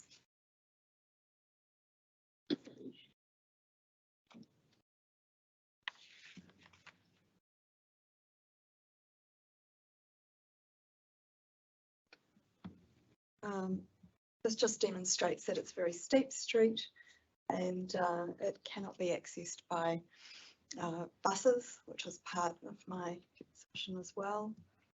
And this is the table, which comes from a report which was done in 2017 and then followed up by Wellington Water. I have a copy of it here, and it just details the failures of the stormwater within the street. As you can see in here, the annual exceedance probability in many areas of the street is completely insufficient. Certainly when you've got a 100-year event, 50-year event, and often also in 10 and 2-year events. So what we're seeing in our street is many of our residents are never sure whether the property is about to flood. Their children don't have safety and certainty of access to their property, and they've undergone a large amount of stress and strain because of this. Now, my submissions include that Wellington Council is refusing to sufficiently fund water infrastructure into the future, and in fact only in the last 2 weeks declined to fund $8 million of the infrastructure that should be happening. To fix the problem in our street, we understand it will cost about $1 million to put a new pipe down the middle of the road, and there is no provision for this to be made. So I submit that it's not appropriate to further intensify our street or the streets above it when we don't have adequate provision for the safety and security of residents in respect of their stormwater. In addition to that, we've seen in the last couple of months what climate change is doing to exacerbate the problem. And I think we have the opportunity in restricting development in areas where stormwater problems will arise to avert some of the crises that we've seen in places like Te Tairawhiti, the Hawke's Bay and Auckland, and some of the issues we've had around Wellington as well. We can stop increased slips and increased threats to the safety and security of our residents. I just skipped to my final things that I would like to talk about, and that is to sum up that multiple stormwater pipes in the street have already failed, and although there has been some repair work done, they won't cope with intensification, and as shown in my evidence. Also, many houses in our street have covenants which protect their views. We have very attractive views within our street, which I think you will have seen in the evidence that I've already provided. And we feel that notification should be given to residents who have a covenant on their title protecting their view if there is to be any development that would affect or impact on their view. Another reason I feel that it's we should have special provision for the street is that it's very steep. Buses can't service the street, and therefore we need to have provision for car parking for residents. Rama Crescent also has a number of large ambassadorial residential compounds for the Japanese, Malaysian and Australian High Commissions. The security in the street has been very high over the years, and we still get police patrols regularly to ensure security. So we also believe that there should be a higher level of security and less intensive housing in the surrounding areas. Many of the houses, including mine, were designed by the renowned architect Fritz Eisenhofer. He's well known to many people in the design area, and my house, I believe, should be preserved, and the other houses in the street, because there's a particular atmosphere and design of the houses, and their built character should be retained. Finally, just a point around emissions and preservation of existing properties. that if houses are moved off their current sites to allow intensification, they cannot be resited, and that would create environmental damage and landfill.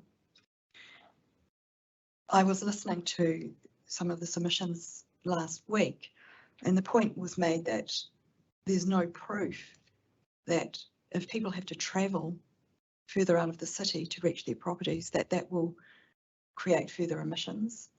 And so I'd submit that we do need further evidence that further travel will create emissions before we impose intensification on areas where the topography and the amenities are not suited. So I propose a special designation for Rama Crescent and the streets above it, given the matters that I've spoken about. If a special designation is not possible, I propose mandatory notification of any building and resource consent applications in the area so that information can be shared, and those people who know about issues such as stormwater in our area can impart that information and contribute to a better environment for everyone concerned. Thank you. Do you have any questions? Ms. Templer, can you tell me where is the nearest bus route to you? I've just pulled up the refresh my memory about where you are and streets above you. Like I have been down that hill and into Rama, but not for a few years. So where is the nearest bus route? So when I take the bus, I have to walk up the steep hill of Rama Crescent and then along Bengal Street and then up Fitu Street. And it's not until I get up to the next street in Waru Street that there is a bus stop just on that street. So the accessibility is to the city for residents in the street is not good, and neither are the amenities surrounding. Thank you. Ask my colleagues if they have any questions. Just a clarification really. So that you talked about properties in your street having covenants on their dwellings. So I'm assuming they're private covenants that were put on at time of subdivision. That's correct. Yes. So how many houses do you think in your that would apply to? I haven't researched it myself, but I do understand that there were covenants on the majority of the houses when the subdivision was created. And in fact, that was the attraction of the area and why many people, such as embassies, felt that was an appropriate place for them to be situated. So so the covenants would apply to those particular properties and not to properties that would be outside that covenanted area, if you like. That's correct. Yeah. So in a sense, those views are being protected by that little enclave of buildings. So what your point is, I'm thinking, is if the density in that area changed, yes, you know, how do those covenants work? Yes. Well, I think, as my neighbour said, he feels that if it were to be allowed that the house in front of him could increase in height, he felt if he was at least not notified, then that would be decision making by stealth, and we feel that it's important to be open and clear as well. So that's where the you know, you've got an either or situation, haven't you, where you'd like a special designation for the streets that you've outlined, or you'd like an avenue of notification. Well, both would be wonderful, but yeah.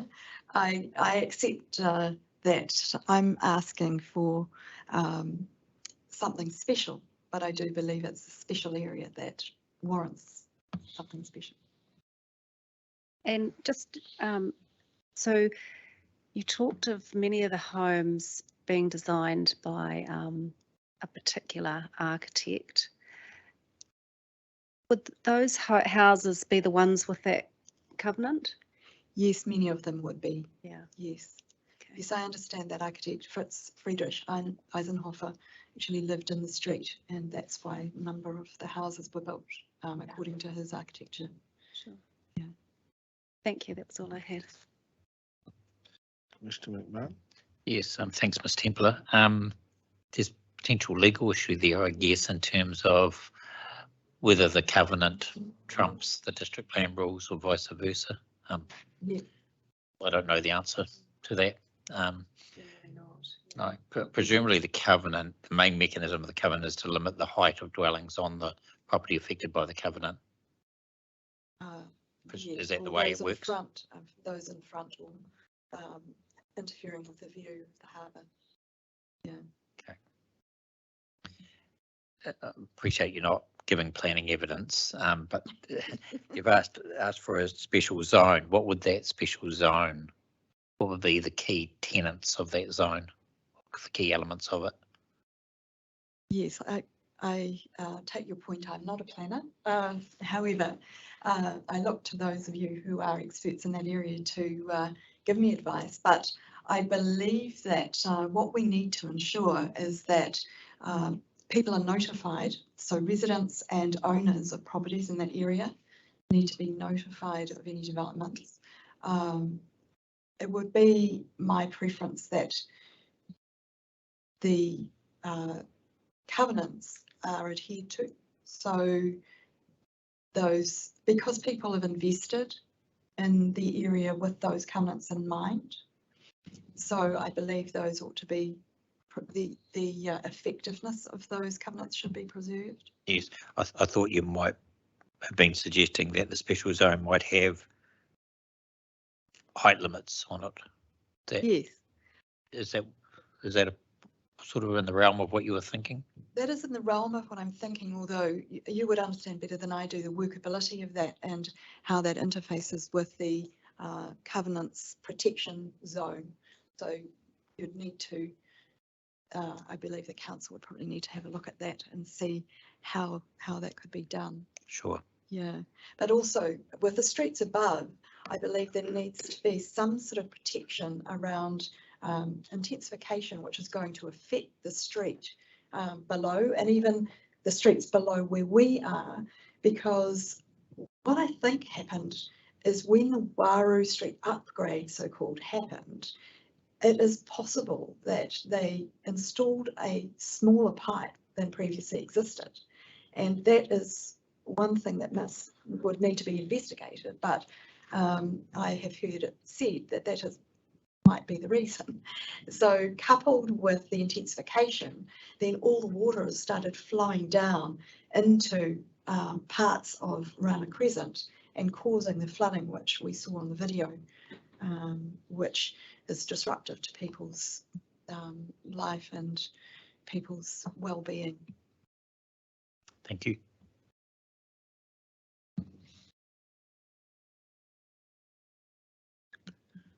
You good, David? Yes, yes. Ms. Templer, you are telling us that Fritz Eisenhofer has actually built quite a number of houses in your street, and therefore you think that it has a special, may I say, character. You are asking that those houses should be protected. Are you asking us to look into having a character area over this area, or is that not part of your submission? I think it's a fantastic idea to have a character area for our street, because the historic value of such a respected architect would be important to preserve. So certainly, if that is a possibility, I would be very happy with that. But that's not the submission that you made, is it? Well, I understood in the briefing that anything relating to the ISPP, if it was raised in the hearing, I could do that at the time. So I will raise that now. Yes, thank you.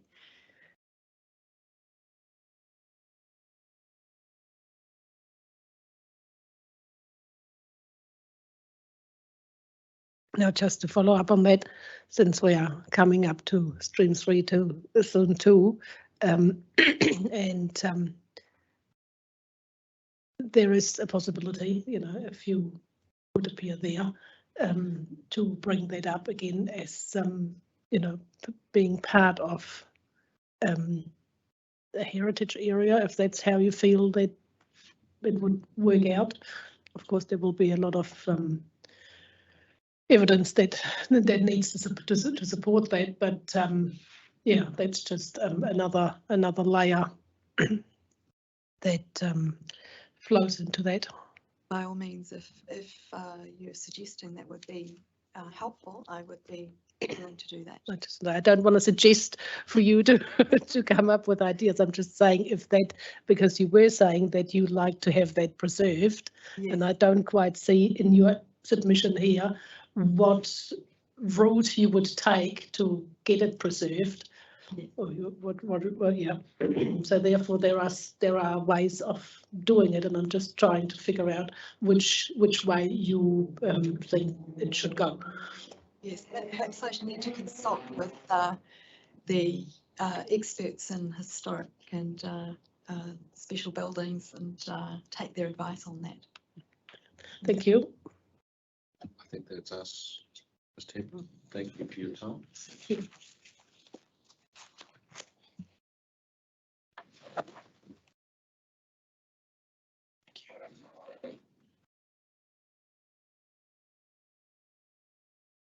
Submitter is Ms. Borland.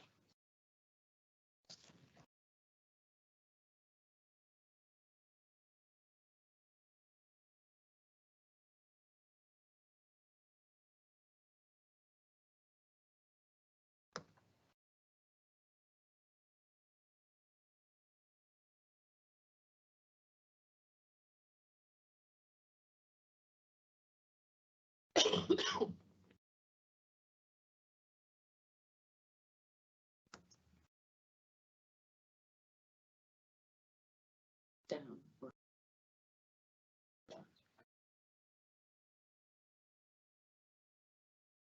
Kia ora koutou katoa. I'm Penelope Borland. Thank you for this opportunity. I think I'm the third person keeping you from Easter. So I'm taking it that you've read my submission, and I've just highlighted also some of the things that I want to emphasise. As I've said, I moved back to Mount Victoria in 2018 after, in fact, nearly 15 years in a downtown apartment, a new downtown apartment, which was fabulous. There were a number of reasons for that, including having been in the first Christchurch earthquake, but there's no time to go into all of this now.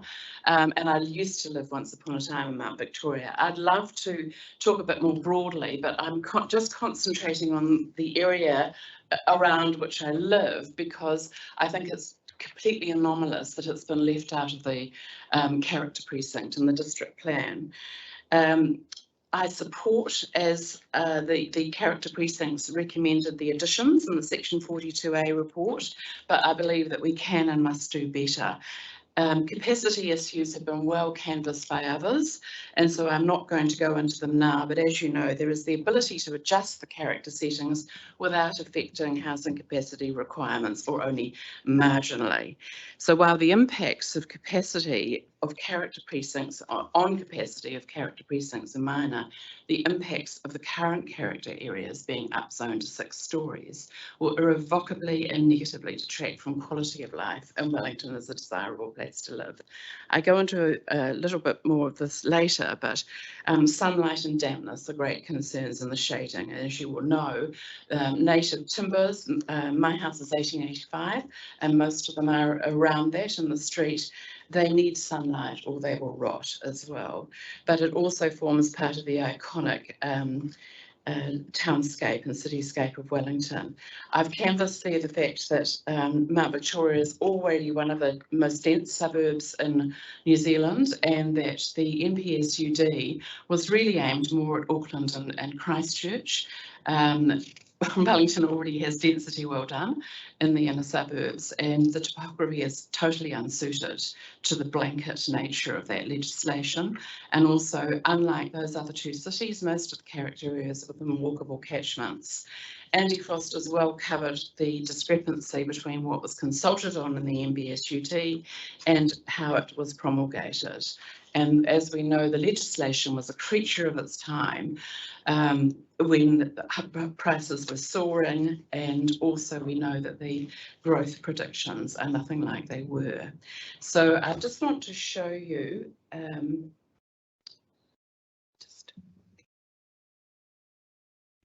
okay. Now, this is the area I am talking about.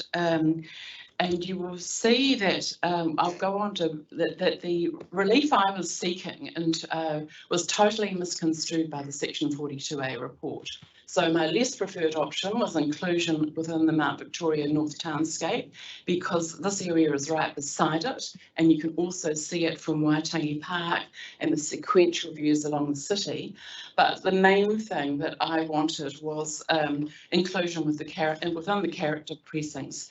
And there's real evidence that that stacks up, and that wasn't addressed at all, which was completely mystifying in the Section 42A report. Now, I know that the other day, because I was watching online briefly, just above where that circle is, you will see 4 Vogel Street, which was referred to by Simon Terry. Now, that is directly behind Earls Terrace.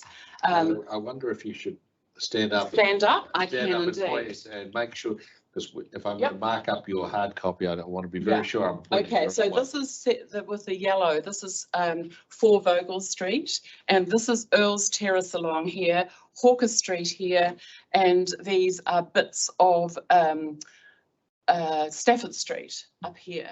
So you can see the character of the area as well. Now, what you may not have registered the other day, those of you who know the area will, is that Vogel Street is a walking street. It is not a street at all. It was put together, you know, all these were carved out of the hillside in the 19th century, basically.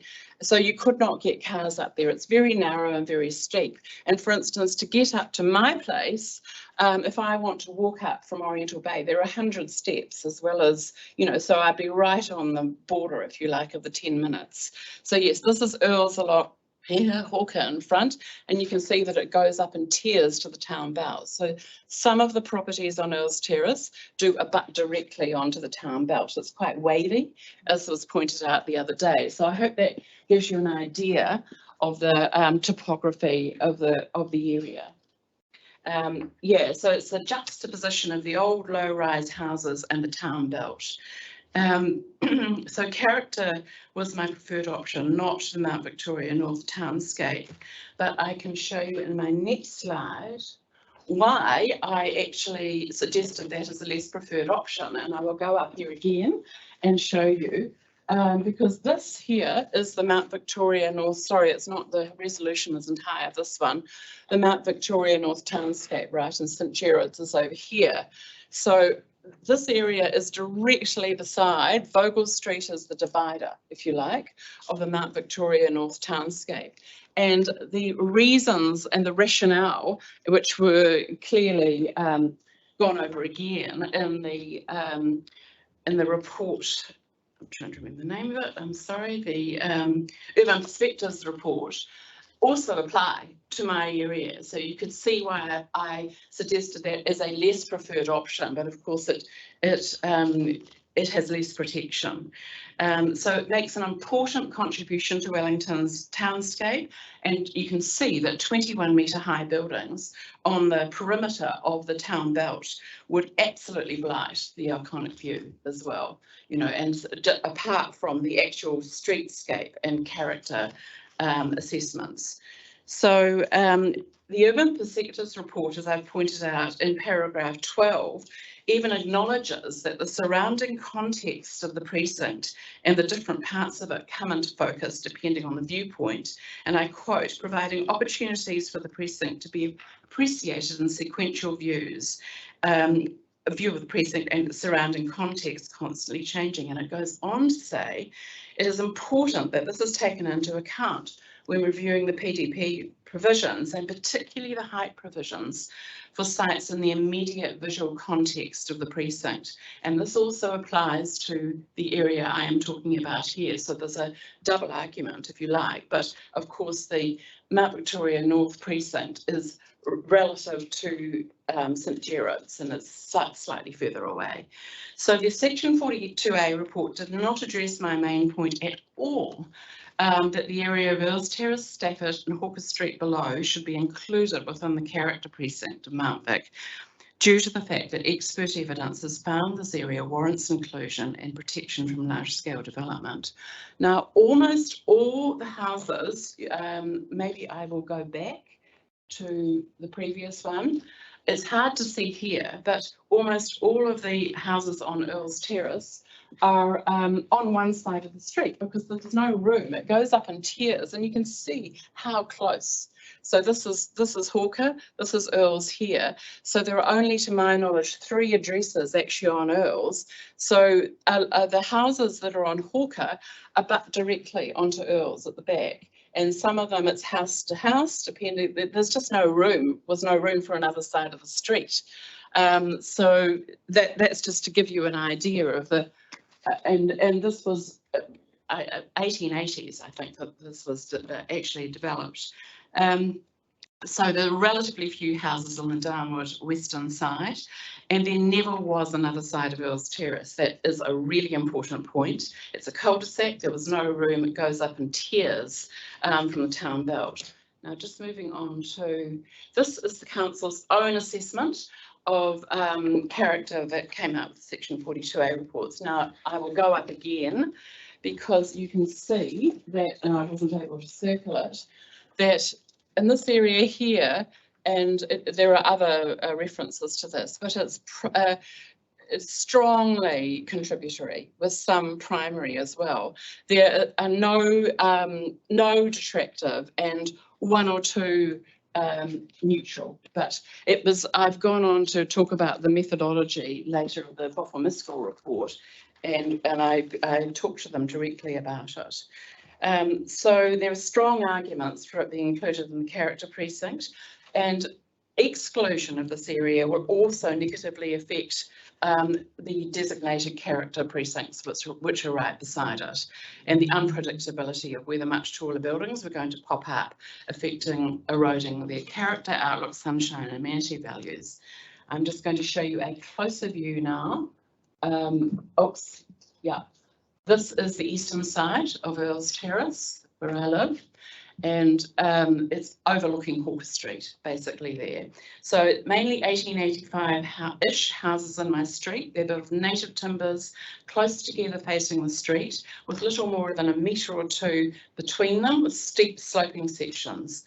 And the street runs north to south. So the shadowing the maunga means that sun doesn't reach in midwinter our houses until 11 or even just before midday. And there have been modifications, but it's interesting, and they're lovingly renovated. So this was an area where Greek immigrant families came in the 1930s, and a lot of them filled in the verandas, and of course they were taken back, basically. From the 80s onwards. And I just want to go on to, I haven't put a slide on it, but the Heritage New Zealand recommendation and their submission to the spatial plan strongly included this area, and also Historic Places Wellington backed this, even though they didn't include it, it was an omission in the map today, and that's being rectified. I've referred there too to the Boffa-Miskell report. And I contacted because I was mystified about there were some small blank areas as to what that meant and why, but it does not mean that they are detractive or even a preponderance of neutral. And I note that at least 2 areas that were also similarly non-shaded completely have been included in the section 42A recommendation. So I think that's quite important. Yeah, so the area does meet the criteria. Just to finally, you can see this is a shot because it's a cul-de-sac. So from the end, there's just one house here, next to mine, and then you go down, it's steep down that end. So there are all kinds, you can see how narrow it is. I've been told that fire engines, even possibly ambulance, you can hardly get a car through here at times. It's just madness to think about zoning it to 6 stories. So this one Vogel Street was rebuilt basically, and for 2 years it held, there's no turning point either. So it's actually, there are health and safety issues and other reasons. And I've noted there too, because I thought you would be interested, I experienced flooding, as did the houses beside me, in 20 and 21, and it was a combination. Water comes down from the maunga, you can't see here, but it's very steep. Sections just go straight up like that to the town belt. So there are rivulets that keep changing the whole time. Plus there was a problem with a house further up in Vogel Street. 6 months, water pouring down my steps, etc. Same with the neighbours. I ended up having a slip. We actually had to get the council involved to, I won't go into it, but it virtually became a legal case. But I was told then that the pipes that run along there are so totally inadequate. And of course, there have been major leaks around my area too. And it's the 17th steepest street, sorry, there's a mistake in here, in Wellington. So it's constrained by poor access and infrastructure and shouldn't be zoned for high density for those reasons, as well as character. And I've talked about dominance and sunlight. If 6-story buildings went up here, for example, in front of Earl's Terrace, you would end up with virtually no sun in some of those houses in midwinter because you don't get it anyway until about midday, and there's no sun from the side whatsoever in winter because they are cheek by jowl. There's tiny bit in the summer. So afternoon sun from the west is the only winter sun, and it's also vital to warmth, dryness, health, etc., and the integrity of those native timbered houses, which will rot. We've talked about the townscape, just finishing, and also wind. This is classified, you will see if you go in, as an extreme wind zone area. So high buildings would exacerbate that. I support many of the other submissions that have appeared before you, including Andy Foster, Glenn Scanlon, further down Earl's Terrace, who said that, made the good point that no amount of walking to work is going to compensate for living in the dark. And I just want to leave you with a thought. And it is that to lose our history and heritage is to lose our memory, our connectedness as people, and inspiration from the past for the future. Thank you. Thank you, Ms. Borland. Could I ask Commissioner to do just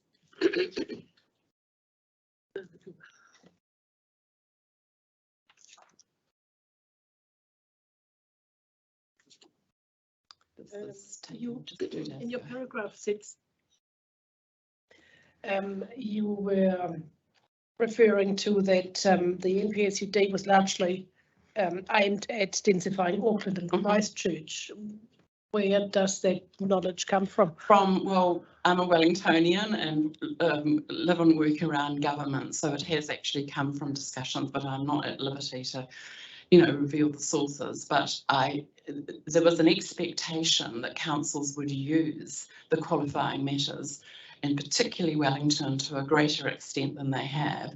And also it was acknowledged that the NPSUD was a very blunt instrument and needed further refinement before it actually came out. But of course the government was under so much pressure because of the housing issues, etc.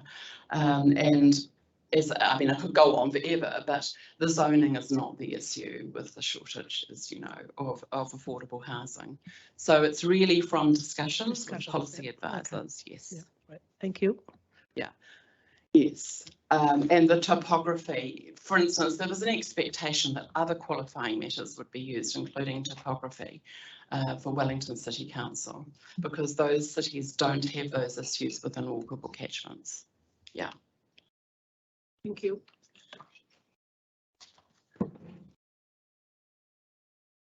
Just two actually. So you clarified that Earls is just one side, and you essentially look into the back of Hawker Street, is it? Yes, that's Hawker there. You see those houses at the back of the houses on Hawker. So that's Earls there. Yeah. Okay, that was one. The other thing, I just wanted to let you know that your submission has been addressed in the section 42 report at paragraph 361. Yes, but I've clarified that. It only addressed my least preferred option. Okay. So I have no idea. I mean, how it was missed out that I was actually arguing for the character precinct. So the rebuttal of it is, in my view, spurious because it did not address my main point. And legally, I don't know how you get away with that, you know, because it simply was not addressed. So it was clearly the less preferred option, but why not address what I was actually arguing for? I don't know. It wasn't addressed at all. No, I was aware of that. Mr. Lewandowski is listening to your presentation, so he will be able to address that in his reply. Yeah, I mean the Mount Victoria North Townscape precinct inclusion within that as the less preferred option was clearly much easier to go, no, it does not count, just because of the actual distance from St Gerard's. But I would have liked the inclusion within the character precinct addressed. Yeah, thank you. Okay, thank you, understood. Mr. McMahon? Just one from me, Ms. Borland, and it relates to the actual boundaries that you would prefer to see for the character precinct. You referred to the Heritage New Zealand's recommended addition to the spatial plan. Yes. Just can't recall what your position is on the proposed plan, whether it's the same position or whether it differs. Sorry. You're adopting. You're telling us that Heritage New Zealand recommended this area comprising Earls Terrace, Stafford, should be included in the character precinct, and that was their position on the draft spatial plan. Yes. Is that also their position on? Yes, it is. Yes, and you would adopt the boundaries that they've suggested. Yes. Thank you. Yes, and that's I've actually outlined them there. It's quite hard to read that, but it's basically paragraph 20. Yes. Yes. Yeah. And I mean, they are the government's main advisor on heritage, so it's fairly strong evidence too. Yes, thank you. Thank you. I think that's us. Thank you very much. Thank you very much pleasure. for your time. Thank you. And adding to our fund of knowledge. Thank you.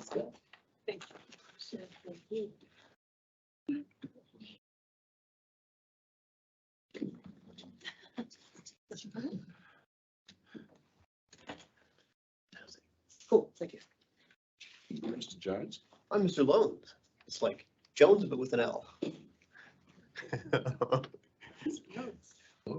Hello. Can you just go slow with that? Like, yes. We actually have someone programmed in front of you who's coming in virtually, but they may have IT problems, so that may be just just go slow, and we'll just sort that out and figure out what we're doing. So could you just tie-ho for a moment? Happy to do so. Absolutely. Thank you. No problem. Are you there, Mr. Plummer? Yes, g'day. It told me I couldn't unmute, but I can unmute, so hi. Yes, we can hear you, so that's signs of progress. Great. What would you like me to do? I can talk to you briefly, and then answer questions. Is that useful? I think that's the most useful thing at this time of the afternoon. Yeah, I share the feeling. Hey, so look, thank you for your time. And I suppose just by way of context, I come at this issue from a couple of angles. Firstly, my employer is a large New Zealand-based engineering consultancy, We're the largest professional services firm in New Zealand, and our Wellington office would have 300 people based in it, all ages, but certainly a lot of my younger colleagues who I've talked about this issue quite a bit. And I think this is the first thing that's really important for me, is that we've got a whole cohort of young aspirational homeowners who are working for us, and they're the engine room of our business in Wellington. They are what drive our productivity and our ability to deliver projects in Wellington and all over the world. But we do need to have these people in Wellington, and Wellington has to be a viable proposition for them. So that's one side of my brain process on this. The other side of my brain process is that I own a house in Wright Street in Mount Cook. It's an ex-gang house, and the house next door used to be a former brothel. I suddenly don't have the gang living here anymore, and the brothel next door has packed up a number of decades ago. But it's a pre-1930s timber frame house on Wright Street, which is part of the protected character district, even sort of I think in the draft plan. So I'm slightly removed from the concern that people who are on the cusp of whether they're in or out are, the people who would be directly impacted. I think that the interesting thing about my house is that the house next door is absolutely identical. So these are 3-bedroom, small family homes on steep sections. My house is warm and dry. The other house next door probably not quite so warm and not quite so dry. And each year, that house rotates between students and young professionals. So very typical Mount Cook blend on our street. We've got homeowners, long-term tenants, and then some shorter term students and young pros. And starting to think about this issue a couple of years ago, it really made me realise that actually one of our city's fundamental problems that's really driven a lot of the heat in this issue is that we have a huge shortage of accommodation for students and people who are a couple of years out of university, many of whom are in houses that are actually really good family homes, and conversely, probably not great houses for people starting out, particularly when it comes to pay their heating bills. I think it's also worth just pointing out that houses like mine are the most successful housing typology our city has produced. Newer housing styles have had countless issues, so things like leaky homes, seismic design problems, and quite often just plain shoddy workmanship. So those are probably that's why I'm setting out. Those are the two sides that I come to this issue from. I think another observation, just as a bit of context, that I found hugely frustrating about the process when it was being debated up until the point the council voted on it, and why I'm delighted about this process is it felt that the debate had become incredibly politicised, and I think there was quite a lot of it felt like there was a lot of class warfare going on almost. People, pointing out about $1 million homes, and in the same breath, pointing out at one house that would be very nice on the street, and then next door saying, "Oh, that's a cold, leaky, damp home," and not realising that they're actually both fundamentally the same.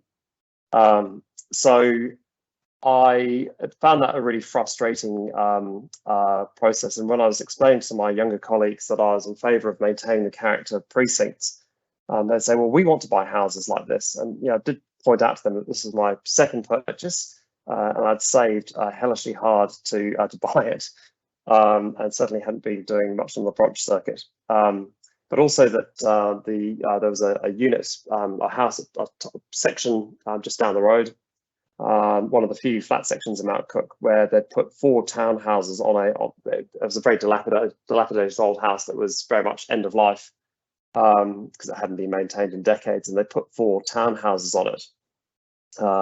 And these are absolutely what we need to see in Mount Cook. So I'm absolutely not anti-development, but it's about getting it right. And these townhouses are 2 stories high. They've got 4 units onto the section. They're really nice, potentially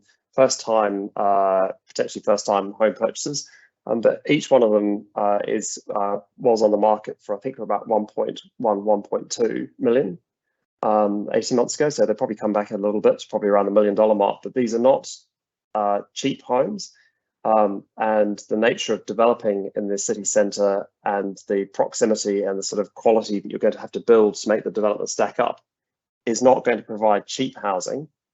it's certainly going to provide more housing. So that's probably the another key sort of thing for, I think, to acknowledge, is that we want to get good, well-proportioned houses that are the right fit into the area. The cost of development, small sections, other issues like there's just lack of infrastructure.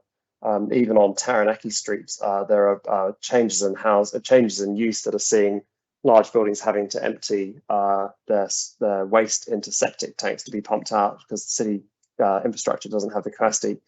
So how on earth are you going to get that extra capacity into the suburbs before you start tackling those the development potential of the CBD? Didn't make sense to me, and it didn't feel particularly well thought through.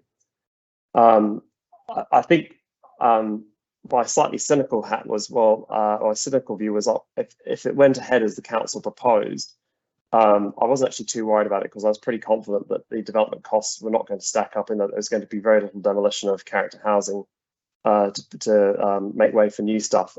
So with the one hat that wants to keep the character precincts, I thought, well, that's brilliant. I don't need to worry too much.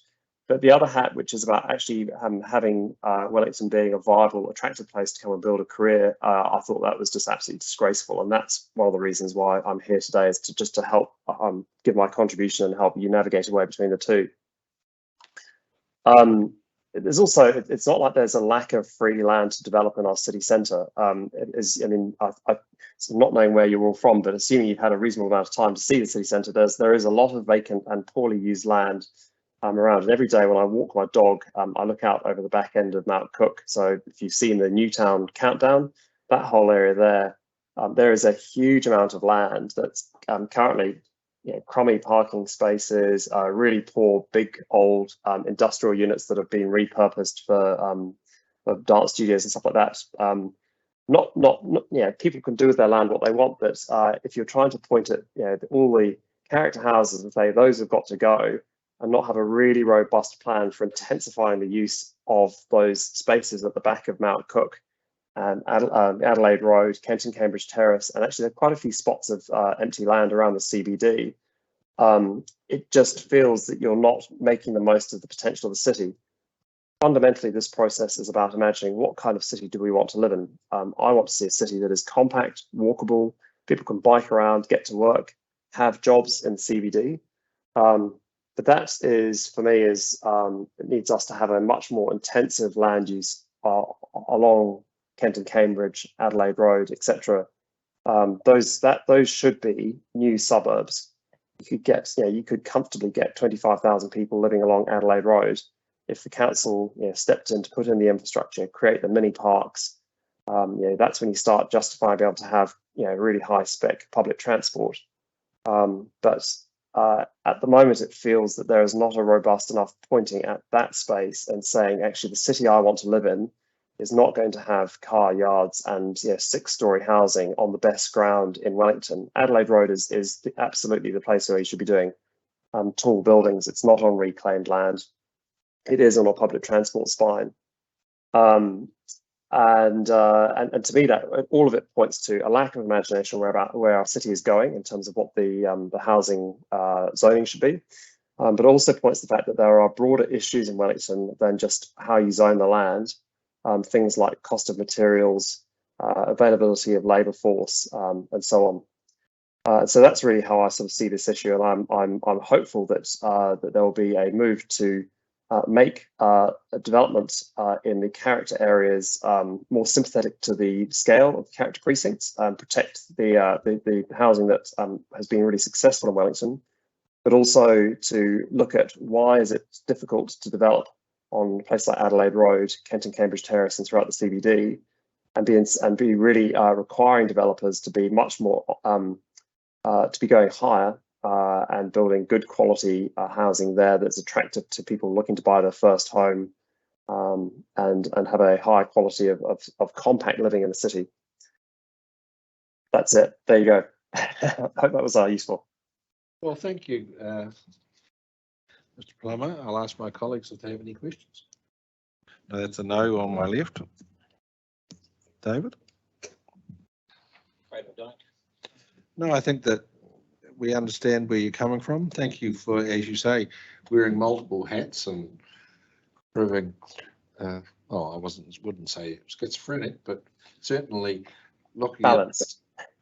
looking at it from, as you say, both sides of the coin, and that's part of the issue that we've got to grapple with, and because we're hearing from both sides, pitching their point of view and trying to meet in the middle somewhere. Well, one thing I was just going to say is I understand about 15 years ago there was a plan to put a lot more infrastructure into Adelaide Road. That I think ended up the council defunded that. If you look at what's happened on Victoria Street in the last 5 years, I think there've been something like 8 big apartments buildings go in. I mean, these are big units that are, I think, are 8 to 10, 12 stories high, if not higher. I mean, they're big developments that I think one of them's got 240 apartments in it. But that's because the council put in the infrastructure. The Victoria Street upgrade was all about getting in the capacity for the Three Waters like infrastructure so you could build big along there. So when council gets that infrastructure in, people do build. But it does need council to have that vision to put the money into it to deliver the project. I just really would love Adelaide Road to be a high quality place to live. I just think it's absolutely disgraceful of the current state. There was one other thing I just wanted to address briefly, which is this is just a tangent, but it's a frustration with Kāinga Ora, who I understand have been submitting to you on their views. So again, I really love the fact that Central Wellington is diverse, and I would like to see, I'm very happy seeing Kāinga Ora having people living in the city centre. A huge frustration of mine is that just down the road from us, right at the end of Wright Street on Hargrave Street, there is a new big Kāinga Ora development going in. I have absolutely no problem with the development being there or the sizing. My frustration is there's a look to Central Wellington, to the inner city suburbs. And part of, I think, being in a close environment is that you have to learn how to get on with your neighbours. My neighbours walk my dog, I walk their dog, we drop things off to each other. That's one of the joys of living here. So in that same level of neighbourliness, it would have been nice if Kāinga Ora's developments actually tried to fit in and look like they belonged in Mount Cook. But they don't. They've got this sort of big beige block with these very sort of plain beige facades, and it looks nothing like the surrounding area. And I really feel for the people living there, because they clearly live in a KO development rather than feeling like they live in just another part of Mount Cook. So it's a frustration with Kāinga Ora that I wish in their desire to develop across the city that they understand what it takes to be part of a community rather than just be a government agency delivering housing, whether you like it or not. And I think if they'd learned, made some progress on trying to work out how their things fit in visually, they'd have a slightly more sympathetic reception, but at the moment they aren't. Okay, Mr. Plummer, thank you very much for hooking in. We appreciate your input. Enjoy your Easter. We will. Thank you for having me. Appreciate the time. Lucky last. All right. Fantastic. So firstly, I just want to thank you all for being here. Oh, is he still here? I think he's frozen, so he exit stage left. Fantastic. So I really just want to appreciate your time today and to hear me out on this important issue for our community. So I hope to sort of be relevant and pretty brief. So to clarify, I'm speaking about submission number 389, which should be on your thing, in which Taranaki Whanui Limited is attempting to remove open space, significant natural area, hilltop, and other environmental protections on government land on the north end of Te Motu Karangi, otherwise known as the Watts Peninsula. I am wholeheartedly against. Otherwise known as Watts Peninsula. Watts Peninsula. Yes. I am wholeheartedly against attempts to urbanize this area, and here's why. Short story. So I arrived in this area accidentally just a little over 20 years ago. I say accidentally because I really didn't think I was going to be here for more than a few months. I was brought in to pinch hit a particularly difficult computing problem, and then I planned to bug off to California again. But then something weird happened, something completely unexpected. I fell in love, but in this case, not with a person, but with a land and its peoples. I fell in love with New Zealand. The rich rugged coastlines, sparkling sort of temperate rainforests seemed everywhere. The people I met were warm, welcoming, and friendly to the point of suspicion for this city kid. And somehow in the middle of all this was a space called Mount Crawford at the north end of Te Motu Karengi, which I discovered while working on a movie. Over the years, I watched, sometimes in amazement, at the changes in mood across the land, from insane and strangely wonderful full-scale southerlies complete with sideways rain, to stunning, clear, and warm summer days.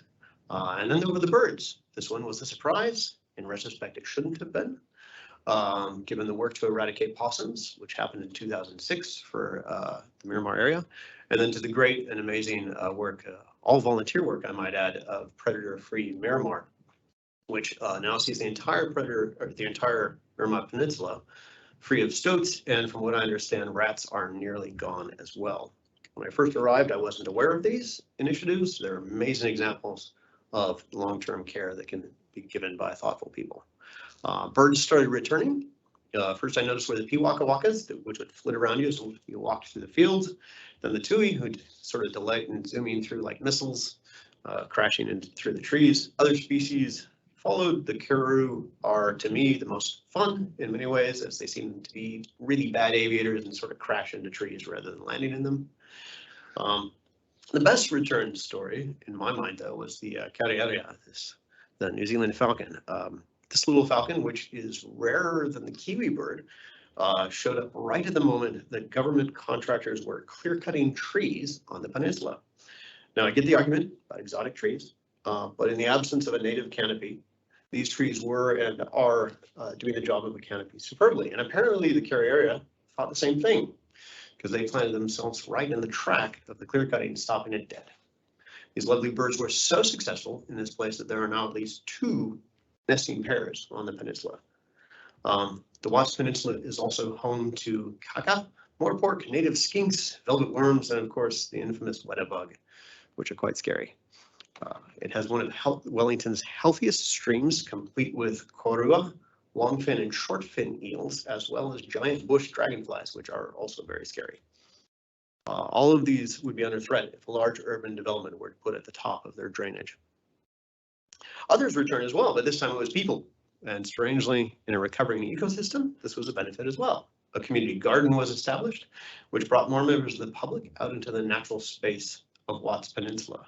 In a rare example of community action, one member became many, and now there are over 100 regular users of the gardens, and they attract many other visitors as well. Given the council aspirations for green space and food independence, this is an amazing achievement, all of which happened with no coordination from central or local government. It's a recreation place for walkers, bikers, and nature lovers, as well as a place of exploration and learning for local students. We therefore have in Watts Peninsula one of the most unique opportunities in the modern history of Aotearoa. We have what is very nearly an island, a predator-free island, yet it is an island that's connected to this great little city of ours. In Watts Peninsula specifically, we have what is nearly complete and single contiguous ecosystem that is generally free from development, with the exception of Shelley Bay. So imagine that, a single contiguous ecosystem within spitting distance of the city, a Zealandia, but with almost none of the costs associated with that remarkable forward-thinking project.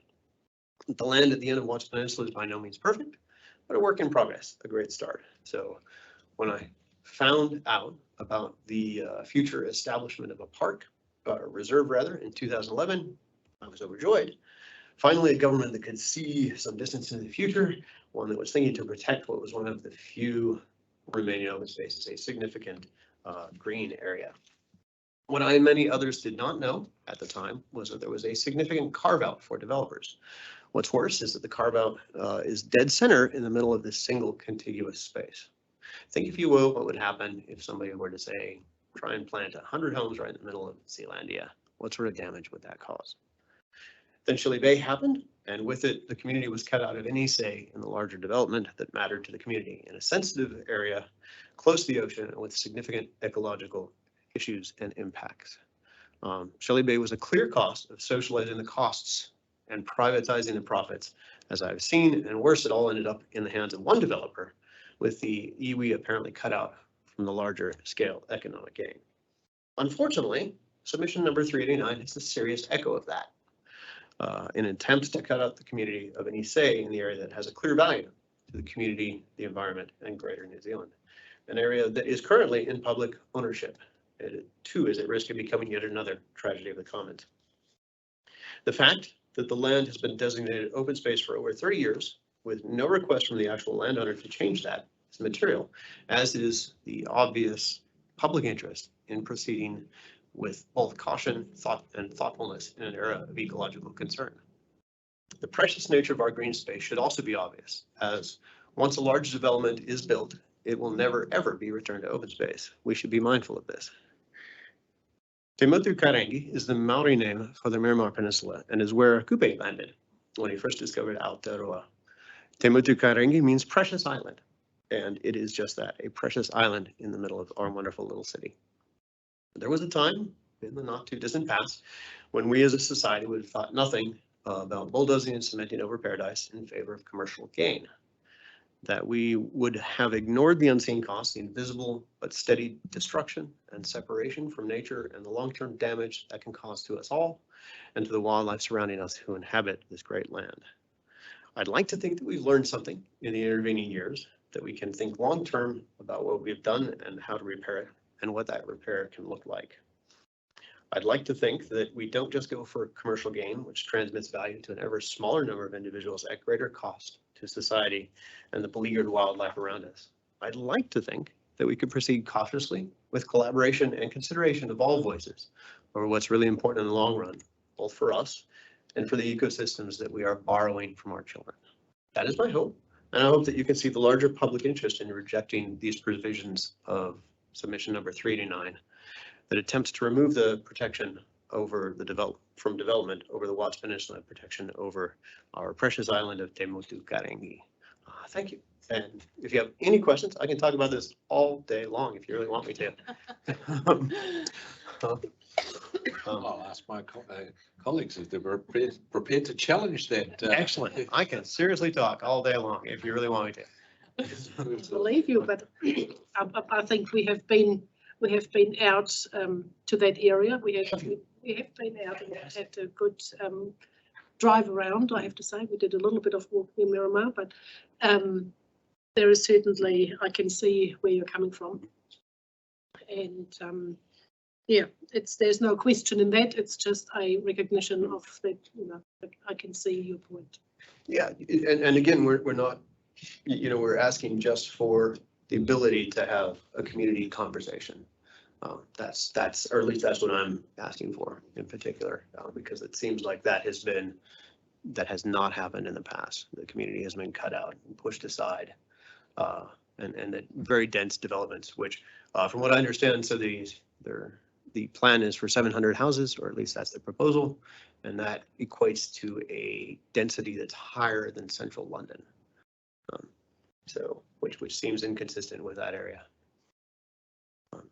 And I would encourage you to all go out there and have a walk around, and in particular, pay attention to the birds because they're hilarious. They really are awesome. I once watched a caribou try and eat some, or not a caribou, sorry, one of the New Zealand falcons, excuse me, try and catch a Piwaka and the falcon flew in, the Piwaka stepped aside, the falcon tried again, the Piwaka stepped aside again, falcon tried a third time, stepped aside again, and then the falcon just gave up and left. It's an amazing space. Commissioners? I don't have any questions either, thank you, it's very clear. Fantastic, cool. And that we haven't heard from the Taranaki Whanui in support of their submission, and it doesn't look like we're going to, so we'll take your comments on board and we'll think hard. Fantastic. I appreciate your consideration, and now let's all get out of here and have a beer. Or coffee, or tea, or gin and tonic. I don't know what. It's a very appealing prospect. Fantastic. Thank you, Commissioner Lutz, Commissioner Roberts. Thank you very much. And Commissioner McMahon. Did I get that right, McMahon? Well, if you're in California, yes. Oh dear, I've done it totally wrong, haven't I? Because I am from California, so. McMahon. Apologies. Awesome. Fantastic. Have a great weekend and enjoy. You too. Thank you for your time. We'll adjourn the hearing back 9 a.m. on Tuesday. Happy Easter. Easter now. Thank you, you too.